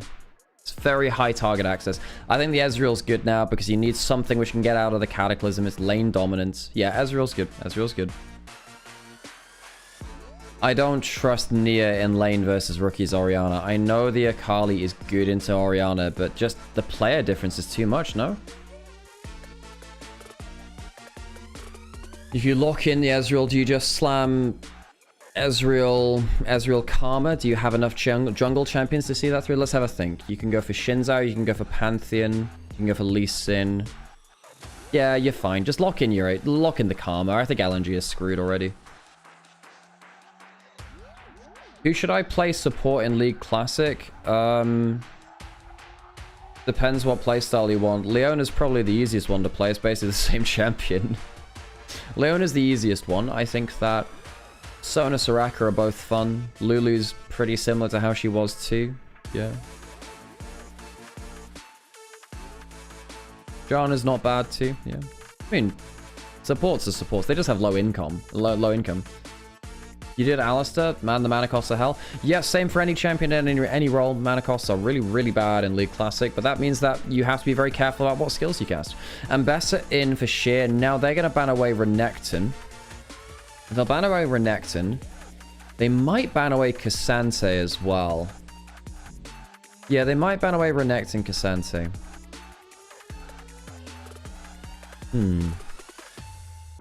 You need some engage from IG, but their lanes are really good. Their lanes are really good. Renekton banned away protects the ambassador, no surprise there. You want some engage. Now, you could just lock in a tank engage champion and topside for the Shy. Something like Scion or Ornn are both okay here.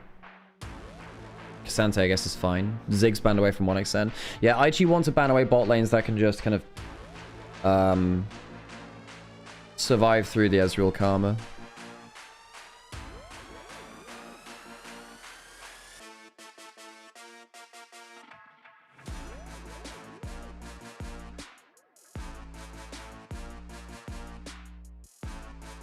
Removing safety for 1xn, yep. Do you ban the Yunara? Actually. Yunara's not awful in lane. Yunara Lulu shouldn't win versus Ezreal Karma, but 1xn is a really good player of it. You ban away Lulu. Lucian Milio's already off the table because the Lucian's gone. And the Camille. Well, Camille's good versus Ezreal and versus the Karma. That makes some sense. They could go for a Caitlyn lane. There's no Caitlyn Karma. Might have to go Caitlyn Elise at that point. Jin's okay. Yeah, no, in fairness, Jin's okay. Problem is then if the Shy locks in something like Cassante, it's really hard to cut through him plus the Karma shields. That's different. Surely you don't lock that in. It is the Yunara, alright. You're gonna... 1xn is a good Yunara player. He's a good player of it.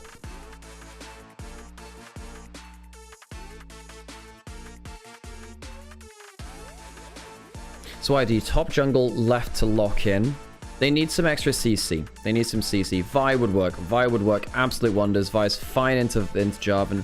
I hadn't considered that as much. Actually, I need to keep reminding myself that Vi Orianna is a good combo. It's good into the Akali, good into the Yunara. Yunara can't outplay Vi Orianna. Now, the Shy can look at something like Cassante is fine, as we were saying. Gnar is also okay here.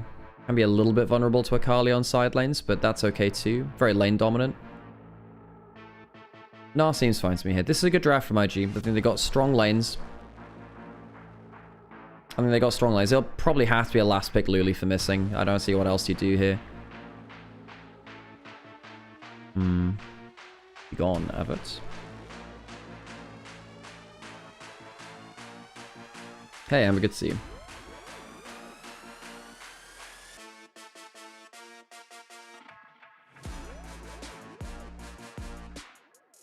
And that'll be the little aspect. So, LNG do have Jarvan jumping forwards, Akali jumping forwards, Ibasa jumping forwards. That's not a bad engage combo.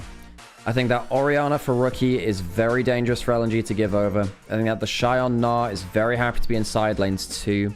And I think that the Ezreal Karma is also very scary to get out of lane with. I don't think LNG need to lane their asses off, otherwise this game is going to be very difficult for them. Gonna go into an ad break so we don't get ads in game. Thank you, everyone. Appreciate everyone from being around. Hey, and Yoda, by the way. How's it going? Hope you're doing well.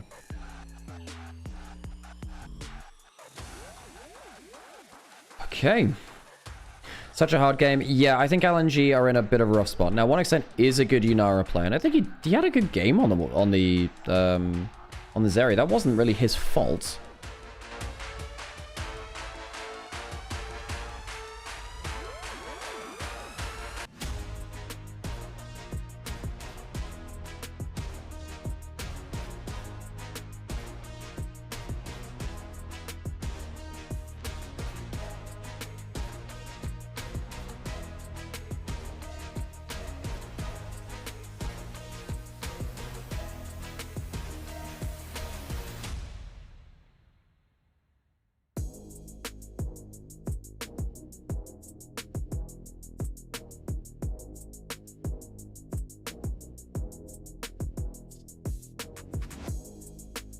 I'm doing amazing. Send a picture while I'm damn. Awesome. Cool. Very happy with you. Very happy for you, rather.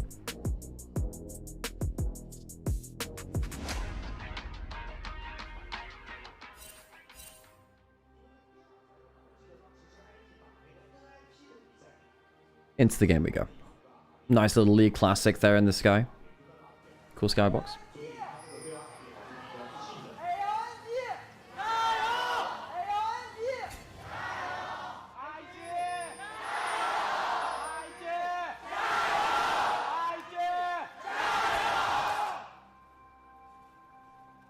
Getting the IG fans out in force here. We're really looking at this laning phase. IG on paper should have a really strong laning phase. Airy for Rookie. Hard to dodge that. Good Qs at the level 1 from Assume and Mako. Stacking up the lethal tempo there. So you're missing that last Q though, so the stacks will fall off. Looks like they've over-pushed a bit though. The full wave is going to go into turret. You don't want to push the wave that heavily most of the time, actually. The heal's coming back now. Run beyond the wave. Heal blown on both sides. Ghost actually brought from 1xn there. They're going to get level 2 at IG's bot lane first. Mid lane. Nia just hopping back and forth with the E. Looks like he was farming with that. Oh yeah. Ezreal Karma. Slow with the Karma Q. Hit with the Ezreal Q. Nasty. Jarvan coming down early. Now, can they get a bounce back here? Not sure. Ezreal does have the E. They spot the Jarvan now. Yeah, they spot the Jarvan. Yeah. Just off on the timing there. He went for a 3-camp bot. He went for Raptors, Wolves, Gromp to try and gank bot lane. Wei was on vision on his Raptors. He's gone top to bot himself. Rookie is pushing Nia under turret and having a fun time of it.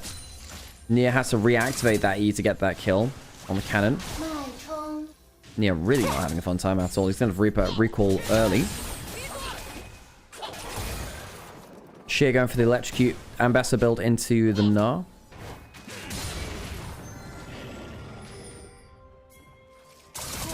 Wei on the move again. Oh, Rookie might have to flash hit. Wei's gonna come. What? Nia flashing forwards. W coming through. Oh, didn't quite get the flash knock up. The E lands though. Rookie may die anyway. 2v1 in the mid lane. Good gank. Can they get there in time? Wei charging up the Vault Breaker. Gets it with the move speed, and Rookie makes it out alive. Flashing forwards. Gets the auto reset. Wei now in trouble. Red buff ticking on him. Wei, I don't think he's got enough damage to kill at this point. But a great save by Wei onto his mid laner. Nia trying to look for that hero play early to get ahead of the lane, get ahead of this matchup, and now suddenly he's 10 CS down. He loses his summoners, loses his life as well. Flash force the Shy! Solo kills Sheer. Every lane popping off. Sheer messing about with his hair and the camera, realizes how bad that one sadly will be for his lane. Everyone getting involved. Rookie surviving, Wei getting a kill, the Shy getting a flash forward solo kill in top lane too. Assume and Mako controlling bot lane and getting that 10 CS lead. You see why we were worried? You see why we were worried about the laning phase? A flash forward for a potential play from Nia. Did end up getting the E on target. Rookie just about living though with that dissonant slow as well. The slow really saving his life at the very end there. Wei managed to get the auto attack reset just about, even though he's knocked up. Yeah, then the Shy gets mega charge. What does Sheer do now? He dash it. Well, Sheer, buddy, you can't dash forwards into a mega Gnar. Come on, brother. Flash forward for the Q, hits him anyway. Crunch, auto attack, death. Sheer makes a big mistake going into the mega Gnar there. You can't do that. And now I think, look, LNG's draft needed to get ahead in draft. In lane. It's not done that. I think they're going to really struggle from this point now. Now, you've used a lot of your summoners. You're not ahead in lane. I don't think without summoners you can force your way out of lane and into big fights early. IG are in such a comfortable spot.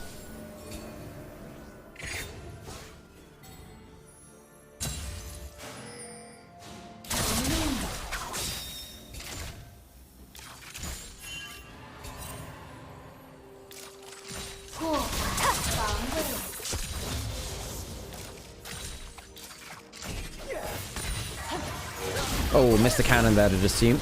Bruton's 1xn close. Doesn't get the W procs on him from the Ezreal. The Essence Flux not activating. Wei taking the Dragon. This is a much better game from IG. Last game was a little bit skewer for points. I think the draft was better, and I think they're playing quite well here too. Missing perhaps rooted here. Ezreal should get a WQ. Goes through missing shield there. Burns some more mana. Wei on complete vision now. Look, I think Wei made the right choice. You gotta get ahead early. So he tried to go bot, couldn't get much out of that. Tried to go mid, sadly ended up losing his flash for that too. I don't think it's Wei's fault. He just has to do that because of the draft, sadly. Yeah.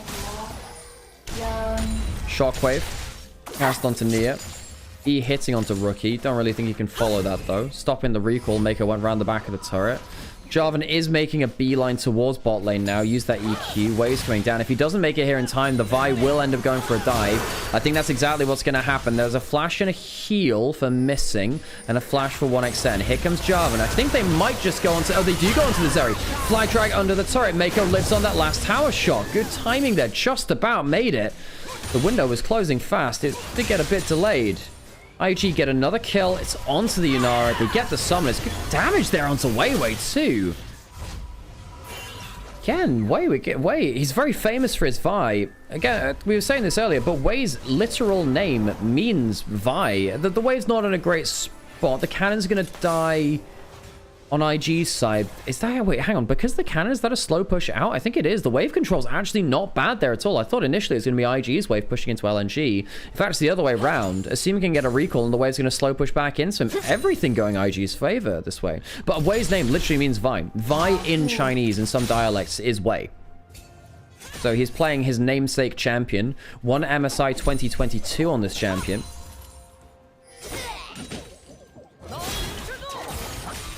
2021, of course, he did the same on Viego for a little time, actually, that tournament.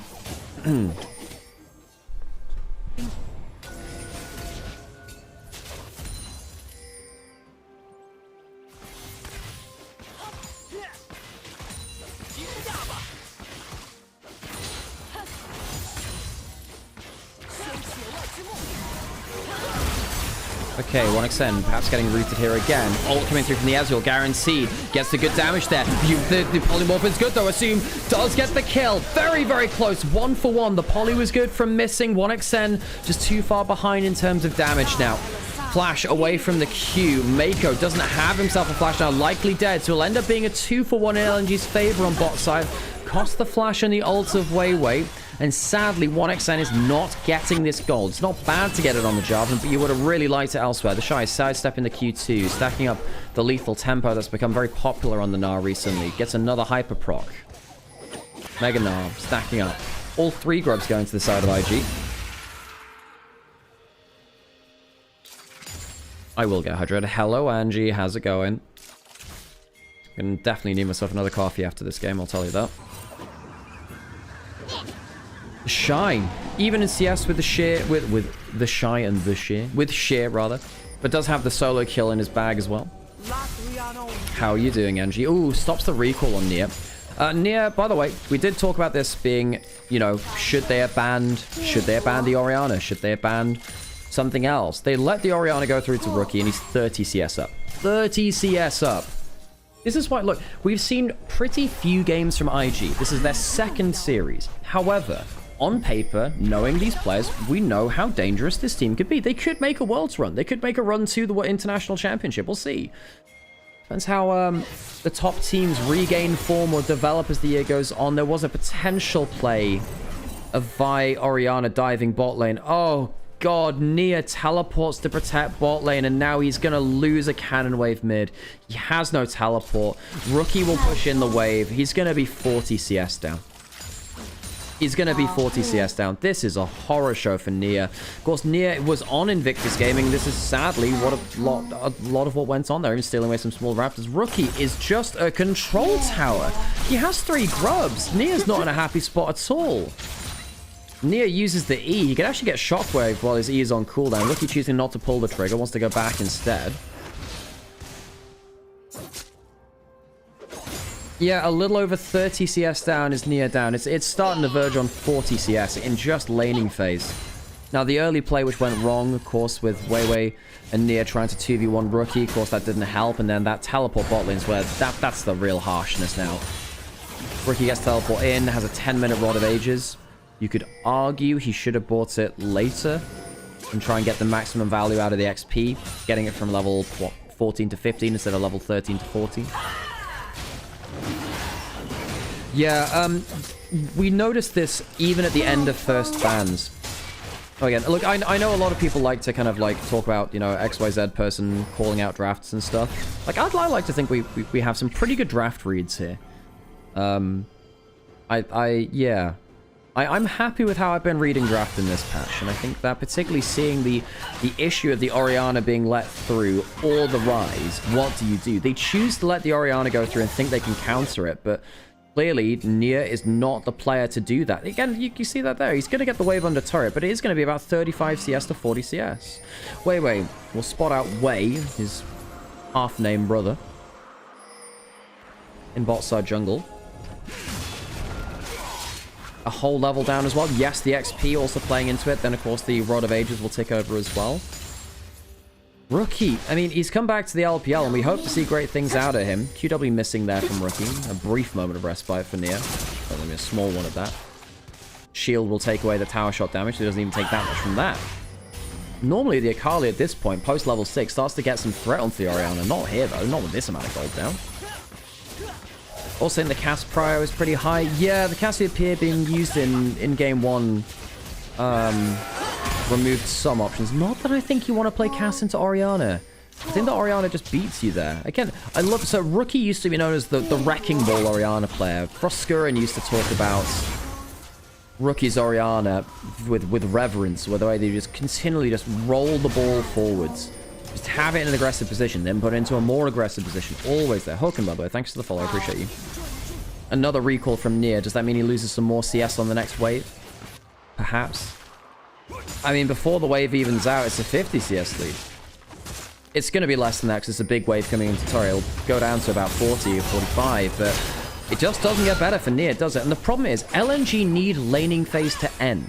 It's not going to happen. They're not strong enough to force the laning phase to end. They need to group somewhere. They might go for a play on bot side. The Jarvan's going onto the Ezreal, but with an exhaust flash, they've just gone there. All they do is get the E out of him, and on the other side, I mean, Shear's dead. They try and cross-map. They try and jump onto the Ezreal. He E'd away from the last play. We saw that on the mini-map. Assume going to be stopped on the recall. Nia's roaming down. Guys, Nia's roaming down. He might actually die from this. Assume puts the exhaust out. Flash force. Perhaps Assume a little bit late on the flash there. Should have done that earlier. They do kill Assume. However, while all this is happening, Nia loses some more time in mid lane. The Shy takes a full turret topside because Sheer is still dead. Rookie is walking down towards Weiwei. That's the shockwave. Weiwei doesn't have flash. Does he have a fly drag? It doesn't matter. Mako kills him with the extra part of the W. They don't use the shockwave now. Flash in! Oh my god, the damage is absurd. 1XM trying to turn around with some bursts himself. Not bad. The Unara trying to buy safety for his team. 1XM doing the best he can with the limited amount of resources they have to throw at the play. Rookie gets himself another assist there. Nia is 50 CS down in mid lane after 14 minutes. That is a horror show. The 14 minutes in, 160 CS. Look at the CS that Rookie has. This is... You shouldn't be able to get that much CS, man. Yeah, but 1XN is innocent. Yeah, we'll definitely say that. 1XN, he's even in farm. He's been dove a lot. He's been given himself... It's a hard lane match to play out and things went wrong. 1XN, well, Nia will have his Gunblade ready to cancel a recall then.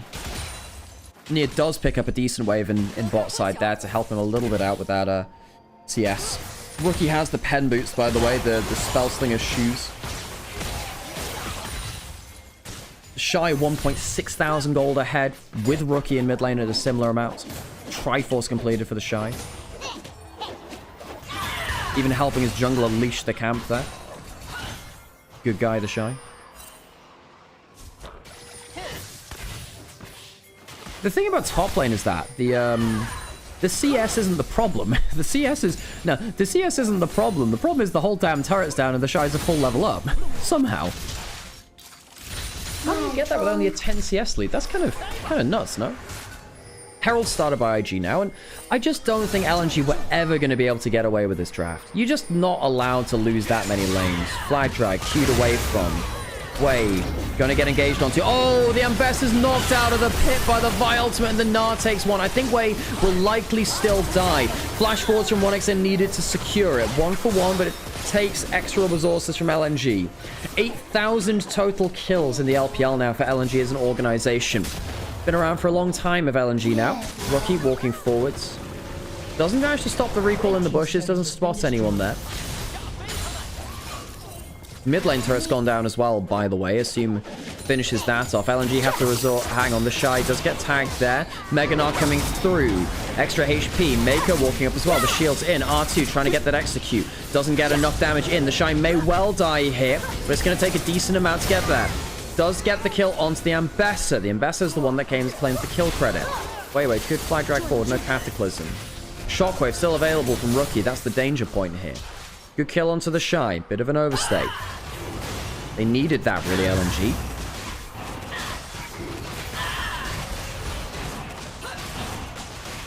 LEC needs to start importing ADCs so we can get 1xN a better team, perhaps. Dragon goes down. So they knew that Wei was in that bush, spotted him out with the ward outside of it, have Cataclysm, Wei going very aggressive here, but then the Vi ult knocks him out of the Cataclysm. Into the Meganar as well. Ezreal ult comes across the team. 1xN has to flash forward, does get the kill though. Good gold onto 1xN. Rookie 1.6k ahead, as we've been saying. 40 CS lead is fairly solid here now. 1xN.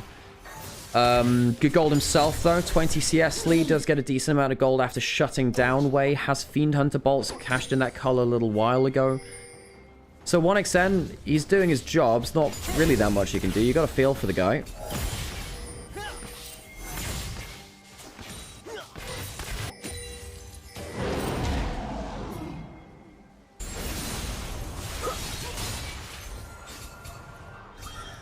Vision control around topside, the name of the game.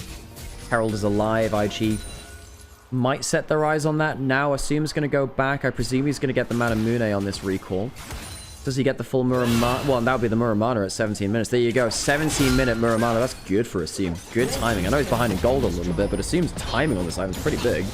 Normally, you'd expect the well, in times past, Ezreal would get his items online at like 20 to 22 minutes. You've sometimes seen it before that, but like a 17-minute transformation is damn good. It's really strong. Hitting a lot of skill shots after he's built the tip.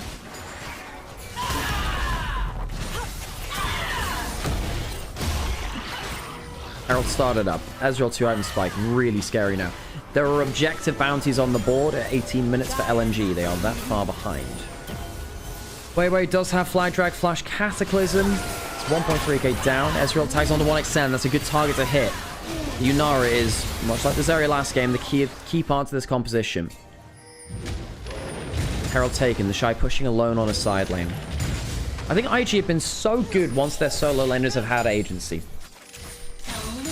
I think last game, you know, the Shy getting that solo kill on the Jace, strong moment for him. Solo kill here on the Gnar, Rookie getting so far ahead. IG look very confident when their solo laners are in a position to just set up in a side lane and just play through the map. What's going to be really interesting if we see this matchup play through is how BLG IG will go, depending on whether BLG get a different top lane or not. Because BLG are so side lane focused right now. If they run into IG, who are also a good side laning team, who gets the better of that? It's very intricate gameplay to play. Maker did have flash. He's not going to get a chance to use it. Killed off by the flag drag. Probably would have died anyway because the Cataclysm would have come in all the same. Chooses not to use the flash. Probably shouldn't use the heal. Good pick off by LNG. Using that vision control. We said that vision control was being fought over around top side. Means there wasn't there on bot side. Not for IG anyway. LNG managed to use the expansive Fog of War to find themselves into a good position. The Shy on bot side realizes he's on weak side, has Meganar as the wave comes in. You can't dive a Meganar, really, not with Asterix and Triforce. Please do not try to dive them. Please do not dive the Meganar with Sterax and Meganar. Let's not do that. A flash away from Wei. Yeah, teleport comes in from for Rookie. The Herald was summoned mid. Wei could look for a big engage here, actually. Flies in, gets onto the Lulu, chooses not to go deeper. He might go down himself. No, flashes away. Not bad from him. Cataclysm coming through. The audio goes crispy once more. Turn that down just a little bit again, actually. The Shy not hopping over the wall there. The Ezreal was close, actually. Jesus, good damage onto Wei. With a Shojin, perhaps, well, a little bit more damage would have killed. Jumping forwards now is Nia. Has the R. Will end up using it to get to safety, I suppose. I don't get why you'd ever dive a Mega Gnar with Starax. Surely you just realize that's not working, no? LNG, the decision-making has baffled me at times. They're recalling a Vision. Hang on a second. They are recalling Vision. There's 30 seconds till Dragon. She does have ult, but can't get in range to do anything about it. I wonder if you could get in range to cancel that ult.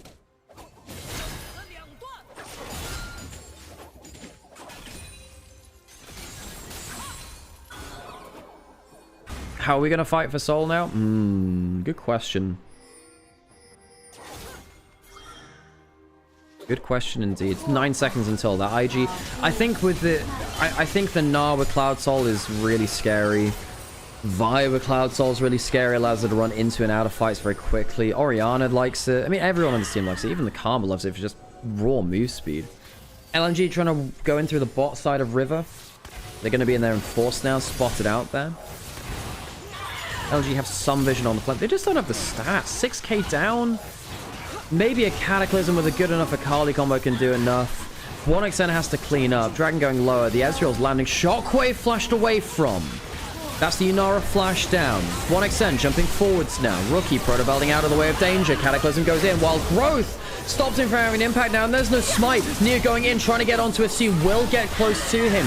Rookie out to the side. 1xN goes down. The smite is in danger, though. 1xN will die. Now the damage is really all over the place. Neo trying to clean up as best he can, but just doesn't have the stats, and it's the Shy with a triple kill.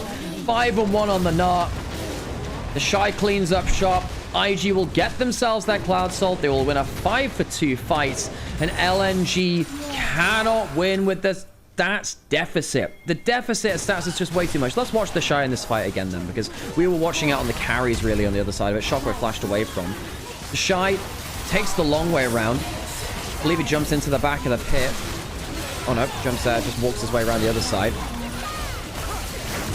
Just gets the last auto attack on Way there. Walks down towards the clump elsewhere.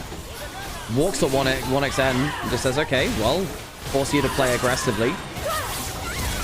Auto attacks missing to death. Finds some great place in there. By the way, Missing has died with the help of the Shy. He's got his Mega Gnar up in a second. He can look for another big ultimate now. He has Flash. This is dangerous. Mega Gnar wears off. Knows there's a couple of people around. Sheer walking force. The Electrocute Ambassador does a fair amount of damage. Assume. Oh, the roots in. So the skill shots aren't skill shots anymore. They're point and click. LNG. Down 10,000 gold. The Cloud Soul means you can't really escape fights once you've bought into them. Baron now started. Way is alive, but Sheer dead. Missing respawning. Hard for LNG to do much here. If they walk in and they die, there's a chance they lose the game anyway. Rookie gonna force 1xN away from the play. Jarvan can't get close. Afraid for his own life. Would have to walk over Vision. IG, take a Baron. It's been a very clean game. Very clean game. You know, the laning phase was destructive. Gnar is almost 4,000 gold ahead. Rookie also so far ahead by himself too. I mean, just walks at him. Polymorph comes through, but it's far too little, too late. One last auto does it there. The Gnar is so fed. Level 16, one thing which you forget as well is that the more range, the more levels you get on the Gnar, the more range you get in Mini Gnar too. Really scary to run away from him. Really scary. He doesn't even need to ult. His ult's on cooldown until after Missing's died. Ezreal ult from out of vision. Doesn't clip onto anyone there. Mako gets summed out. Oh, Cataclysm onto 3. Ambassador getting into the pit, but there's no follow-up just yet. Shockwave onto 3! Rookie takes the heads off as the cleanup now comes through. Great Shockwave. They funnel into it, and LNG hit the dirt. It's a really quick game. 25 minutes on the clock coming up. LNG travel to Shanghai into IG's new arena, and they are sent packing just as soon as they arrive. IG, second series on the board. This one looking better than the last. 2-0 in series down in Group Nirvana. And dare we say it, despite the fact that they are in the lower group, we got some hope for them. I mean, this is a team which actually has some legs to them, I think. The Shy and Rookie both with excellent series here today.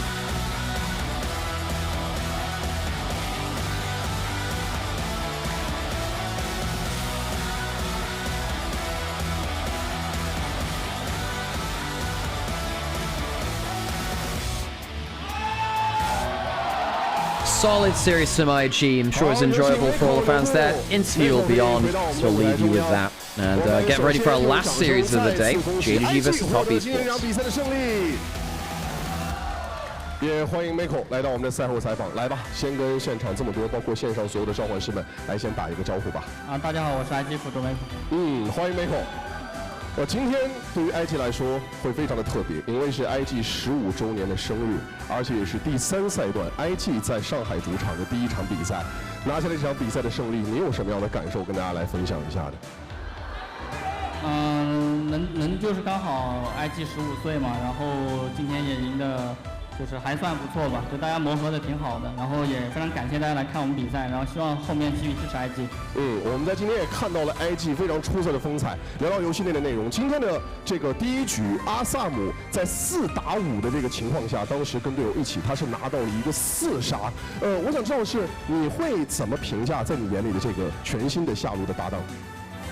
就是阿萨姆的风格就是比较，怎么说呢？就是他比较勇敢嘛。我觉得在玩 ADC 方面，这个东西还是挺重要的。然后那波4打5的话，就是对面用了很多技能杀蛇女嘛，所以说觉得我们当时反打可以赢。勇气也是 ADC 非常重要的装备。我们今天也看到了阿萨姆的敢打敢拼。那今天的第2局，你们在前期这个节奏就特别好。前期大家主要是围绕着下路在进行针对，而且小龙控的也特别好。所以第2局你们在前期大家的沟通包括思路是怎样的？第2局的话就是，因为我们中下路算是优势吧，然后就打野围绕我们控资源，然后帮我们推线，然后做视野，然后让对面就是很难gank到我们，这样就比较好赢吧后面。思路也是很清晰。那今天我们在2局比赛也看到了帅哥的风采，他的单杀包括反杀，也看到了 Rookie 对线的压制力。Miko 你有什么话想对这2位在这个赛段重新回归到 IG 的老队友、老朋友想说的？我觉得先说泽帅吧，就他上路一直都是，感觉就非常让人放心吧。在上路不管就是什么英雄他都能玩得很好，然后也能打出优势。然后 Rookie 的话就是怎么说，他回归我觉得就是中路也是非常重要的一个位置，就是属于帮我们担起中路可能前中期的一个大任这样子。说得太好了，我们也把掌声送给泽帅和 Rookie 好吗？我想能够在队伍最需要的时候挺身而出，也是帅哥和 Rookie 身上的担当和责任感。那刚才已经提到了，今天对于 IG 来说很特别，是15周年的生日。Miko 是25年加入到 IG 的，跟 IG 已经度过了将近2年的时间。在你眼里，你觉得 IG 这队伍对你的意义是什么？就是我觉得怎么说呢，就是能来到这肯定是能来到 IG 肯定是非常荣幸吧，然后也能跟就是怎么说，就是泽帅 Rookie 这样的选手能一起搭档，然后大家一起为 IG 就是取得更多胜利吧。那最后你有什么样的生日祝福想要送给 IG 的？希望我们能为 IG 拿到更多胜场，然后就是陪伴他走过1岁又1岁吧。走过1岁又1岁，真的太好了，我们掌声也送给 Miko 好吗？其实真的会非常的感慨，从2011年到2026年，一共走过了15年的时间。这15年是 IG 的来时路，也是我们所有召唤师们的青春。IG 曾经登顶过英雄联盟最高的山巅，现在他们又在重新的向上攀爬。一代又一代 IG 人的坚持和信念，就是向上攀爬最好的勇气。我们也用掌声祝福 IG 下一个15年能够继续一往无前。那最后，我想有一个小小的请求，请我们现场所有的召唤师，我们一起送上对于 IG 生日的祝福。我喊 IG 15周年，我们一起来喊生日快乐，好不好？来，祝福 IG 15周年！生日快乐！谢谢各位的支持，下一个15年我们继续携手前行。也感谢 Miko 接受我们的采访。那以上就是赛后采访的所有内容，接下来我们把时间交还给解说席。Hey, congratulations to Mako, the winning team, the winning captain as well. Invictus Gaming on their 15th anniversary as an organization.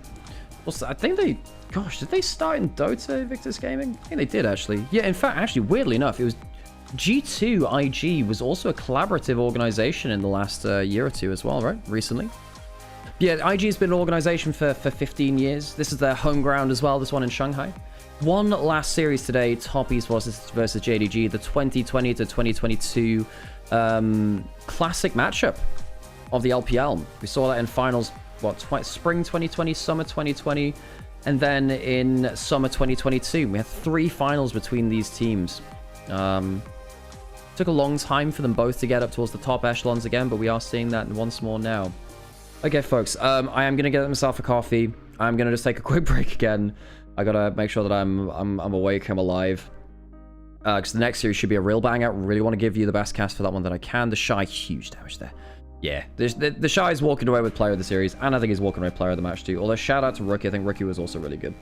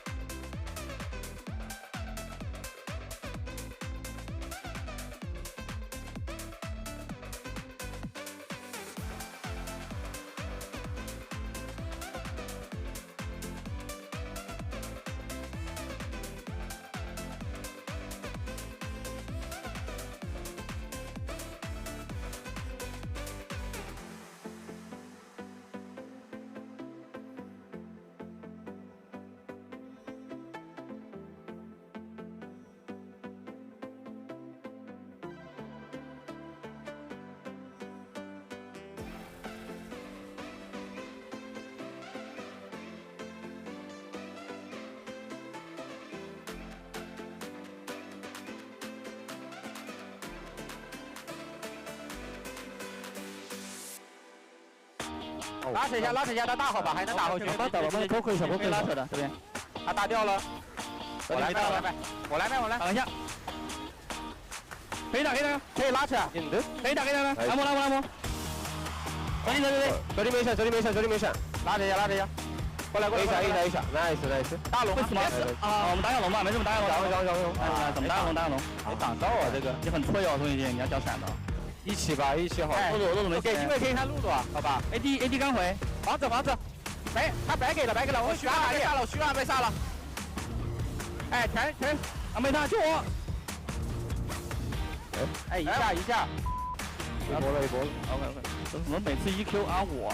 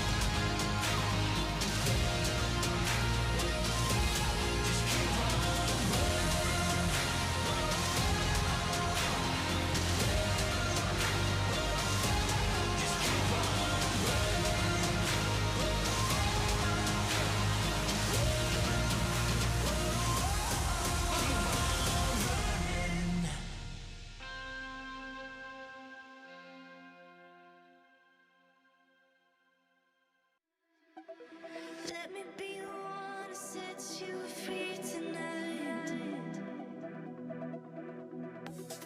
Let me be the one to break the chains tonight.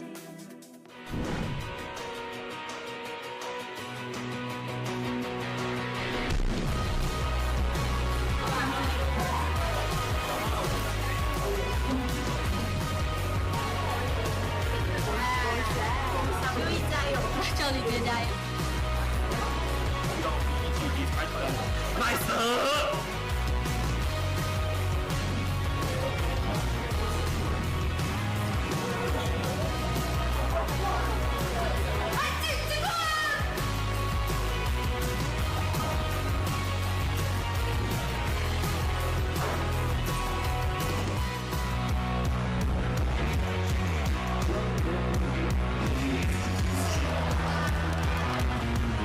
Wait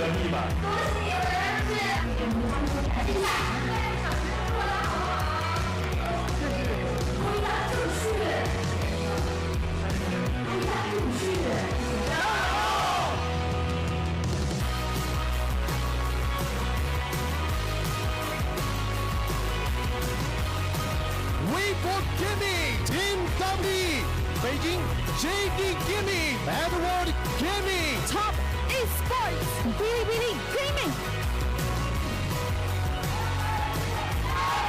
我们在猎盘组的话，就希望。 Hey, welcome back everyone. How's it going? For a second I thought I was missing the walkouts there. See you next time. Hello everyone, how's it going? How's it going? That's very loud. 我们5个人就 Again, like, how has the audio quality been so bad today on the playing field? I don't get it. Like, I've got it at half the volume that it normally would be to try and like mitigate it, but it's just well over pushed.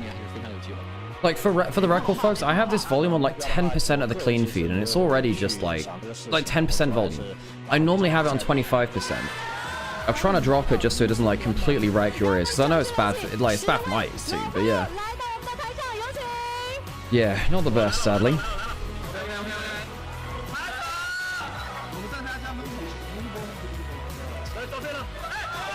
So crazy, actually.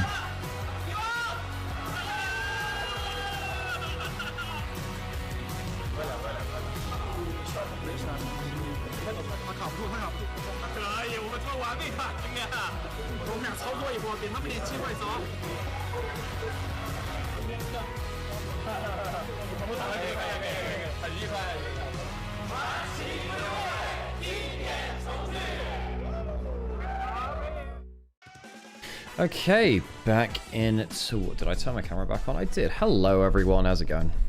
Yeah. Anyway, I can't just sit there and do the sound effects myself. There was one time, actually, in LEC where we ended up doing the sound effects ourselves, and we were like, pew! Fun times, fun times. I saw clips of this fun show match. Uzi playing again with something special, and he looked happy. Yeah, well, I cast Uzi's last ever professional game. That's one of my claims to fame. I cast Uzi's last ever professional game. Yeah.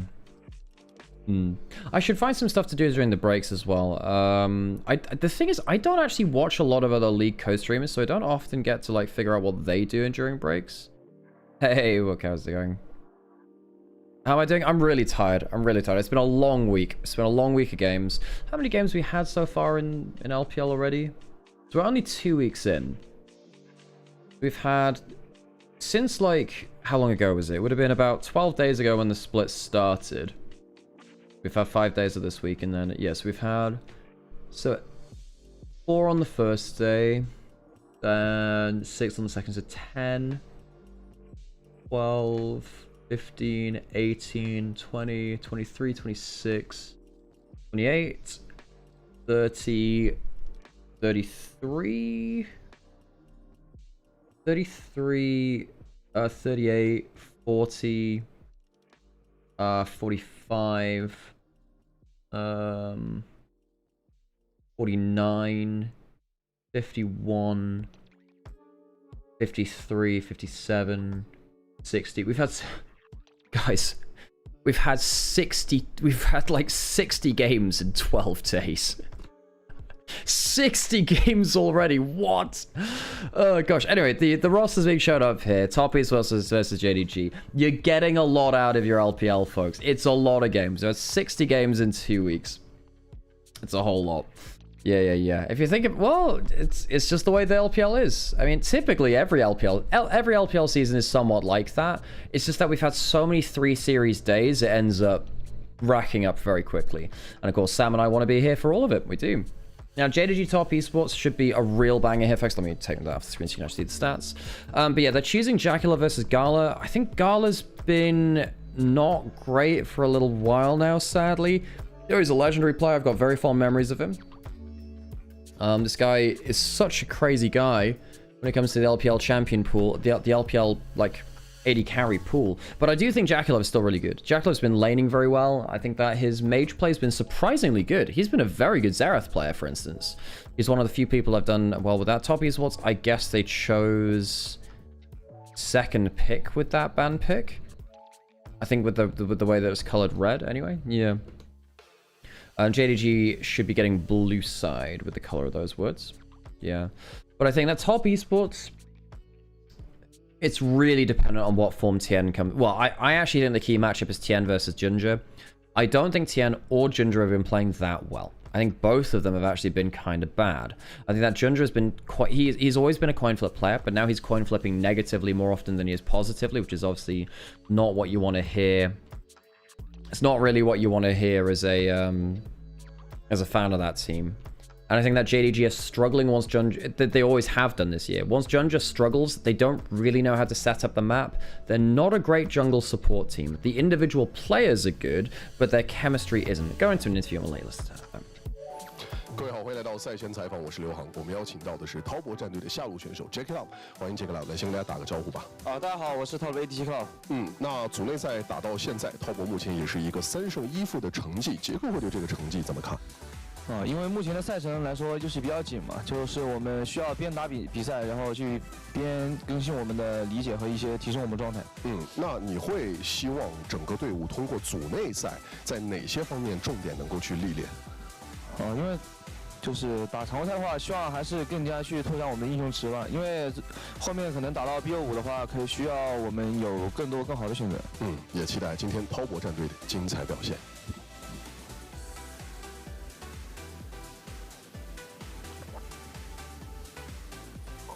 各位好，欢迎来到赛前采访，我是刘航。我们邀请到的是北京 JDG 的辅助选手 OnePair， 欢迎 OnePair 来先跟大家打个招呼吧。大家好，我是 JDG 的辅助 OnePair。那今天迎来的是一场背靠背的比赛。今天在赛前大家的状态和心态是怎样的？因为我们昨天遗憾输掉了吧，然后我们昨天晚上也回去积极复盘，调整好自己的状态嘛。我们觉得今天是全新的我们，也期待今天的改变。我们今天自己状态保持好，我们是能赢下来的。OK， 那今天要在下路交手滔博战队了，你会认为他们的下路组合是一个怎样的风格，在你眼里？滔博战队的话，我觉得首先 JK25 他是一名很有进攻性的选手嘛，我觉得他不管跟哪个辅助搭档的时候，他们下路都是很有进攻性的。我觉得我们今天的话，把我们自己的对线处理好就可以了。也期待今天北京 JDG 的精彩表现。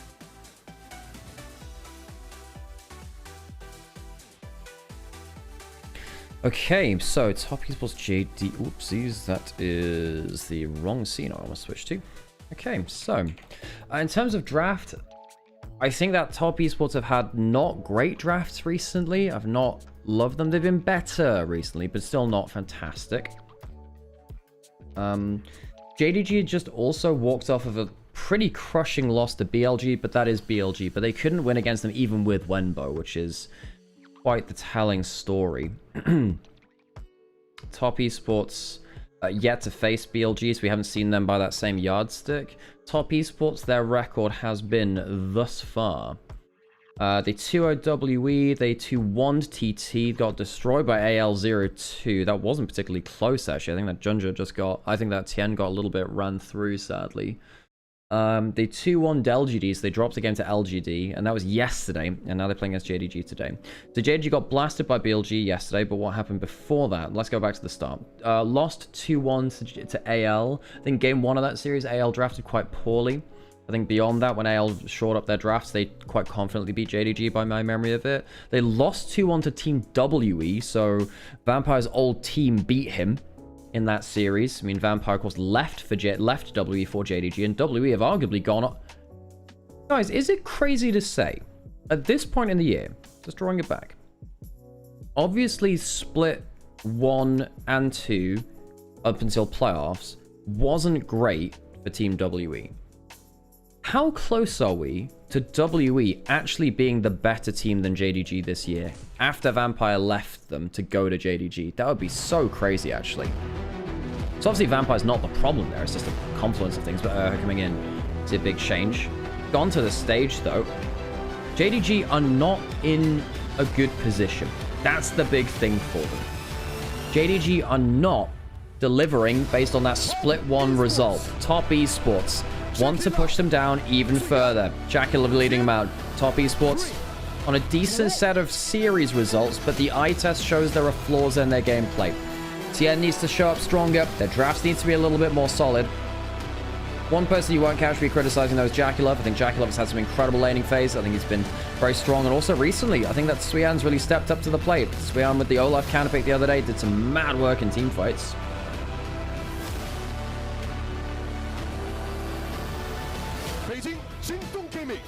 JDG traveling from Beijing. Gala leading them out. Gala, I want to see more from him. We know how high this man's peaks can be. He's struggled with that a little. His Ziggs has been fine, but not as good as his 2023 LNG days. Mage bot lane meta, not been fantastic for JDG so far. Honky's been on decent form. Did get decent laning phase versus Knight, but can see that through for the second game, sadly, in the Galio. Been playing a lot of the Lock. Perhaps Lock will be a contested champion between these two teams. We shall see. Yeah. This says a lot that JDG, top 2 team in Split 1. Obviously, very respected. A bunch of very strong players are not matching their expectations right now. I think that Split 2 was a real fall-off. And I think, yeah, I mean, you compare them to other teams. I think that anyone's Legend better than them right now. I think WE are better than them right now by transitive properties. Top Esports destroyed WE, so perhaps Top Esports are on better form than JDG. Now, we're getting to the point where JDG are looking to be mid-table in 3%. You know, they're 1 and 3. The teams below them are LGD, Thunder Talk, and EDG, so the 3 teams which promoted up from Nirvana. If Top Esports beat them here, there is actually a huge divide between the teams at like 4 and 2 would be the lowest place out of the top 4, which would be Team WE. And then JDG and LGD would be tied on 1 and 4. I'm going to quickly go run and grab my coffee from the other room, and then we're going to be good for the draft. Draft is going to be really interesting in this game, folks. I think that Top Esports have left some holes there, perhaps a place for JDG to strike.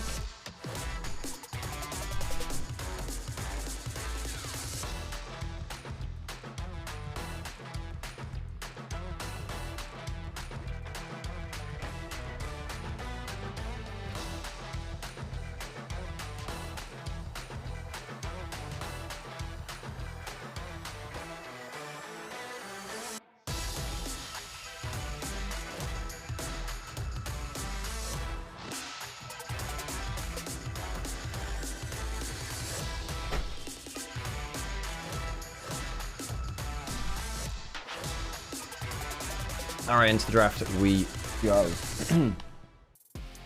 Top Esports, got eyes on them really. I don't think their drafts are impressed me recently. I said that quite a lot. They've often locked themselves into positions they have to win lane to win the game, which is never a fantastically comfortable place to be. JDG, it's not like they've had complete wins in that area either, but I think they've been better than Top Esports if I were to kind of shadow box the two against each other. Neferi taken off the table. First pick will be Top Esports, JDG on blue side. Ziggs banned away. So there's Camille with no Poppy on the table because Poppy's banned, so Camille is stronger because of that. We have Cassiopeia, Syndra, Ryze, Jarvan, Lee Sin. Oriana's gone, Akali's gone. Lock band away. Yeah, the Cassio's strong with the lock band too. I think we've seen that occasionally the lock can contest the Cassio. Cassio's an easy pick and it can be flexed around the map. Typically between mid and bot lane.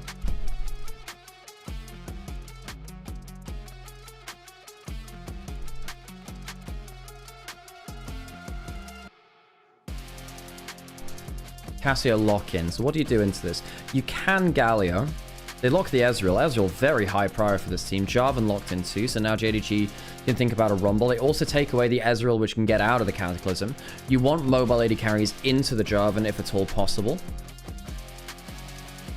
What do you do about bot lane? Do you want to... I don't know if you can chuck Cassiopeia into Ezreal. I think that one's quite bad. You go on adverts. Hey, Sam, how's it going? My boy 1xn is never escaping Elo Hell. No, probably not. I think his careermanship, his future sight has not been fantastic, sadly. Vi locked in for Top Esports. The Tien will be on that. Vi Cassiopeia, pretty strong combo, actually. So, JDG choosing to, for now, forgo bot lane pressure, forgo mid lane priority in favor of bot lane. Rumble taken away from JDG. They don't want to give the Jarvan Rumble combo, which is nasty. Very strong, that.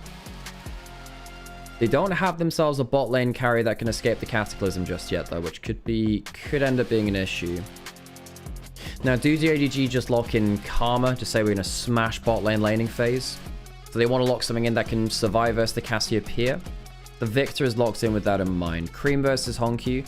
This is it was last split, kind of a battle for second best mid lane in the region between these two and Shanks. I think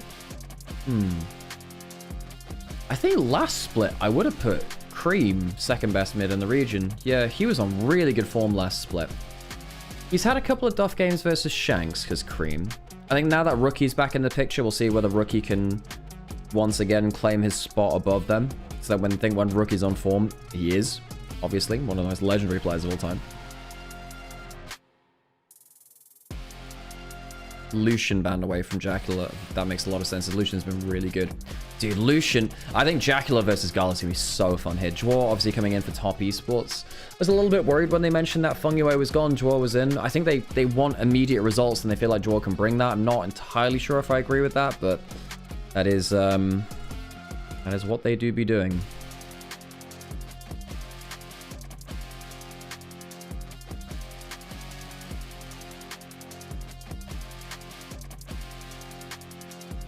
Yone taken away from Cream. Oh, they're afraid of the Cassio bot flex still. Right, okay. So they were a little bit afraid of Cassio bot flex and the Yone going into the Victor. Which I'm a bit surprised about. Top lane for Xiaoshu yet to be locked in. I guess you can Ambessa. Ambessa's okay here. Gets onto the Cassio. Okay lane versus the Rumble. You can Cassandra. No, you can't Cassandra because that's gone. I think you're probably looking at, well, Jace Ambessa. Oh, Yorick as well. Yeah. Yorik's also. Oh, my bad. I forgot that one. Yorik's in there. So Yorick fine into the Rumble. Jarvan Yorick is really nasty. Sam brings this up a lot and is a very valid point. Cataclysm down. Dark Procession down. Cataclysm ends. Dark Procession is still there. Terrain lasts for forever. You just kind of overlap the two and it's kind of hard. Varus in for top esports. They're going for long range then. Now Varus into Jarvan is rough. But pretty good into Ezreal. You can poke him out. You can match range / exceed it slightly.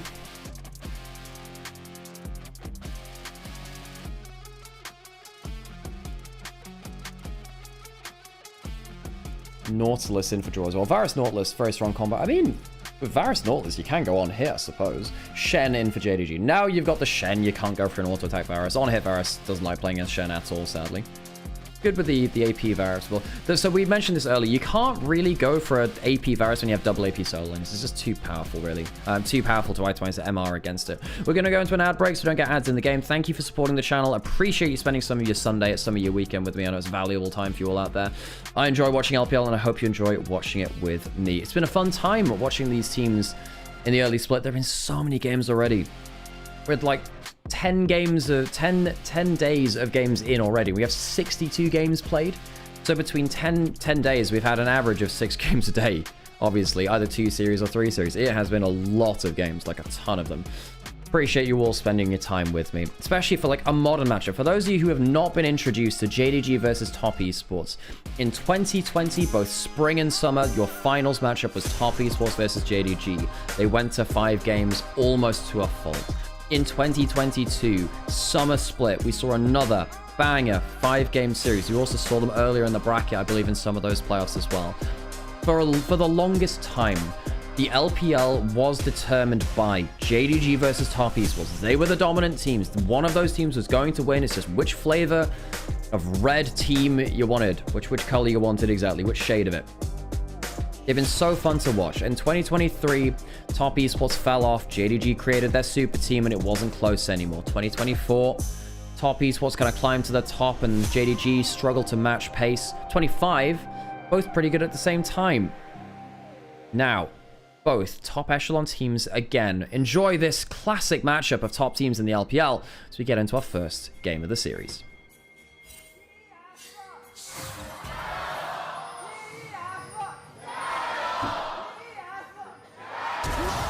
Full flash in for the stun, for the taunt rather. Cream Does he have to teleport back already? I think he does. Flash for teleport trade, probably. As will allow that. Now, typically it's been Honky that's been losing the level 1 flash more often. Now, Nautilus is going to sit in River. Does this affect bot prior? Tien, Tien's forced off his Raptors. That's bad for him. Going to see some vertical jungling. Junja, one of the problems we've had with him has been how he's struggled to get into the level 1. Vampire does have the taunt. Heal going to come through now. Gets it onto the Nautilus. Heal used there. Not bad. 2v2. Jackalove's not going to be able to put out the damage. The lethal tempo stacked up. Vampire really making an impact for the level 1. Making up for his poor performances in some of the series recently. Good level 1 from him. Taunt in mid lane. Kill in bot lane. And draw the new support for top esports. Or the new old support for top esports. Gosh, causing some issues. Draw leaving his AD carry alone like that. Top esports right away from the level 1. Getting dunked on. Tien needs to have a good start. He's been struggling recently too. He's gone onto his wolves, going onto blue buff. Jarvan's going to take all of his top camps away. Jackalope does have teleport to reset, but JDG, great start. We've been criticizing their early game. Ward in the bush. Vampire going to cancel his recall there. Not going to be able to stop it for a kill or anything. Pull back off from Gala. Gala, great laning phase from him. His Ezreal's been his best champion recently. I think Gala's Ezreal's been very good. I don't think historically Ezreal was a Gala champion. Not really. Perhaps more so now. Tien going towards this red buff will need to smite it away. Junja onto his Krugs. Now, does Tien do the clever thing and try and go into top side jungle as well? Is he's going to get contested on Raptors here. He doesn't have smite. I don't think he's going to get any of this, is he? Well, I guess the smite was used from Junja. Junja using a lot of his... hang on a second. This is going to be pretty close. It resets. Now, Tien, what does he do now? He's going to go towards bot scuttle, perhaps? Mid lane, Cream gets the push, but he is losing HP. Honky's actually trading remarkably well with him there. Typically, the Cassiopeia is viewed as a slight winning matchup versus the Victor. The Victor can struggle in this lane. Ever since Deathfire Touch was added to both champions, and the Cassiopeia can always readily apply it with E, whereas Victor is a bit more cooldown dependent. And his E, the AoE, doesn't have it for his long duration. Jackalope, not great positioning for the wave here too. Top East also been really rattled here. Tien, we'll see that all of his topside camps are down. Did get bot side scuttle. Might be able to get top scuttle. It'll be smite for smite. He's a level down right now. 2 camps to the good is Junja. Going to be close here. Gets the smite. Doesn't get knocked up there either. Junja not able to get that. Hook away from Jackalope, but Jackalope takes a ton of damage anyway. Vampire's getting some great taunts in on that Surge and Shen. Surgical he is. Joel's not exactly helping that. Tien still a level down. Not sure you want that, buddy. But Cream is coming over first. Conqueror stacked on both sides. Junja will flash away. Okay, Tien, credits him. Losing the trade, but also getting himself in a better position with his mid laner coming over. Now he doesn't have HP. That could be a problem. Grabfield down in mid lane. Tien won't be able to claim that much of that. Cream really needs... Well, he really wants to roam over. There's a ward... Oh, it's JDG's ward. They got the standard in the bush too. Vampire's roamed up. Much better play from JDG around Junja. Cream's walking over. Maybe a taunt coming from Vampire. Smite coming through. Tien wants to get towards his Krug so we can get one of his topside camps. Junja the head on farm. Jarvan has been very good at doing this. Cream, grab field down. Does have flash. Vampire not quite there. Does have the heal to increase his move speed. Getting close on the taunt range here. Flashes to make sure that he doesn't get taunted. Vampire, good impact in this early game. Junja 2. Jungle support has been one of our biggest criticisms of JDG. How they're not very well connected. The chemistry isn't there. This game, you can see that Tien, he's the one that's really struggling. Dwarf died in lane, despite the fact that Vampire uses flash at the level 1. And now look at this, because look at the follow-on effects. The flow from one into the other. Because of these plays in jungle, Cream tried to push out and get priority. They don't end up winning the play. And it means that if the wave is against him, he's already 10 CS down. He's going to be like 20 CS down. I need to really, again, impress how important this is. This is a losing matchup for the Victor, but Honky is winning it through clever use of macro and, of course, good trading. Good play there from Honky. The JDG really turning up here. Flash in from Vampire was just off cooldown. Jackalope doesn't have the flash himself. Easy kill. Vampire's running the rift. This is a great Shen game from the support of JDG.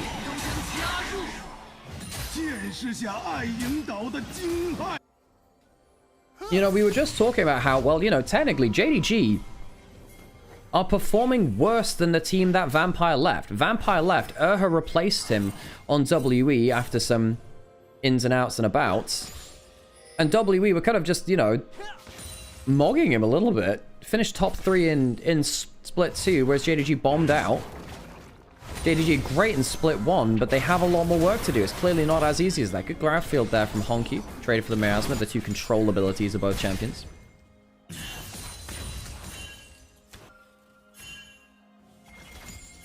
Top Esports. I did have some worries about Tien. I think that Junja, we've seen him in coin flip into tails more than heads recently. He's a very flippy player.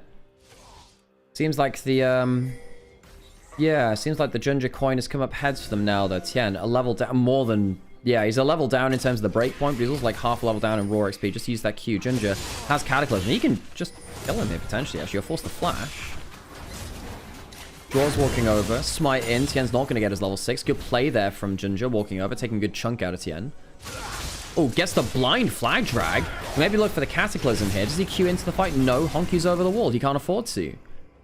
It's not like Cream's coming over. How many camps did he lose? He's going to lose red buff. Does he lose Frogs as well? JDG playing a jungle-centric style. They'll spot Tien out here. He's got flash, but, you know, with the flag over the wall, potential of Junja going for a Cataclysm over it, choosing not to. Tien is so far behind. Top Esports just not roaming draw well to the play. Not responding well to Junja and his aggressive plays. Vampire has had free control over the rep. And just look at the vision which Top Esports has. It's very shallow. Very, very shallow. A little bit in river. Very hard for him to play around this. Equalizer from Suyan. Could he be a pressure valve? Hard to believe it, really. Maiden will die. At least takes down the ultimate of the Yorick here.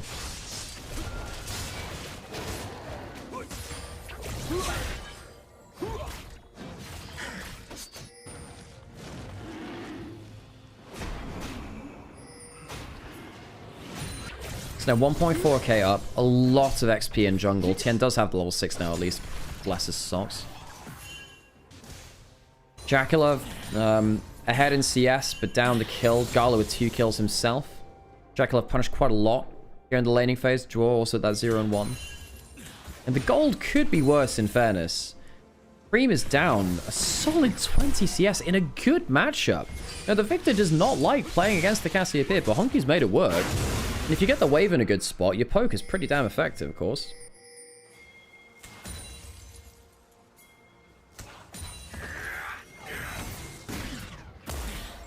The Comet Arrow there. I mean, the poke Varus is pretty strong in this game if you end up going onto the right targets. Need to be afraid of the Jarvan, of course. Dragon started by Top Esports.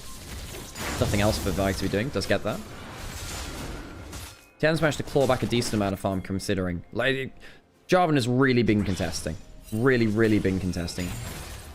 Hextech Solo to Top Esports. By the way, this is like a shout out to like the sponsorship program of LPL, but like whatever their partnerships is like. But doing a specific promo for Hextech Dragons is really cool. Like it'll turn up a random amount of times per game. Like 0 through to 4, right? Or even more, they can go up to 6 times. But I think it's really cool that they have like individual sponsors for that dragon. It makes you wonder what they could do for other sponsors. Tech sponsor their Sky Motor looks like.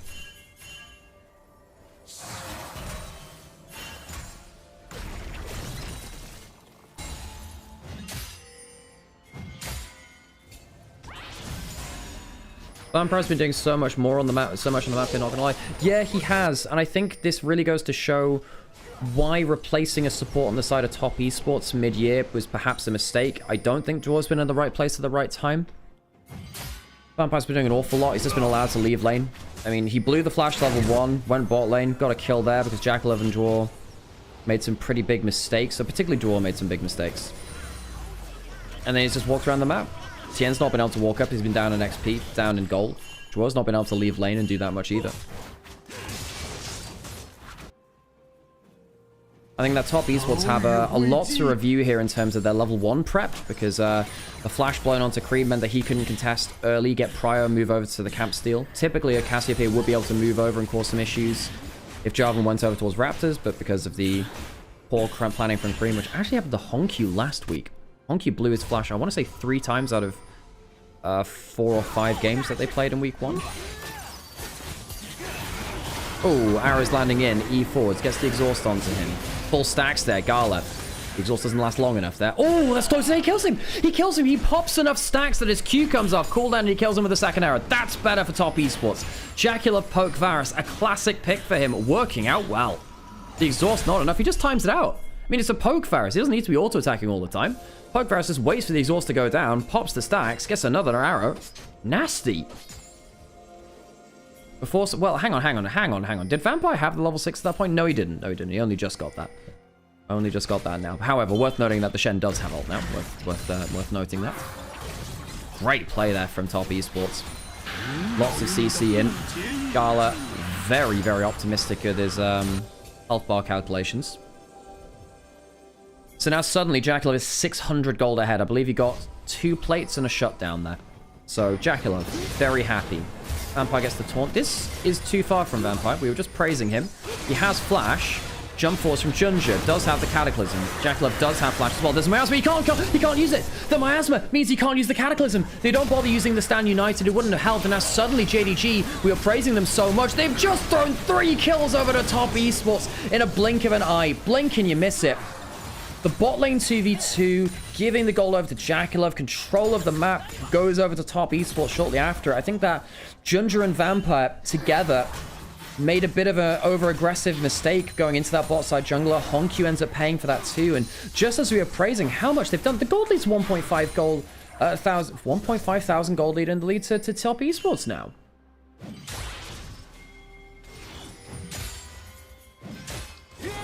Junja, Honku, both dying there. I mean, who gets the gold lead out of Jacula, really? I think it was really good discipline from Jacula, by the way, to say, look, there's going to be a miasma, or at least Cream saying that to him. Cream gets a kill and an assist. Happy for him. He's down a decent amount of CS. Nasty equalizer used by Suian there to fend off Xiaoshu, who had gotten a good dark procession in there.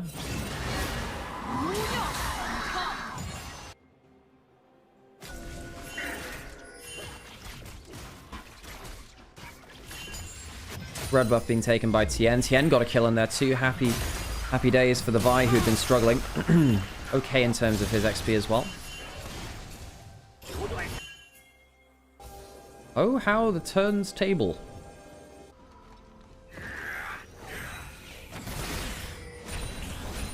And now the problem is, because Jacula has a ton of gold, comparative to what he had, he can probably hold Gala in check now for a very long time. Poke Varus is good into Ezreal, if he managed to stay in a decent spot. Honky's trying to freeze that one minion there, I suppose, for a little bit. Uses the Q for the move speed. Tried to use the move speed to get another arrow in. Gala was sent back, does have himself an extra bind. Jacula getting some good plates down here, though. Now, this is the thing which, you know, he died for this earlier, but Jacula wants to get push in to make sure that Vampire has to stay in lane, to make sure that they can get plates and stuff. The 2v2 going wrong because of Gala's mistake under tower, and then that the mistakes from Junja, Honku, and Vampire together in bot jungle flip what was a very JDG controlled game into top esports' favor? Question mark. Equalizer put down. Suian trying to take some damage off of the Maiden. He's actually going to flash his good look for the kill. He's going to get him. Suian flashing in, getting the kill. Doesn't have himself a teleport to join the fight. Miasma, damage onto Junja. Can't move. Cream locks him in place, and the Jarvan can't do anything. Now it's the Shen's chance. His opportunity to get caught out. Next up on the chopping block, Dragon, 3 kills across the map as Suian solo kills and the team fight goes wrong. JDG, what's happened to the control? JDG are meant to be a slower, more controlled team, but they're not getting that rhythm rolling well. The early game was good. Junja getting ahead, bot lane getting ahead. That was the JDG style of split 1, really. Fully through bot lane, get jungle ahead through invading. But things go wrong. They flash in. There's no follow-up. The miasma was so good. I think they don't spot Cream. Vampire, if he knows that the Jarvan can reach him, it's an okay play. But because Cream stops the follow-up, alongside Draw stopping the follow-up as well, Junja can't join the play, and Vampire's gone too deep. Junja dies trying to follow. Vampire dies because he's gone in too deep alone.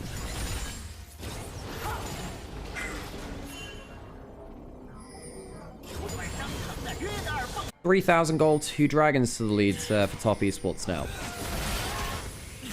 Jackalov tagged by the Ezreal ultimate. 1.4 thousand gold in the lead as Jackalov is going for an Edge of Night second.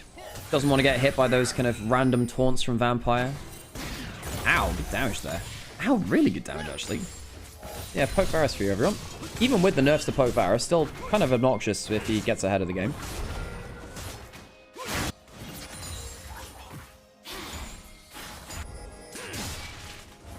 Yeah, Xiaoxu didn't have... He was a level down, didn't have his item completion. He did hit the Dark Procession, but I think he might have just got baited in by that. Maybe wanted to take a short trade, but...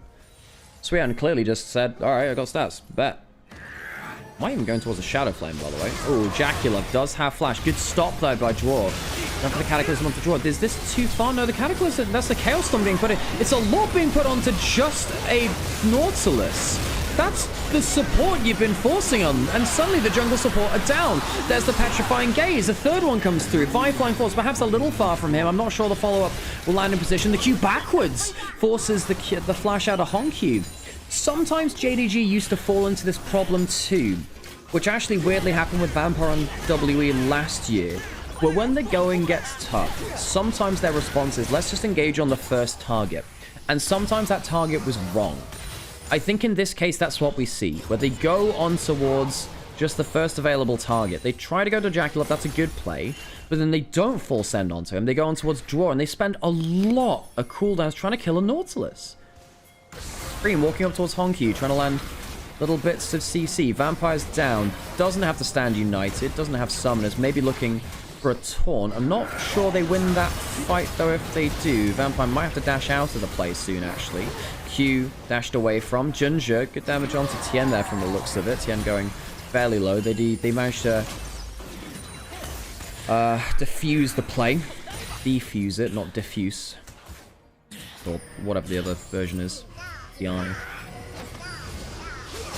So Jaculov was jumped onto. Flag Drag didn't quite land, and then Jun just goes onto the Nautilus. I just don't think that's the play. I just don't think that's the play. Such a meta. God, this is such bad audio quality. I'm gonna have to turn it down. The audio quality has just been so bad. Petrifying Gaze blocks up the Yorick. He's dead another time. That's really bad for the Yorick, by the way. Now the Rumble's got 2 kills. Already solo killed the top lane matchup. Dude, Suian's having a great game. Rumble might get dove on here. Silenced for now. Does have Flash. Equalize the wave if he wants. He ends up here. They just get some people under turret. Objective bounty in, by the way. Equalizer. Okay, not great. Probably have to cast that a little earlier, Suian, if you wanted to slow people down. Green walking towards Honkyu. Hits the Q. That actually might kill Honkyu here. Gets over the grab field. Oh, the Petrifying Gaze. Honkyu, no Flash for him. The Cassiopeia starts to show why in this matchup it can be so dangerous. You hit just a random Q and the move speed is frankly too much. Increased swiftness boots as well, causing issues there. 4.4 thousand gold lead. The top esports, even with an objective bounty claimed by JDG. This game was so in their control. Vampire was running the first, 10 minutes of the game.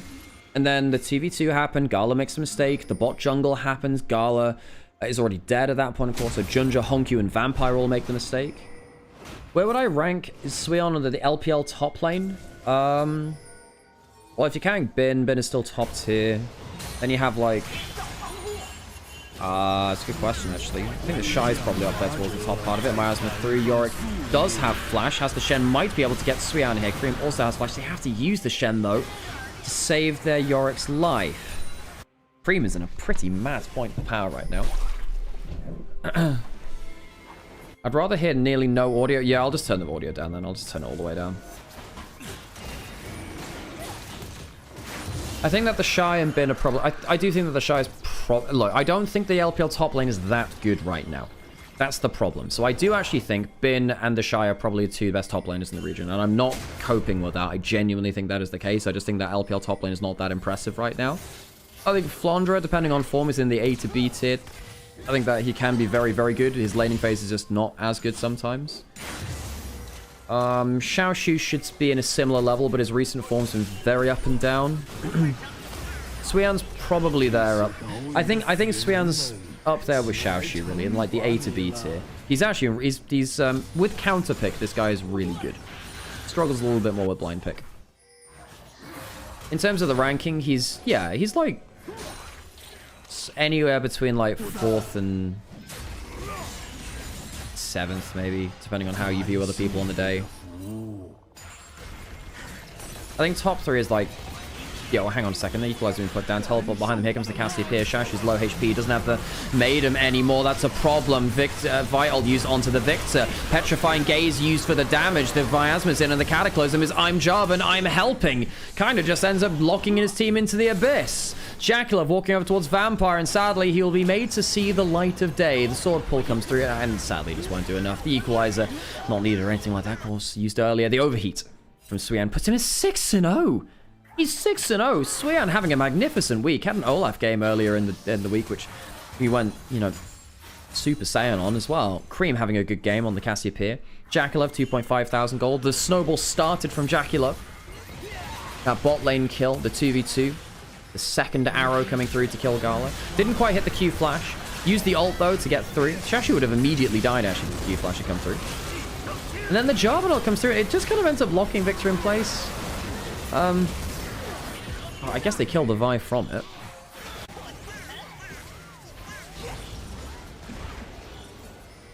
Jackalov, 2 items now. Has the Ghost Blade, looking for something onto Junja. Junja has to flash away. Afraid of the Varusol. Looking onto Honkyu now. Ooh, gets the hit onto him. Junja pops the spell shield with the flag. You have a flag. Herald going in towards mid lane. Do they have anything which can stop it? They technically have a Yorick Cage which can do it, but it's not going to be there in time. Yorick Cage can stop the charge of the Herald. Not here. Another turret going in. They've not needed a Baron buff. Baron's still available. Objective bounties up for JDG, as we've been saying. 7,000 gold. Soul point to top esports now. Just checking in on that. 10 stacks on Dark Seal for Cream. Oh, he's going to get the level up of the Rod of Ages from level 15 to 16 as well. So he's going to be... he's just there. Yeah, he just ticks over now. So Cream, the Rod of Ages ends up ticking over on the higher amount of XP. Because each... Hang on, Varusol lands through. Half HP on Vampire, so we can't look for an engage very well now. God damn, under half HP. Protoplasm Harness burn for him. But yeah, the Rod of Ages now means that Cream is 3 levels up on Honky, level 16 to level 13. Blackfire Leandries for Honky, going for a burn build. Not sure I love the Leandries, to be honest. I guess it helps versus the HP stacking of the Cassiopeia, but not as much versus other people. The double burn build fell off a while ago, particularly when both items lost, I think it was 5 HP, 5 AP for both of them, maybe even 10. You ended up losing a significant amount of AP at the 2 item mark.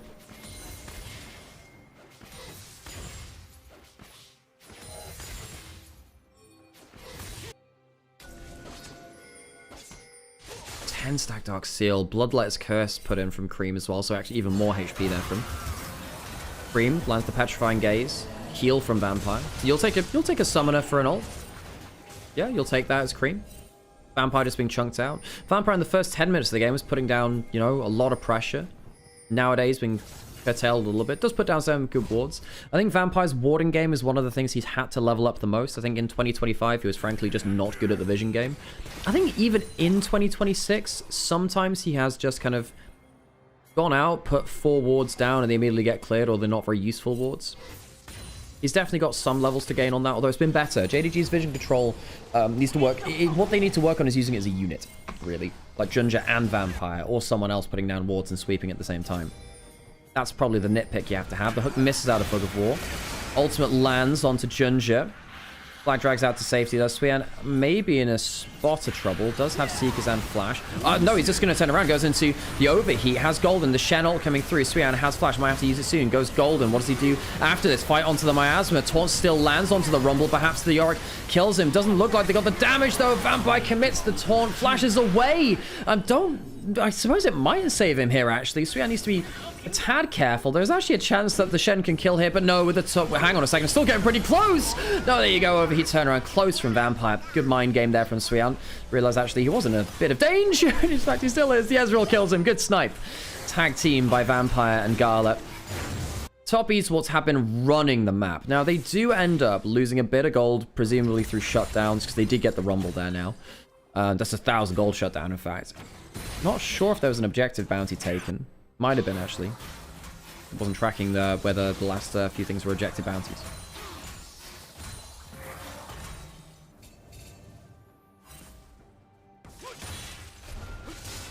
I don't think the Rage Belt is a bad thing on the Snake. Yeah, for Cassio it's actually fine. You can Protobelt... If you can Protobelt in for a Miasma, it's very valuable. And Cassio doesn't mind having a bit of extra HP. That's why she goes to Rylai's sometimes too. When you already have excess damage, the Protobelt feels nice. You can't do it when you don't have enough damage, really. Which is why I have issues with it on Ahri. Ahri has the mobility already. And, yeah, needs the damage.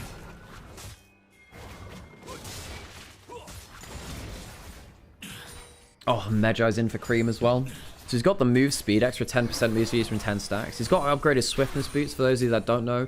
Swift March is... Hang on, and he spots Ginger. Maybe knows someone else is in the play here. Oh, gets the Miasma.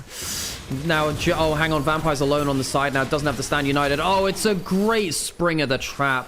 Cream, the mind games are wonderful. The Ocean Soul, of course, on there too. Vampire was waiting to pincer.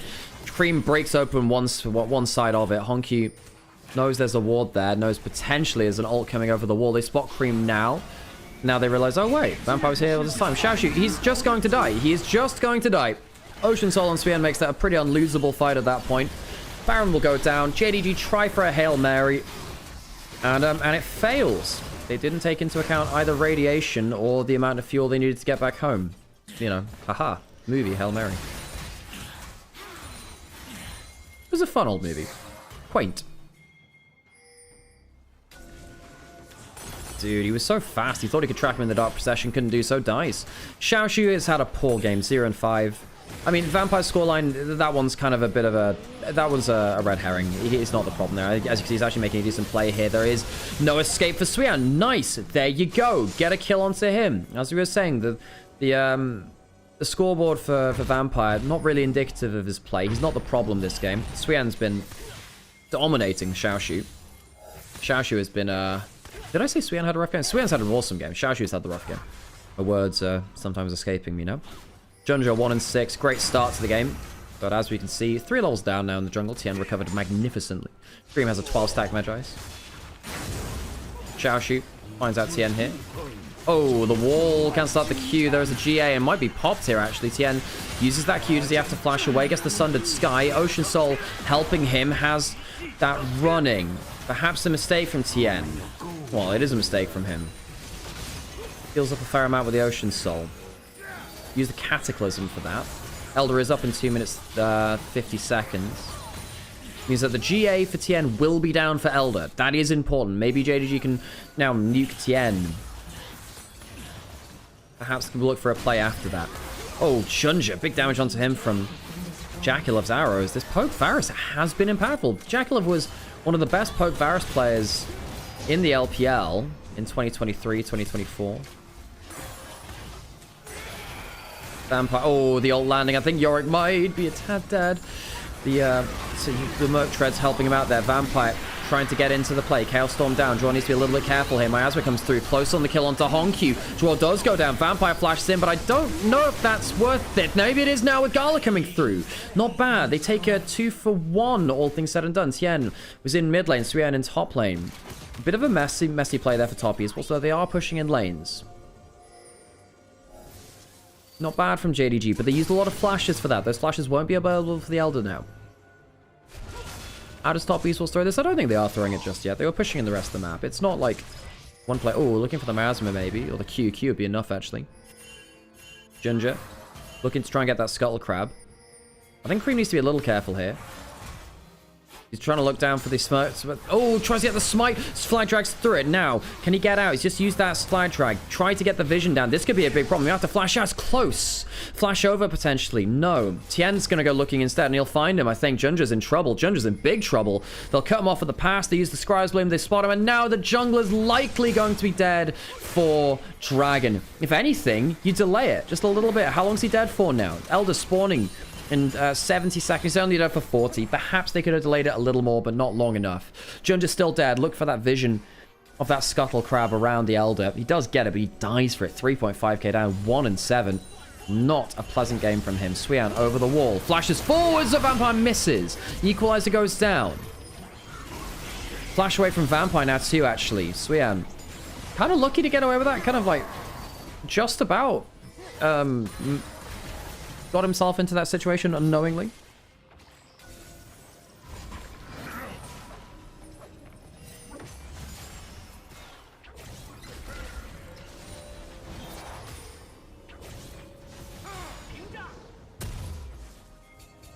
Okay, 18 stacks on the Magi's now of Cream.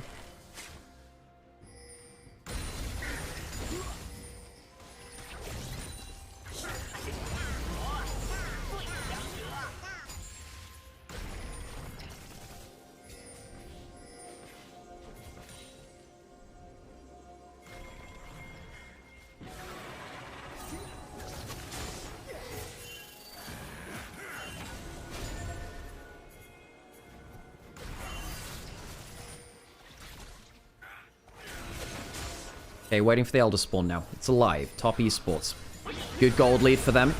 A lot of summoners missing from JDG. No flash on either their engaged champions in jungle support. And that could be a problem because Junja's now on the miasma. He's dead. The smite is gone. Honky looking for a reset on the Chaos Storm. Draw might die for this. Doesn't, in fact. He stayed alive. The Ocean Soul. The tide bends to the whims of Top Esports as it washes away JDG. A flash for an ult which knocks Xiaoshu aside. Gala going low. Tien on Gala. Gala trying to stack up the lethal tempo. Kiting for all he's got. But the Ocean Soul doesn't give a damn.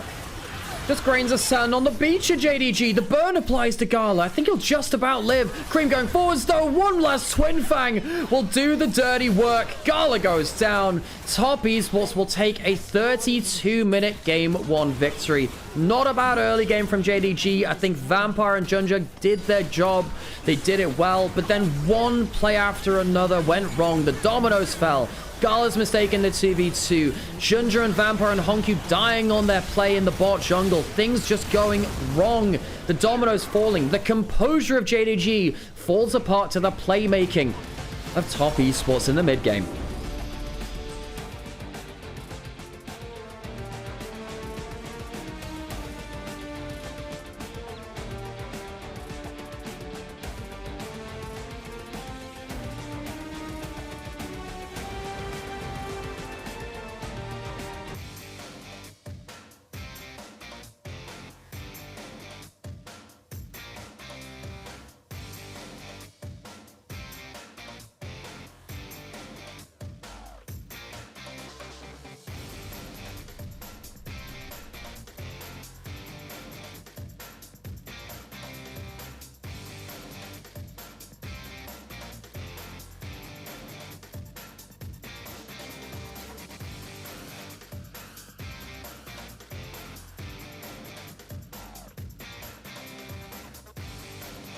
Top Esports, honestly not a bad game for them besides like the early read. The early read was not fantastic. I think there's a lot to be spoken about there at least.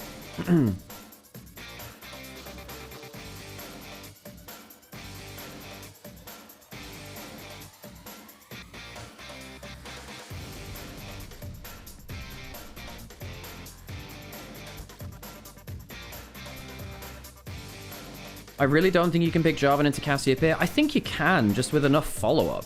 Cassiopeia isn't a mobile carry. Now, sometimes you can stand and fight. I think just in this case, it was a problem of, you know, the Rumble getting so ungodly fed out of nowhere. Like, this Rumble should not have been, like, 6-0. You know? Especially, this was a counter matchup which went wrong. This is where everything went wrong. Gala jumps in, gets hit with a double arrow trade, and then he just gets all his cooldown. You know, he gets all his cooldowns back because the stacks have been broken. Gala goes down, and then the play in the bot jungle happened. But what is Vampire doing at this point in the jungle? He had a great first couple of minutes. Dying for vision like this is really not it. No, Vampire and Junja making a huge mistake going into the jungle like this. JDG just losing their composure. This was unnecessary. You're doing great up until this point. I actually think Vampire had a great game on the whole. This play, though, was a significant one. It sucks. Yeah, Gala was a shutdown at that point. Then at this point, no, they know. Hang on. What is Vampire doing here? I thought they didn't know that Cream was there. Of course they did. They know he's there. So that's just, on review, that's just a bad engage by Vampire. I think his first 10 minutes were great, and then that bot lane jungle play and that Engager Dragon was really bad. He was great up until that point, though. Right here again, just seems like a massive overinvestment onto a Nautilus. Like, why would you do this onto the Nautilus? Get out! You're not winning this fight. And again, I really want to impress. I actually thought Vampire had a pretty good game, but there are a couple of plays in there which are real head tilters. Eyebrow raisers. Not really sure why you'd do that. And then you gave up just so much gold. I think Swean in particular just completely roasted them. Cream as well. Both solo and is having a great day for Intel Esports here. In game 1 at least.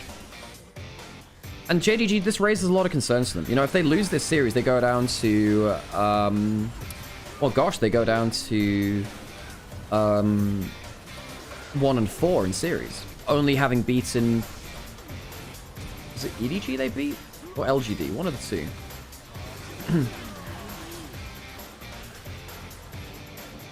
They beat TT, sorry, TT. Yeah, my bad.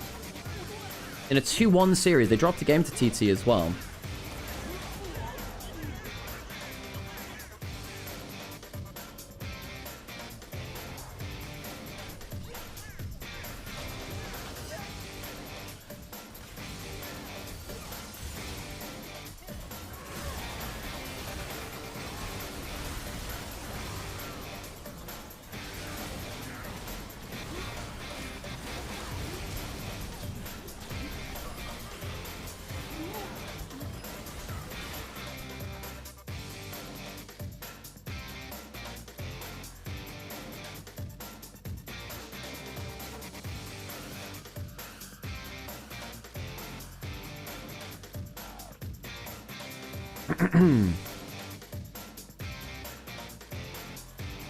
Okay, well, I'm going to put myself onto an ad break. We're going to go take a quick break and then be back for what could be our last game of the day.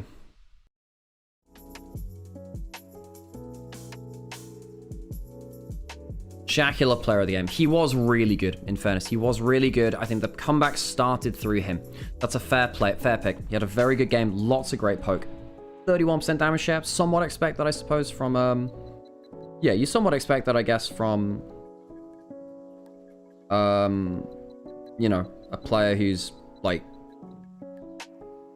the poke longest range champion into a bunch of champions which can't really resist that damage very well.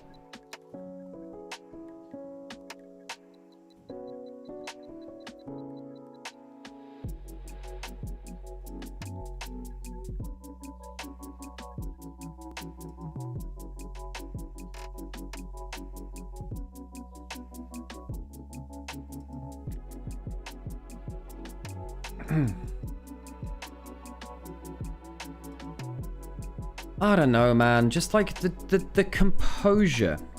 The composure of JDG is really quite concerning there. They should be better than that in those moments.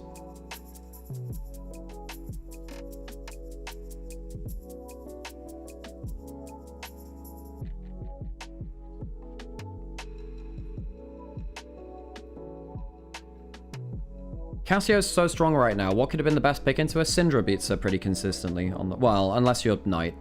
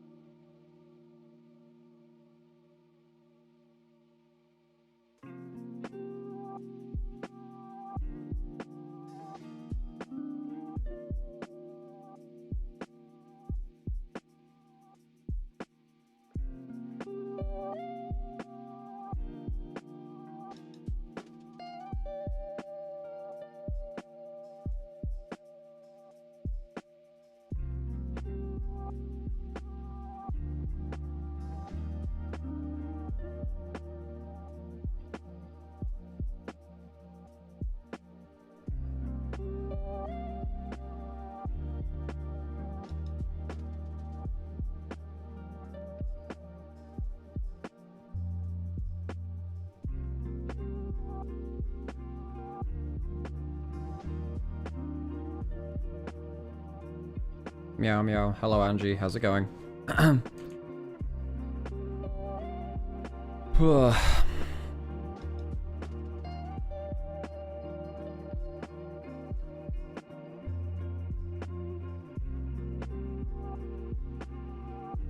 Okay, one last coffee for the day. Well, for now anyway.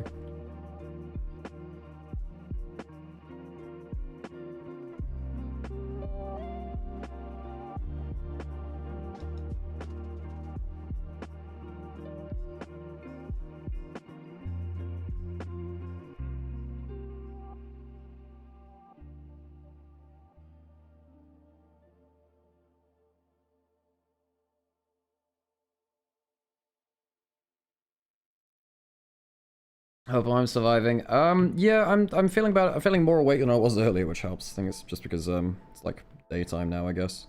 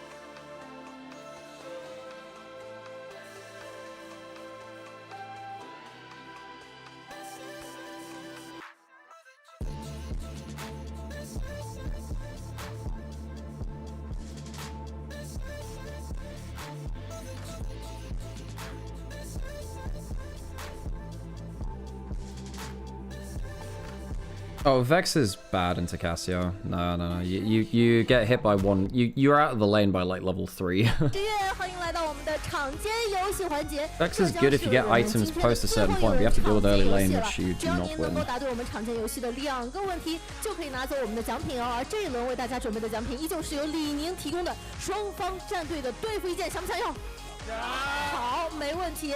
那么我们今天的这个游戏的这个设置的难度是非常简单的。我们下一轮的游戏呢叫做火眼金睛，在稍后的大屏幕上会出现一个局部的图案，它有可能是英雄的局部，也有可能是召唤师图标的局部。当然需要各位细心的小眼睛来发现一下，这到底是什么答案了。那么谁想成为第一位？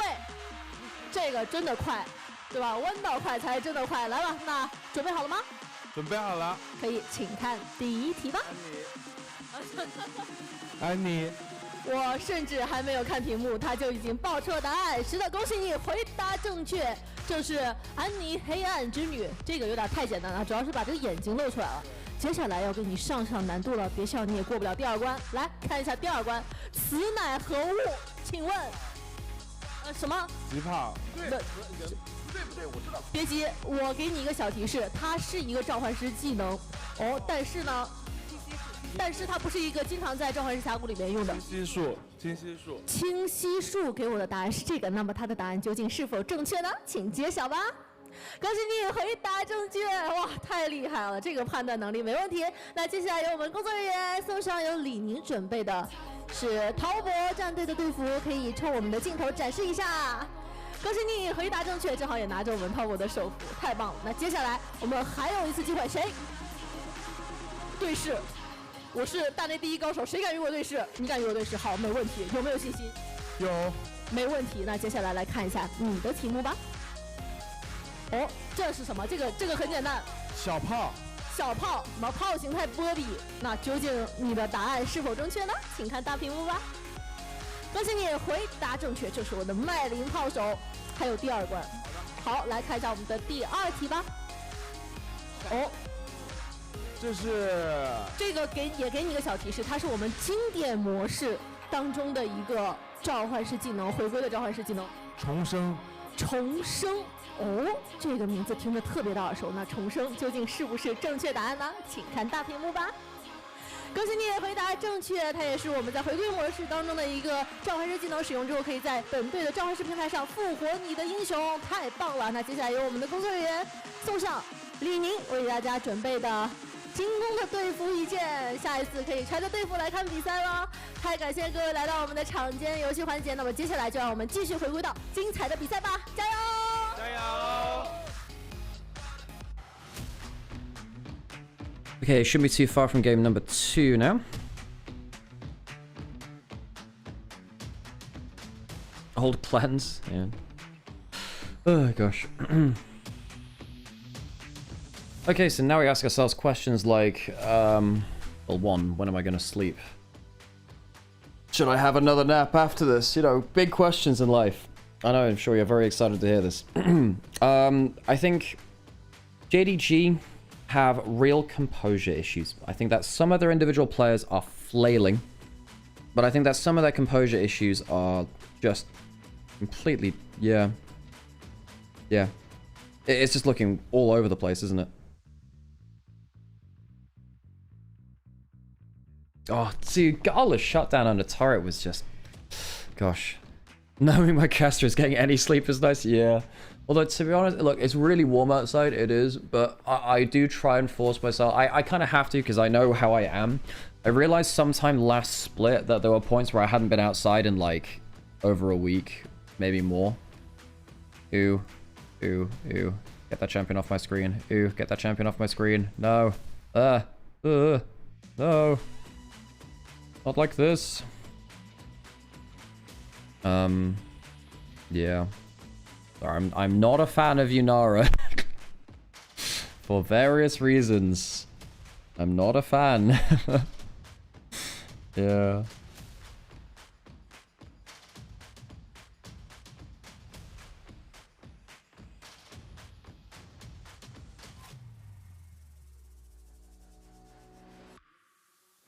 Oh, gosh. Oh, what is this? Hello, I have a question. What's up, Angie? What's up?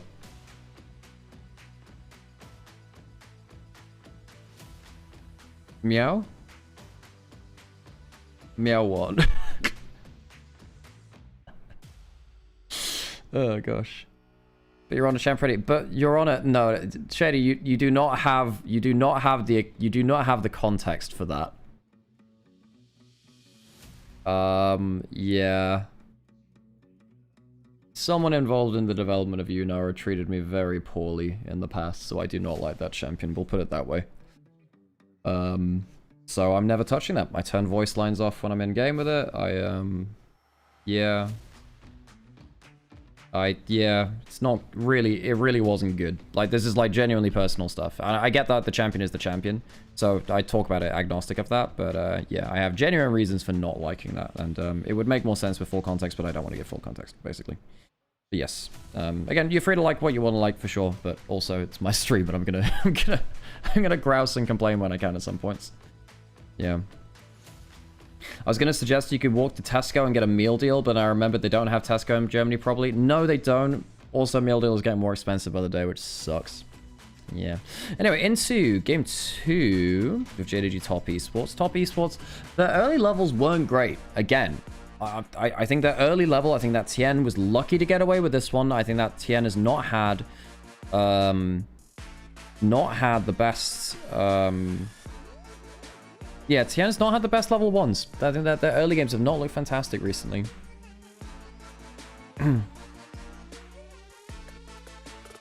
Jace gone, Vayne gone. That means that, what, Yorick looks better? No, Yorick, Gnar looks better? Gnar looks better? I guess Ambessa looks better too. And Ambessa doesn't love playing against either of them. Cassante looks better. Dude, Xiaoxi got wrecked in that last game. Hang on, let's take a step back. Xiaoxi got wrecked in that last game by Swian, by the way. Swian, a guy who's only on his second split in pro. At top level. Well, no, it's third split because he was on IG. In fact, he played with Vampire on IG. He played back in 2024 summer. He sucked. He was awful. He went down into LDL, brought his way back up.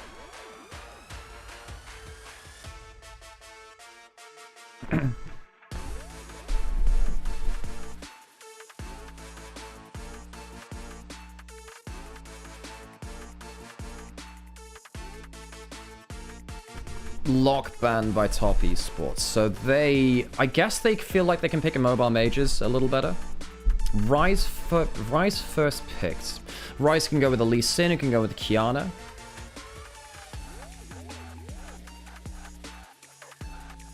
Top esports, what do you do with this? I mean, the Syndra is a fine matchup into the Ryze individually. Sometimes you can get spooky against Ryze Kiana, Ryze Lee Sin, though. You can get one shot that way.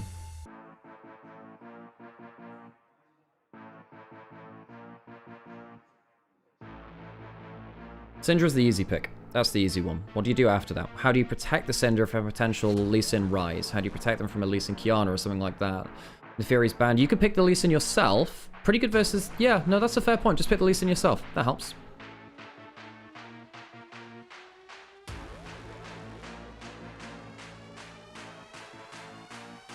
Do they send the Ryze somewhere else now, then? Do they put the Akali into the Syndra? But then again, the Syndra could still be flex bot lane. Guess the Akali could get flex bot lane too, thinking about it.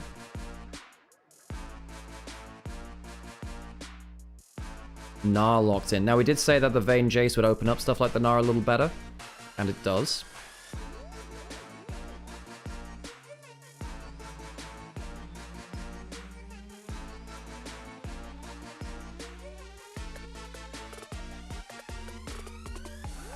Does anyone have the balls to put the Ryze somewhere else but mid? Could be fun. It is a really... It's best in mid lane because your ult just works best from that lane. But does anyone want to do something else but that? Alright, Ginger towards the Nocturne. You got double globals going topside. But Nocturne hates playing into Olaf. Olaf is really good into Nocturne. Can you 1v2 that? If Tien is in the right place at the right time, I think Tien kicks one person out of the play and the Olaf kills the other two. I actually think the Olaf's really good here. Ryze hard counters Gnar? Well, I mean, the Ryze and the Gnar are on the same team here, yeah. But yes, I mean, I've heard that Ryze is pretty good to Gnar at the point. The problem is the Ryze in a long lane can suck sometimes. Ryze top lane is more about the geography of it, particularly early game. Later on, when you're side lane and you've got Rod of Ages, you've got instant wave clear, it's much easier. In early levels, it's much harder. You get ganked on cooldown, really. Camille banned away. Camille Nocturne is a nasty combo, regardless of the roles that those two champions are in. You hard outscale? Yeah, you do. Ryze kind of hard outscales most champions, though. So at that point, it's a question about team comp. How much time are you going to be allowed in a side lane? How much time yeah, there's a lot of questions like that. Ryze top lane should be played more for sure, though. It should be. Bard banned away from Vampire. Wanted to get rid of the roaming supports. There's still Rel, but Rel doesn't feel great into Olaf. You don't want to pick another melee champion into the Olaf if you can help it. It's not... This draft is also not great into Lee Sin either. Lee Sin's good versus Gnar because he slaughters mini Gnar and you can sometimes kick away the Mega Gnar. Sometimes. Nocturne sometimes beats the Lee. Often beats the Lee. The Lee can just escape more often with use of E and Q mobility. Akali Lucian banned away for a top esports. I guess they were afraid of the... Syndra bot Akali mid, and they didn't want to give up. They didn't want to go for something like a... They didn't want...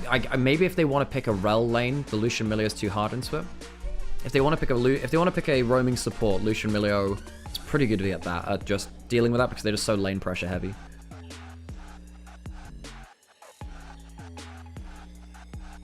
Ooh.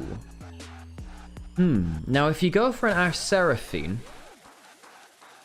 do you still lock in Mel bot lane for Jackie? They lock in the Ashe Seraphine. Now, do you lock in Mel bot lane? It's really good versus the duo. Like, Alistar hates this. Alistar really hates this. I mean, Alistar's going to lose lane hard here. It's not a roaming support. It's a lane pressure support instead. I guess the Lucian Milio is really good versus that too. You just lock in the Mel bot lane, I think. It's a good matchup into it. Reflect back the volley, reflect back the double E from the Seraphine.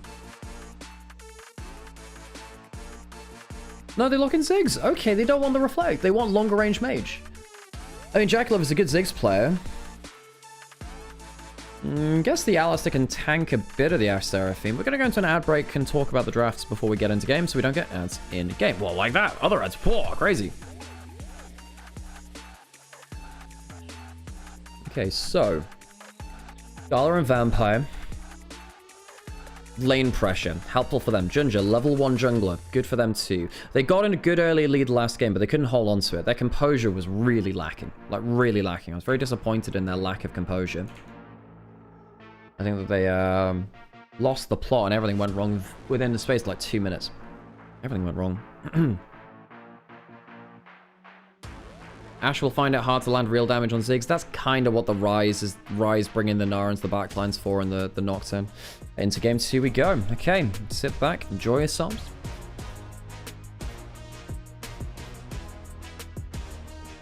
And into the second game we go. Your hopes are to neutralize and let the cow roam. Yeah, the Ziggs is fine at just farming alone. I wondered whether the Mel would be better in some strategic ways, but in fairness, the Ziggs is better at farming alone 1v2. Very, very long-range Q skill shot, and you can just always farm with that if necessary. You lose some CS because of cooldown, but yeah.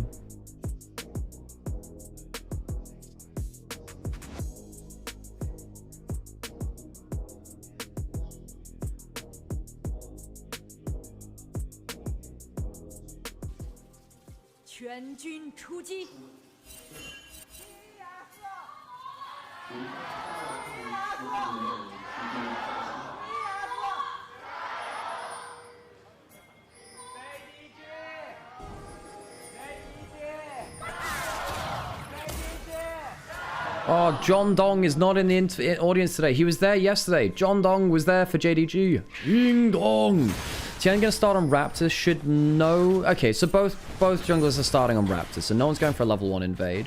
Honky gets the bone plating, has Deathfire touch as well. Better on Ryze than it is on Syndra because she's all AoE, so it means that the duration of it is much less.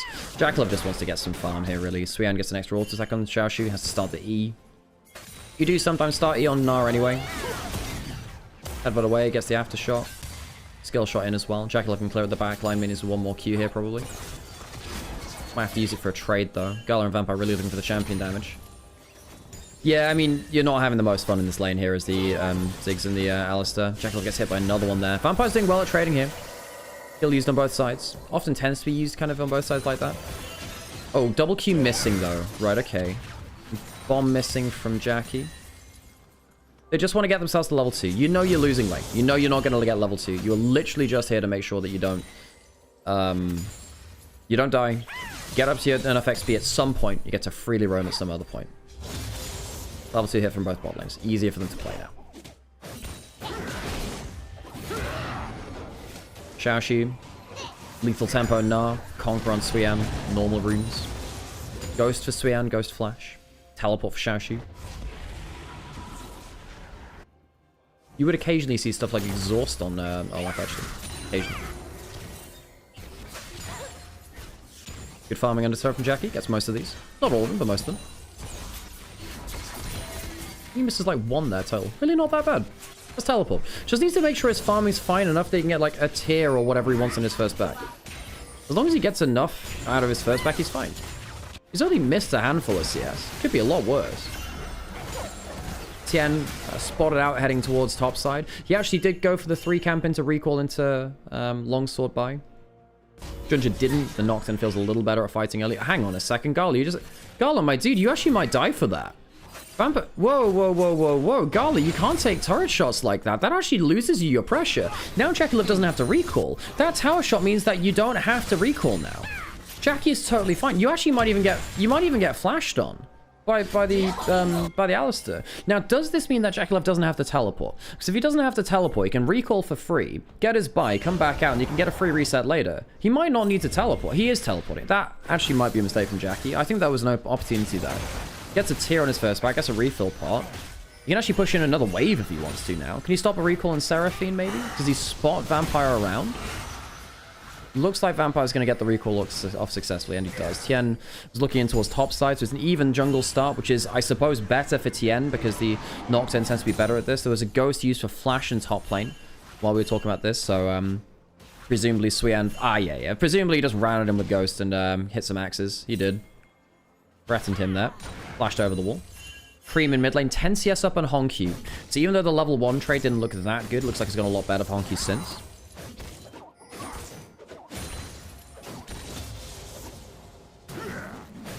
Looking for the axe poker sweet. And we used to see, you know, funnily enough, Olaf used to be one of the mana pop builders because he's so mana hungry with his undertows.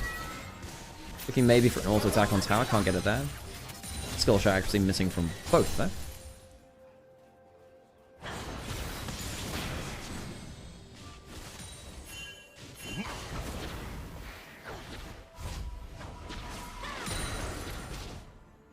Honky very, very low here. Anyone else heading in here? Honky might have to... Hang on a sec. If Cream hits another QE, that was looking in a dangerous spot there. Gunja, Tien, both farming up fine. Neither one at level 6. Not like you're going to have a knockdown flying into you because you stood outside turret there. But like Gala and Vampire are even in farm with Jackie. Jackie has played well. Very good CSing. We highlighted that under turret. But you're even in farm with a Ziggs as an Ash Seraphine. This isn't good enough. You need to get more out of this. If the Ziggs ends up just freely farming, you're completely okay. Dragon getting started. There's actually a world where they could even contest this because, I mean, the Ziggs is here, has enough mana.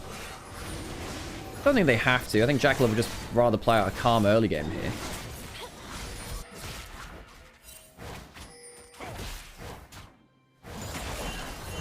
Tien heading towards bot side now. Dragon's going to go over. Nothing they can really do about that. They're not positioned for it. Okay, going to Honky a little bit. Q lands. No flash for Tien. Level 6 Scuttle Crab's coming through. If they lose Honky, they lose the level 6 Scuttle Crab too. Vampire coming up. Where's the Q? Doesn't land. They should still lose the Scuttle Crab though. Honky too low HP now. Blows that ghost under half HP. Jackalope doing well versus Gala here. Dwarf flashing force. Wasn't a flash out of Gala. Now that's a... Okay, Dwarf buddy. That's too far. You go in knowing there's 2 other people behind them. Cream level 6. Tien level 6. Stun missing from Cream. That's not great for him. This is now a bit of a misplay from top Esports. But Dwarf not been impressed by his playmaking early today. I think he's been making a couple of quite avoidable errors. Good kill there from JDG. Managed to rally around their AD carry, but Draw flashing into Gala, perhaps not knowing that Vampire and Honky were just behind him, but they were just retreated to that part of the map. Strange there. Level 6 for Tien, did get that Scuttle Crab. Junja, not quite at level 6 actually. Not exactly sure. I mean, it's exactly the same on farm. Must have taken some lane farm or... Oh, hang on. Cream's actually within kill range here. Stun lands. There's a flash for him. He has to flash away from draw. Cream not pulling the ultimate there. Oh, can you get this? He can get this. Nice. Now he can freeze the wave if he really wants to. Probably doesn't want to. He wants to push out and do something. Has swiftness boots. Draw coming topside. Okay, Draw's doing better now. Forcing the flash out of Gala and out of Honky. Forcing Xiaoxu to play defensively on the wave. Draw's doing better here now. That one misplay in lane, obviously not great down in bot lane, but hey. Let's even it out with the top with the good plays as well. Olaf just clipping the wave here, trimming it to make sure it'll stay frozen for a bit longer. You need a 4-minute advantage mostly. Vampire heading up towards topside, helping secure some river vision.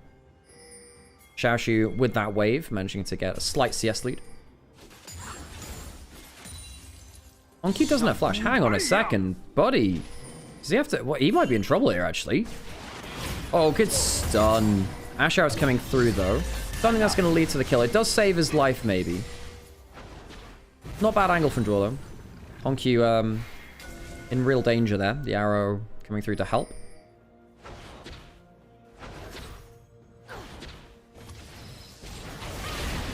Another stun landing. Yeah, Cream's doing pretty well now at this point. He's doing quite well at trading back. 10 CS up. Gold is even. Kill, of course, over the Honky evens the gold up. The Dragon to JDG also not going a mess either. I think this is 3 grubs to top Esports. Jackie oh, hang on. Realm War's coming down. This should be a good kill onto Jackie. Here comes the Nocturne as well. Well, they really pull out all the punches here. Cream coming down too. Oh, stun missing. If that hits, then Gala maybe dies. Combo onto him. Cream not pulling the ult trigger. Should be able to get kills here. Surprised that... Oh, he does kill him. Vampire just walks up and he dies. Draw dies at the same rate. Cream maybe gets a second here. Flash away from Ginger. I thought Cream actually had the angle for maybe 2 kills there. Close run thing. Xiaoxu going Mega on top side. Teleport up from the Ziggs. Do they kick him into the wall? The Meganar's up here. You don't typically want to dive a Meganar. I think, do you just time it out? What's the plan here? I mean, he's going to wave clear, surely. Kicks out away from the turret. I guess they kill him before he can even ult. Damage comes through. Good kill. That's 2 for 2 across the map, I believe. 2 for 2. Jack 11 draw dying under bot turret. Vampire dying in bot lane, Xiaoxu dying on top lane. I think Vampire didn't have to die there either, by the way. I think Vampire in bot lane just... I don't know, just misjudging Cream's damage? Not sure.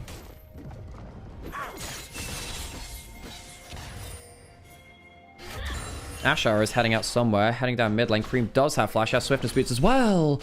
Fletching tickles his side there. Should get another plate from the crystalline overgrowth. Does. Ooh, Q, W rather. Stun. Getting the stacks where he can. Honky 20 CS down now, but he does get the extra kills, so he's still not unhappy, you know. Roaming to get kills, not an unknown trade. Down in XP could be an issue. Doesn't have the Rod of Ages in yet either, although sometimes Rise is okay to go for a later Rod of Ages. Gets you that tick up from level 15 to 16, as we've been saying. In this game, kind of want the early stats though, no? You might outscale, but I'm quite worried that if you don't get enough early game pressure, you get, you know, Lee Sin Olaf. All of these champions for top users come online around the 1 item mark fairly well. Good lead for Suyan. Got a kill on top, so I got some plates there too. CS lead too. Draculov's not too far behind. I know that there's some plates down there. He's given gold over towards Ginger and Honky mainly. But the Ash Seraphine, I don't feel like the Ash Seraphine has done enough here, chat. I think it had to keep the Ziggs Alistair down further. I think the laning, the farming under turret from Jackie and Draw was really good. Tian has his ult up soon. Ginger has his ult up now. Potential play bot side. There's no Realm Warp incoming.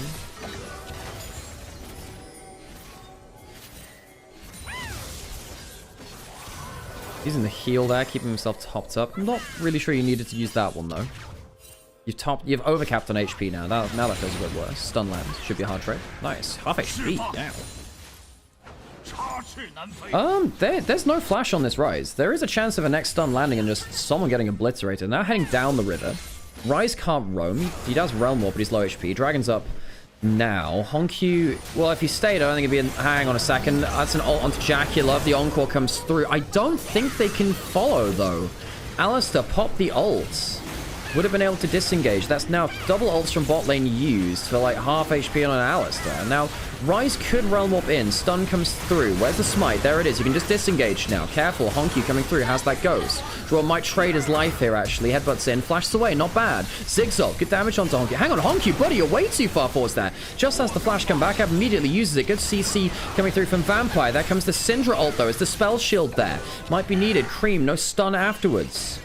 Anyone else coming into the play? Doesn't look like it. He missing. So Dragon to top Esports, JDG, not that coordinated. Use the flash on and Ghost on Honky. Ghost on Gala. A load of ultimates. Feels like they should have gotten more out of that, but they just kind of threw way too many ults out altogether. You know, I don't know. Onto targets I don't think they could really follow up on.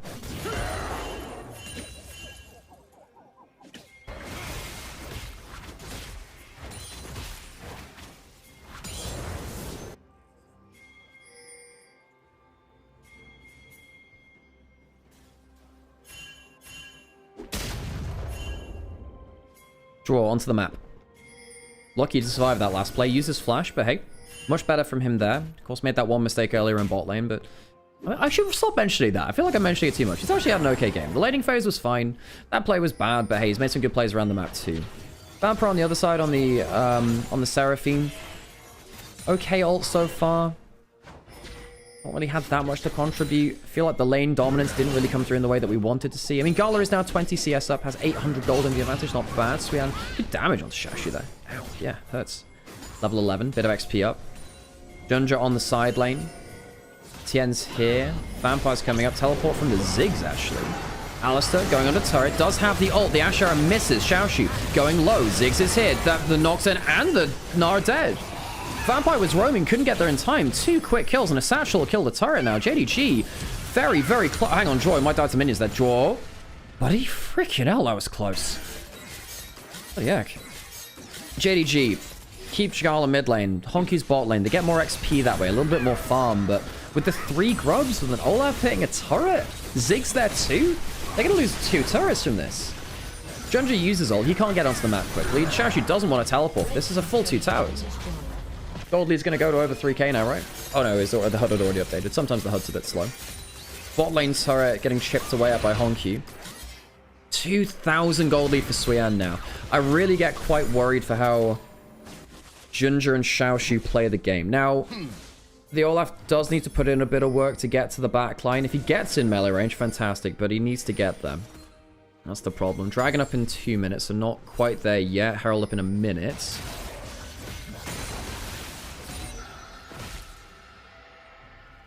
TN 300 gold up to 400 rather. Doing quite well at punishing Xiaoshu. Xiaoshu's had a bad day at the office. I mean, he was counterpicked in this game, but the last game... Well, I mean, in this game, he had a... You know, he blind picked and then had, what, 4 bans in his favor? He banned 2 in the first round, the Jason, the Vayne. Vampire, that's half his HP gone. Actually slows himself with the honey fruit there. That can actually get him killed. There's another world where that gets him killed, actually, because he's slowed for skill shots. Tian lands a Q onto Hong Q. Junja is around. Does Tian follow through? Does have the catch. Wall hops, flashes back. Paranoia's in. That's not a great Ziggs ult from Jackie. So ults for ults traded. Hong Q forced away from that turret. And now it's going to be another turret down, because they can just push in with the Ziggs. 3 grubs. Olaf as well. So top esports have clearly come in and said, okay, we're just going to walk at side lanes. We're just going to walk at side lanes. What are you going to do? Now, JDG, this is something that they ran into the problem of against BLG, where BLG would just put Knight in a side lane, they get a million XP, and they'd lose. JDG do not seem to be very well coordinated on side lanes this patch, start of this split. Garl's gone for the Cracker Slayer, is completed. That was quickly checking on items. Got a Sunder Sky for Tien, makes him way more survivable. Sunder Sky is like the Exodia of AD jungle item. Hexplate for Junja means that his rate of playmaking goes up, but you have to have opportunities to make plays. That's the worry here. Rod of Ages for Honky came in a bit late because he decided to stop off a Merc Treads, means he'll get higher XP from that later in the game. Kraken Slayer for Gala gives you a bit of move speed, decent damage. Waiting for his second item, really. That'll be the Phantom Dancer. Really needs move speed to get away from the Olaf. Sometimes we stream Storm Razor for that angle, actually. We also attack for the extra movement speed. Harold going down for the side of top east. Luden's in for Jackie Love. Good against Squishy. Is good at Squishy Poke. Cream with the swiftness boost, the really big important thing, which we talked about there before. Mobility for Syndra, often hard to come by. Might go for the second item, Protobelt, just to do that. Oh, I do hate the item. I do despise it at this point. And Swayan also has Stride Breaker. Now, Stride, if Swayan gets into the backline with ult and Ghost rolling, gets a Stride Breaker, he will carry the game at this point. 2,000 gold up. He is so high level as well, level 13, highest level in the game. Yeah, I agree, Bakebo. I think top esports have realized they can just go onto a side lane with Lee Sin because he's ahead. Cream will shut down Honky roaming to the side lane play. You just stick Olaf and Ziggs in the same lane and towers disappear. Got 3 turrets from that so far. 2 in top lane, 1 in bot lane. Nocturne might make a play here. They could flash for a Realm Walk. Syndra playing defensively, though. Good understanding that he is not safe in that angle. Blue buff available for him now. Dragon is also up. The JDG want to fight around that. JDG in the past have been one of the better jungle, one of the best Dragon fighting teams in the LPL. Feels like less so now, and they have to abandon mid turret. They overload mid lane this time. They did it in both lanes so far. Herald in mid lane now too. And now you've got a Herald Ziggs push. Dragon is alive. Arrow goes onto Lee Sin. Can they kill? No, they can't. They can't kill him. He has Merc Treads. The tenacity is too much. They can go in for a Satchel now too whenever Jackie Love has the cooldown for it. They can back off towards the Dragon. Satchel will go there. There you go. Another turret. 4 turrets to top esports. 5 even. Because that was 2 inner turrets. 2 mid lane turrets. They took mid lane, then they took an inner turret. I mean, Ziggs with Herald and 3 grubs. That is not something you can give over. Aurora, by the way, thanks for the follow. I appreciate you. I missed that a couple of minutes ago. Thanks for the follow. And if anyone else is enjoying the things they're listening to here, I hope you're enjoying yourselves and continue to enjoy yourself. Thanks for spending some of your time with me today watching LPL. Oh, it doesn't quite get the cannon range there. A little bit out of range. Down a significant amount of CS is Jackie Love, but he's been involved in so many tower kills. It doesn't matter really much at this point. 3k up. Our top esports as a team. It could be worse. They are 4 turrets up and only 3k up. Because they've overloaded so many lanes, they have lost more farm than they could have done. And JDG have managed to recoup a bit of their golden XP in that. Yeah, if you're enjoying what you listen to, folks, please think about dropping a like, a follow, subscribe. These things do make a difference, whether it's on Twitch or YouTube or following socials, joining the Discord. Anything you feel up to makes a difference to me. This is my career. Very blessed to be able to cover Chinese League of Legends like this. Have the ability to do it, thanks to the co-stream rights LPL. Was a caster there before, missed those days. But yeah, and now completely user-funded. If you're a fan, you want to chuck something towards the channel, would make me a very, very happy person. Top Esports have 2 dragons in as well. It's a Ocean Rift. Ocean Rift for Olaf is not fair. It's not particularly fair for Alistair either, really. 2,000 gold up is Swian, as we've been saying. Double buffs for Cream.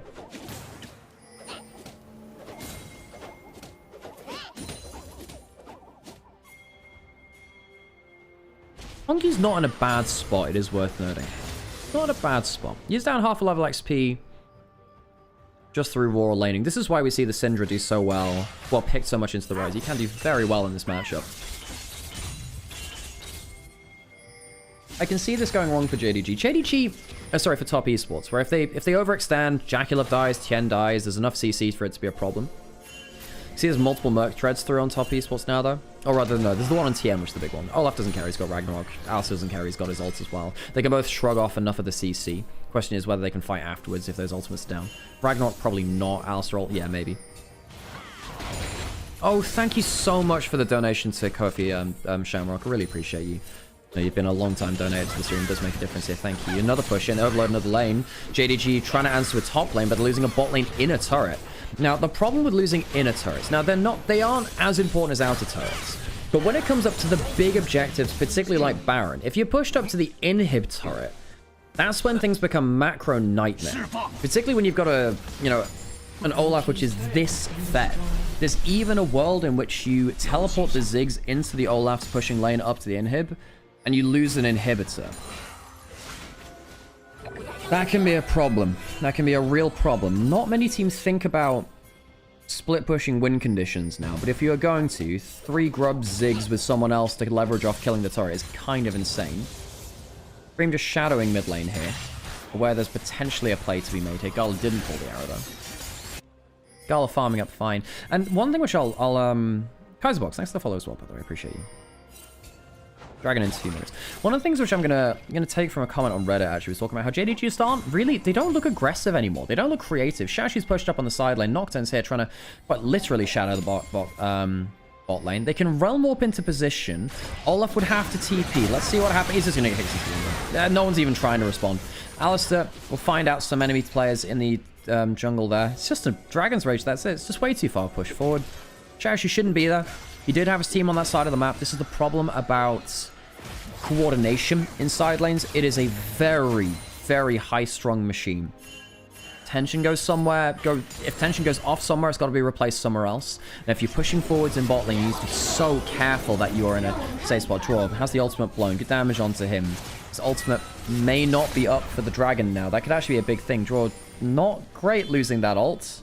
Tien's ult will be back up. That was used in short enough time periods. Now Top Esports might have to fight without Alistair ult. That's low-key kind of big. They might be able to slow down the dragon start.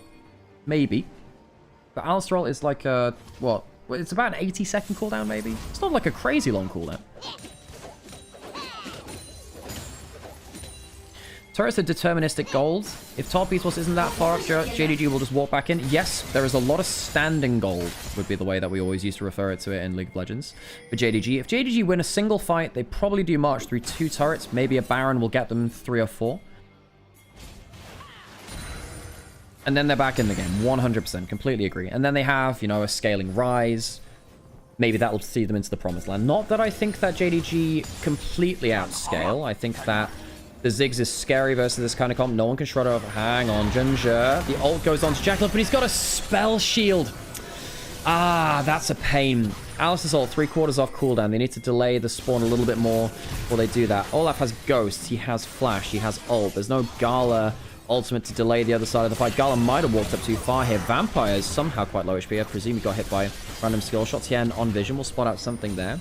Alice's ult is up in 10. Credits to Top Esports. They managed to slow down the game. Wait until the Alistair ult comes back up. Now they can play Alistair ult to no Ashe ult. Shashu does have Mega though. They'd like Mega to not be up. They're just walking a dragon. I guess JDG realized, nope, we're not fighting that. 3rd dragon for free. So now Top Esports, they won't get the fight which they maybe were looking for though. But they get to move back out onto the map. JDG, when was the last time they made an aggressive play? I mean, I suppose they've thrown arrows. 1 arrow there into the river. Doesn't feel like they've been really looking. They've not had that aggressive chemistry, which we saw earlier in the year. Earlier in the year, JDG trusted themselves to say, we'll just wait and scale, get to a late game Dragon fight, we'll win, or Baron. They were better at that than BLG. They actually beat BLG in regular season split 1 by doing that. Of course, that didn't last into playoffs, and it didn't last into first stand either. JDG are a very complicated team. You know, obviously Tabe coming in to bring it, to recap this for people who've not heard JDG's story despite them going internationally this year. JDG are one of the most successful teams within league history, tied up there with Top Esports between 2020 and then 2023 for JDG, 22 for Top Esports. Both these two ruled the LPL. JDG won something like, well, they won 2 splits in 23, a couple of splits about the place. They won something like 5 splits, something like that. It was a lot of splits. JDG after 2023 have struggled immensely. Ever since Knights left the roster, they've not really found success. No, 369 obviously left to go to Top Esports as well. Na'Vi eventually left this year to go to, well, no, last year to go to Top Esports and then over to Korea to go to HLE. Both these teams were at the top, and they've kind of slid down the rankings. JDG reached top 2 again this year. They're after a rebuild. Tabe, coach of the LPL, coming in. Baron now started by Top Esports. Not like Dragons on the table. They can try and hold everyone else. Hang on, trying to go onto Syndra. This could be a big play.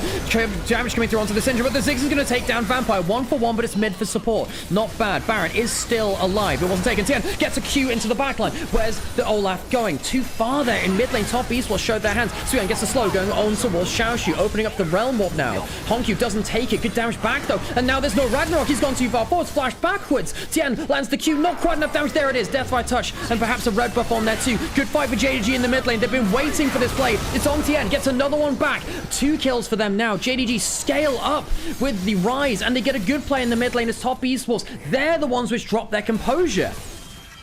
They lose a lot of kills in mid lane because they just split their players. They didn't have Lee Sin and Olaf at the play. Suyan goes too far forwards in that play too. JDG get a turret off of this. They won't get the Baron. I don't think anyway. Cream will be back up and alive again. Big misstep from Cream though. What happened there? Did he get hit by a Realm Warp? Yeah, he gets hit by a Realm Warp. Sorry, Rune Prison. Oh my god, it's so loud. Rune Prison. I keep getting these wrong. Gets hit by a Rune Prison. Just gets rooted in place by Rise. And then the rest of the damage comes through. Bad mistake from him. Protobolt's to safety, but not enough. 4 for 2 for JDG. And we're saying, look, realistically, why would you go into the mini like that either? I think Suyan makes a big mistake. You know your ult's going to wear off there. Flashes and dies. Extra damage comes through from Junja. I guess it might have been Scorched Claw. I'm not exactly sure what the final tick of damage was. Might have been Red Buff as well. Did have that. That's a big mistake from Top Esports. Goldlead's gone down to 1.5k, and now they're probably praying for the Ocean Salt. Going to start on Baron now. JDG forced to respond, perhaps. We shall see. Top Esports made a big mistake there in mid lane. Cream going down so easily. GA on Lisa. Hang on, that's not bad. Good damage onto Gala. Ooh, most of the HP gone. If they had fired the Syndra ult, that would have killed him. I think that's a miscommunication from Cream and Ziggs. They should have been able to one-shot him. They used the Nocturne ult to blow the spell shield, and he dies. Cream, what are you doing? You have flash for a reason. JDG used the Nocturne to blow the spell shields and then find the arrow. Flash away. But Cream, you got a bloody summoner spell. Use it, my friend.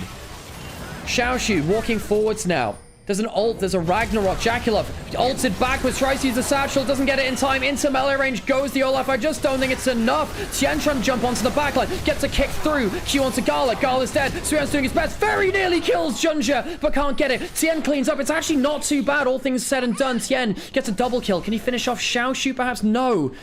Cream, 2 crucial deaths in 2 crucial minutes. You got to expect more out of the mid laner of Top Esports. Doesn't expect the Nocturne ult blowing the spell shield, but that's what Nocturne ult does. Watch this again. Looking for the stun. Miscommunication by not killing Gala earlier with the ult. Maybe you can flash down. Encore afterwards. It's a great coordinated play by JDG. Honkyu doing some great damage in the late game, but Cream, you gotta flash. Where is your summon spell gonna be used otherwise, man? Olaf very nearly taking down Junja on the back end of this. You can see why the Olaf can be so prioritized. Good flash forward from Xiaoshu. Jackalov can't see himself to safety after that point. Dragon now started. Ooh, this is important. JDG lost a lot of members. They did. Hang on. Honky was still dead. Honky was still dead. Swean alive now. We're going to rush the Dragon. JDG want to get into the pit with the Nocturne ultimate. That's their way to steal it. They got to try it. Going to go in now. No, can't quite get it. Now Ginger goes in. Cream flashes this time. There's your damn summoner spell. Teleport coming through from Swean. JDG don't get the kill. Ocean Soul over to top Esports. Baron's still alive. Swean in the bush. Doesn't have Ghost. Doesn't have Flash. Can't force the play. Sorry if I'm getting a bit emotional about Cream, but god damn it, Cream. You gotta do better than that. Come on. JDG, I don't know what happened with the resets there, but they lost so many kills at the back end of that play that I suppose they were later onto the map. Top Esports lost kills at the start of the fight. JDG lost players at the end of the fight. Their respawns were later. Xiaoshu's now pushing bot side. The gold lead to Xiaoshu to Swean is now less. Ocean Soul heading towards Baron. Perhaps JDG. Well, they don't have the Nocturne ult now. Xiaoshu's pushing bot side. He does have teleport. He can stack up Rage Bar, teleporting now into the river. Things are going lower. Junja does not have Smite. He's headbutted away. This should come through. Now it has to be the fight after. That's a good encore. Stun from Cream onto the rise. The Zigzag goes up in the air. It's not fantastic though. The sound gets crunchy again. That's 3 dead from top Esports. They weren't ready for the retreat. Good Realm Warp there from JDG. Baron on 3, Ocean Soul on everyone. JDG do even up the gold, though. They do even up the gold. Tien still has his gold, his Guardian Angel available. Good fight there from JDG. Managed to get multiple angles sealed off, despite the fact that there was no paranoia. Good fight for them, all the same. Now, Baron's on 2 members, Tien and Cream. They can still use this fairly effectively. They're down in gold in terms of the power play, but hey, be worse, I suppose. JDG, 1,000 gold in the advantage. We did say JDG, they like to play for late game objectives. They are more comfortable there than many other LPL teams. I think that now the Rise is scaled, perhaps they do just out DPS. Jackalov caught out in a number of these late game fights, as is Cream. It's hard to do it against multiple angles. I think JDG have done well at forcing those angles. Oh, sorry, Baron on 2. Did I say on 3? Baron on 2, my bad, sorry. Again, long week, folks. This is could potentially be our last game of the week. Had a lot of long days, folks. Elder Dragon up in 4 minutes. Won't overlap with this Baron buff. Oh, taken by Junja. Gets it with the following Q. Tien could have smoked, chose not to. Oh, second time in a row that the top Esports have not got the jump on the late game team fight. That's true. Yeah, I think that the Nocturne disabling the spell shields has been really important. Jackalov and Cream, those Banshee's Veils are a little decorative. They're walking up, they do have Ziggs. They've been overloading for the tower gold, remember that. The 3 turrets in the advantage and they're still down in gold. Trying to keep their spell shields alive. Good stun there. Tries to get a decent trade onto Xiaoshu. Does. Ginger on the flank. Oh, that Zigzag is well wide. Hitting no one. I mean, if it hits Gala, it might be the inhib and then perhaps more. Tien can walk up and get the crystalline overgrowth. They don't need the satchel for this one. Inhib will go down. So they're still using the Baron buff well, even though they denied it onto 3 people. Hang on. How far are they going here? Spell shield on Jackalov down. Arrow hits onto him. Cleanse there. Encore still in there. Jackalov also had flash. He's dead. The GA on Junja is popped. Swean is going into melee though. Perhaps that is enough. GA also on the Lee Sin. He's got Swean goes man mode. Perhaps not enough. The Ragnarok had timed out. Xiaoshu used that ultimate. It's actually not too bad for top Esports, and they still have the Baron buff available on Tien and on Cream. They're managing to take down a Nexus turret. 2 dead. Honku dies in that mess. The Rise being down is huge. Jackalov did die to the Encore. Good layering of CC. The Seraphine, good value. Xiaoshu is a mini now. I'm not sure he's happy to be there. Stun lands onto Vampire. The Q lands onto Vampire. That could be a dead Seraphine. Flash away by Xiaoshu. Cannon minions doing well. Only 4 seconds left of them though. Meganar coming back up. Tower very nearly almost down. 20 seconds on the respawn. Perhaps top Esports want to end it here. Xiaoshu has to respond to a wave, and topside he in fact ults the wave under the tower. I think the respawns will come through, but top Esports want to take the turret. The Ragnarok there, but the Ocean Soul gives them so topped up. Teleport in from the Ziggs. The turret's down. The Nexus down. Top Esports claw their way to a 2-0 over JDG. JDG fought well into the late game around the objectives, but not to be. JDG now sit at 1-4 in their first 5 series.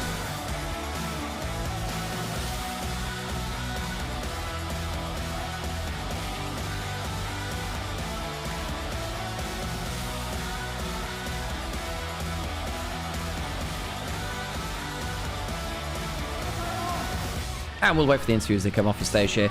That is the end of our LPL week. Oh my god, it has been a slog, folks. Thank you so much for joining me.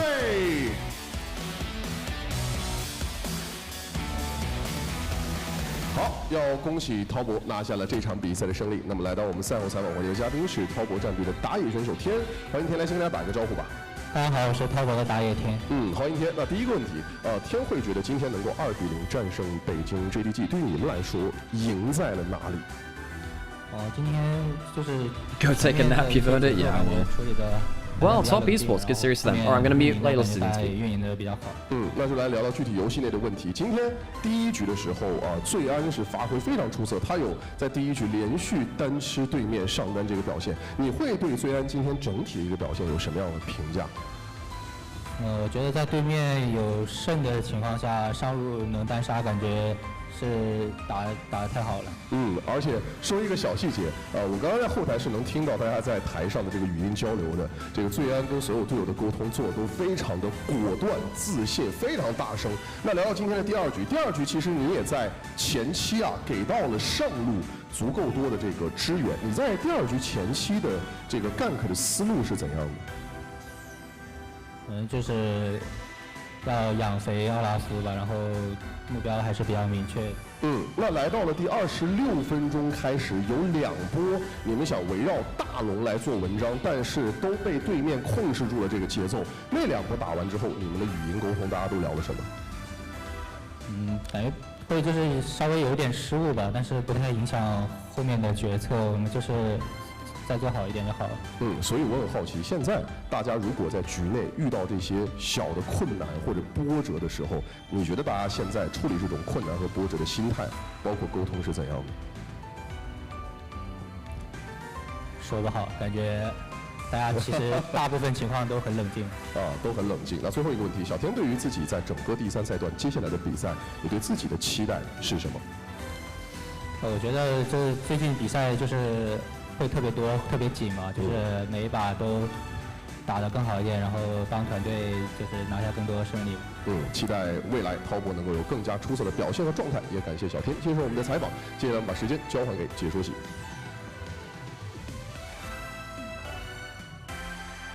Okay, that game brings to the end a week of LPL in which we've had like a million games and a million different hours. I wouldn't be able to do this without you folks. This is literally my career. Thank you everyone for joining me. I'm not going to stick around for player match and player of the game, frankly, because I've been working off of so little sleep. Sam's been on holiday. I've been covering this all myself, and it's very different doing this as a co-stream, doing this as a cast, as opposed to sitting back and reacting as a co-stream. Sometimes it might seem the same, but sitting there and casting takes so much more out of you. I'm sure that anyone who does co-streaming and casting will tell you it's the same thing. It's very enjoyable, but it does take a lot of energy out of you. I'm going to go on a break. I'm going to take a couple of days off. I think maybe sometime next week, I might end up taking a couple of days off. We might miss Wednesday or Thursday because Sam and I are actually out in Scotland. So we might end up missing that on the... sorry, not next week. That'll be on the 12th and the 13th. So 2 weeks from now, we might end up missing a day or two. Because Sam and I are going up to do some... kind of like doing a work holiday, I guess-ish. Gonna go record a video about Silent Hill and the new town that... and the new game and where it's based on in Scotland.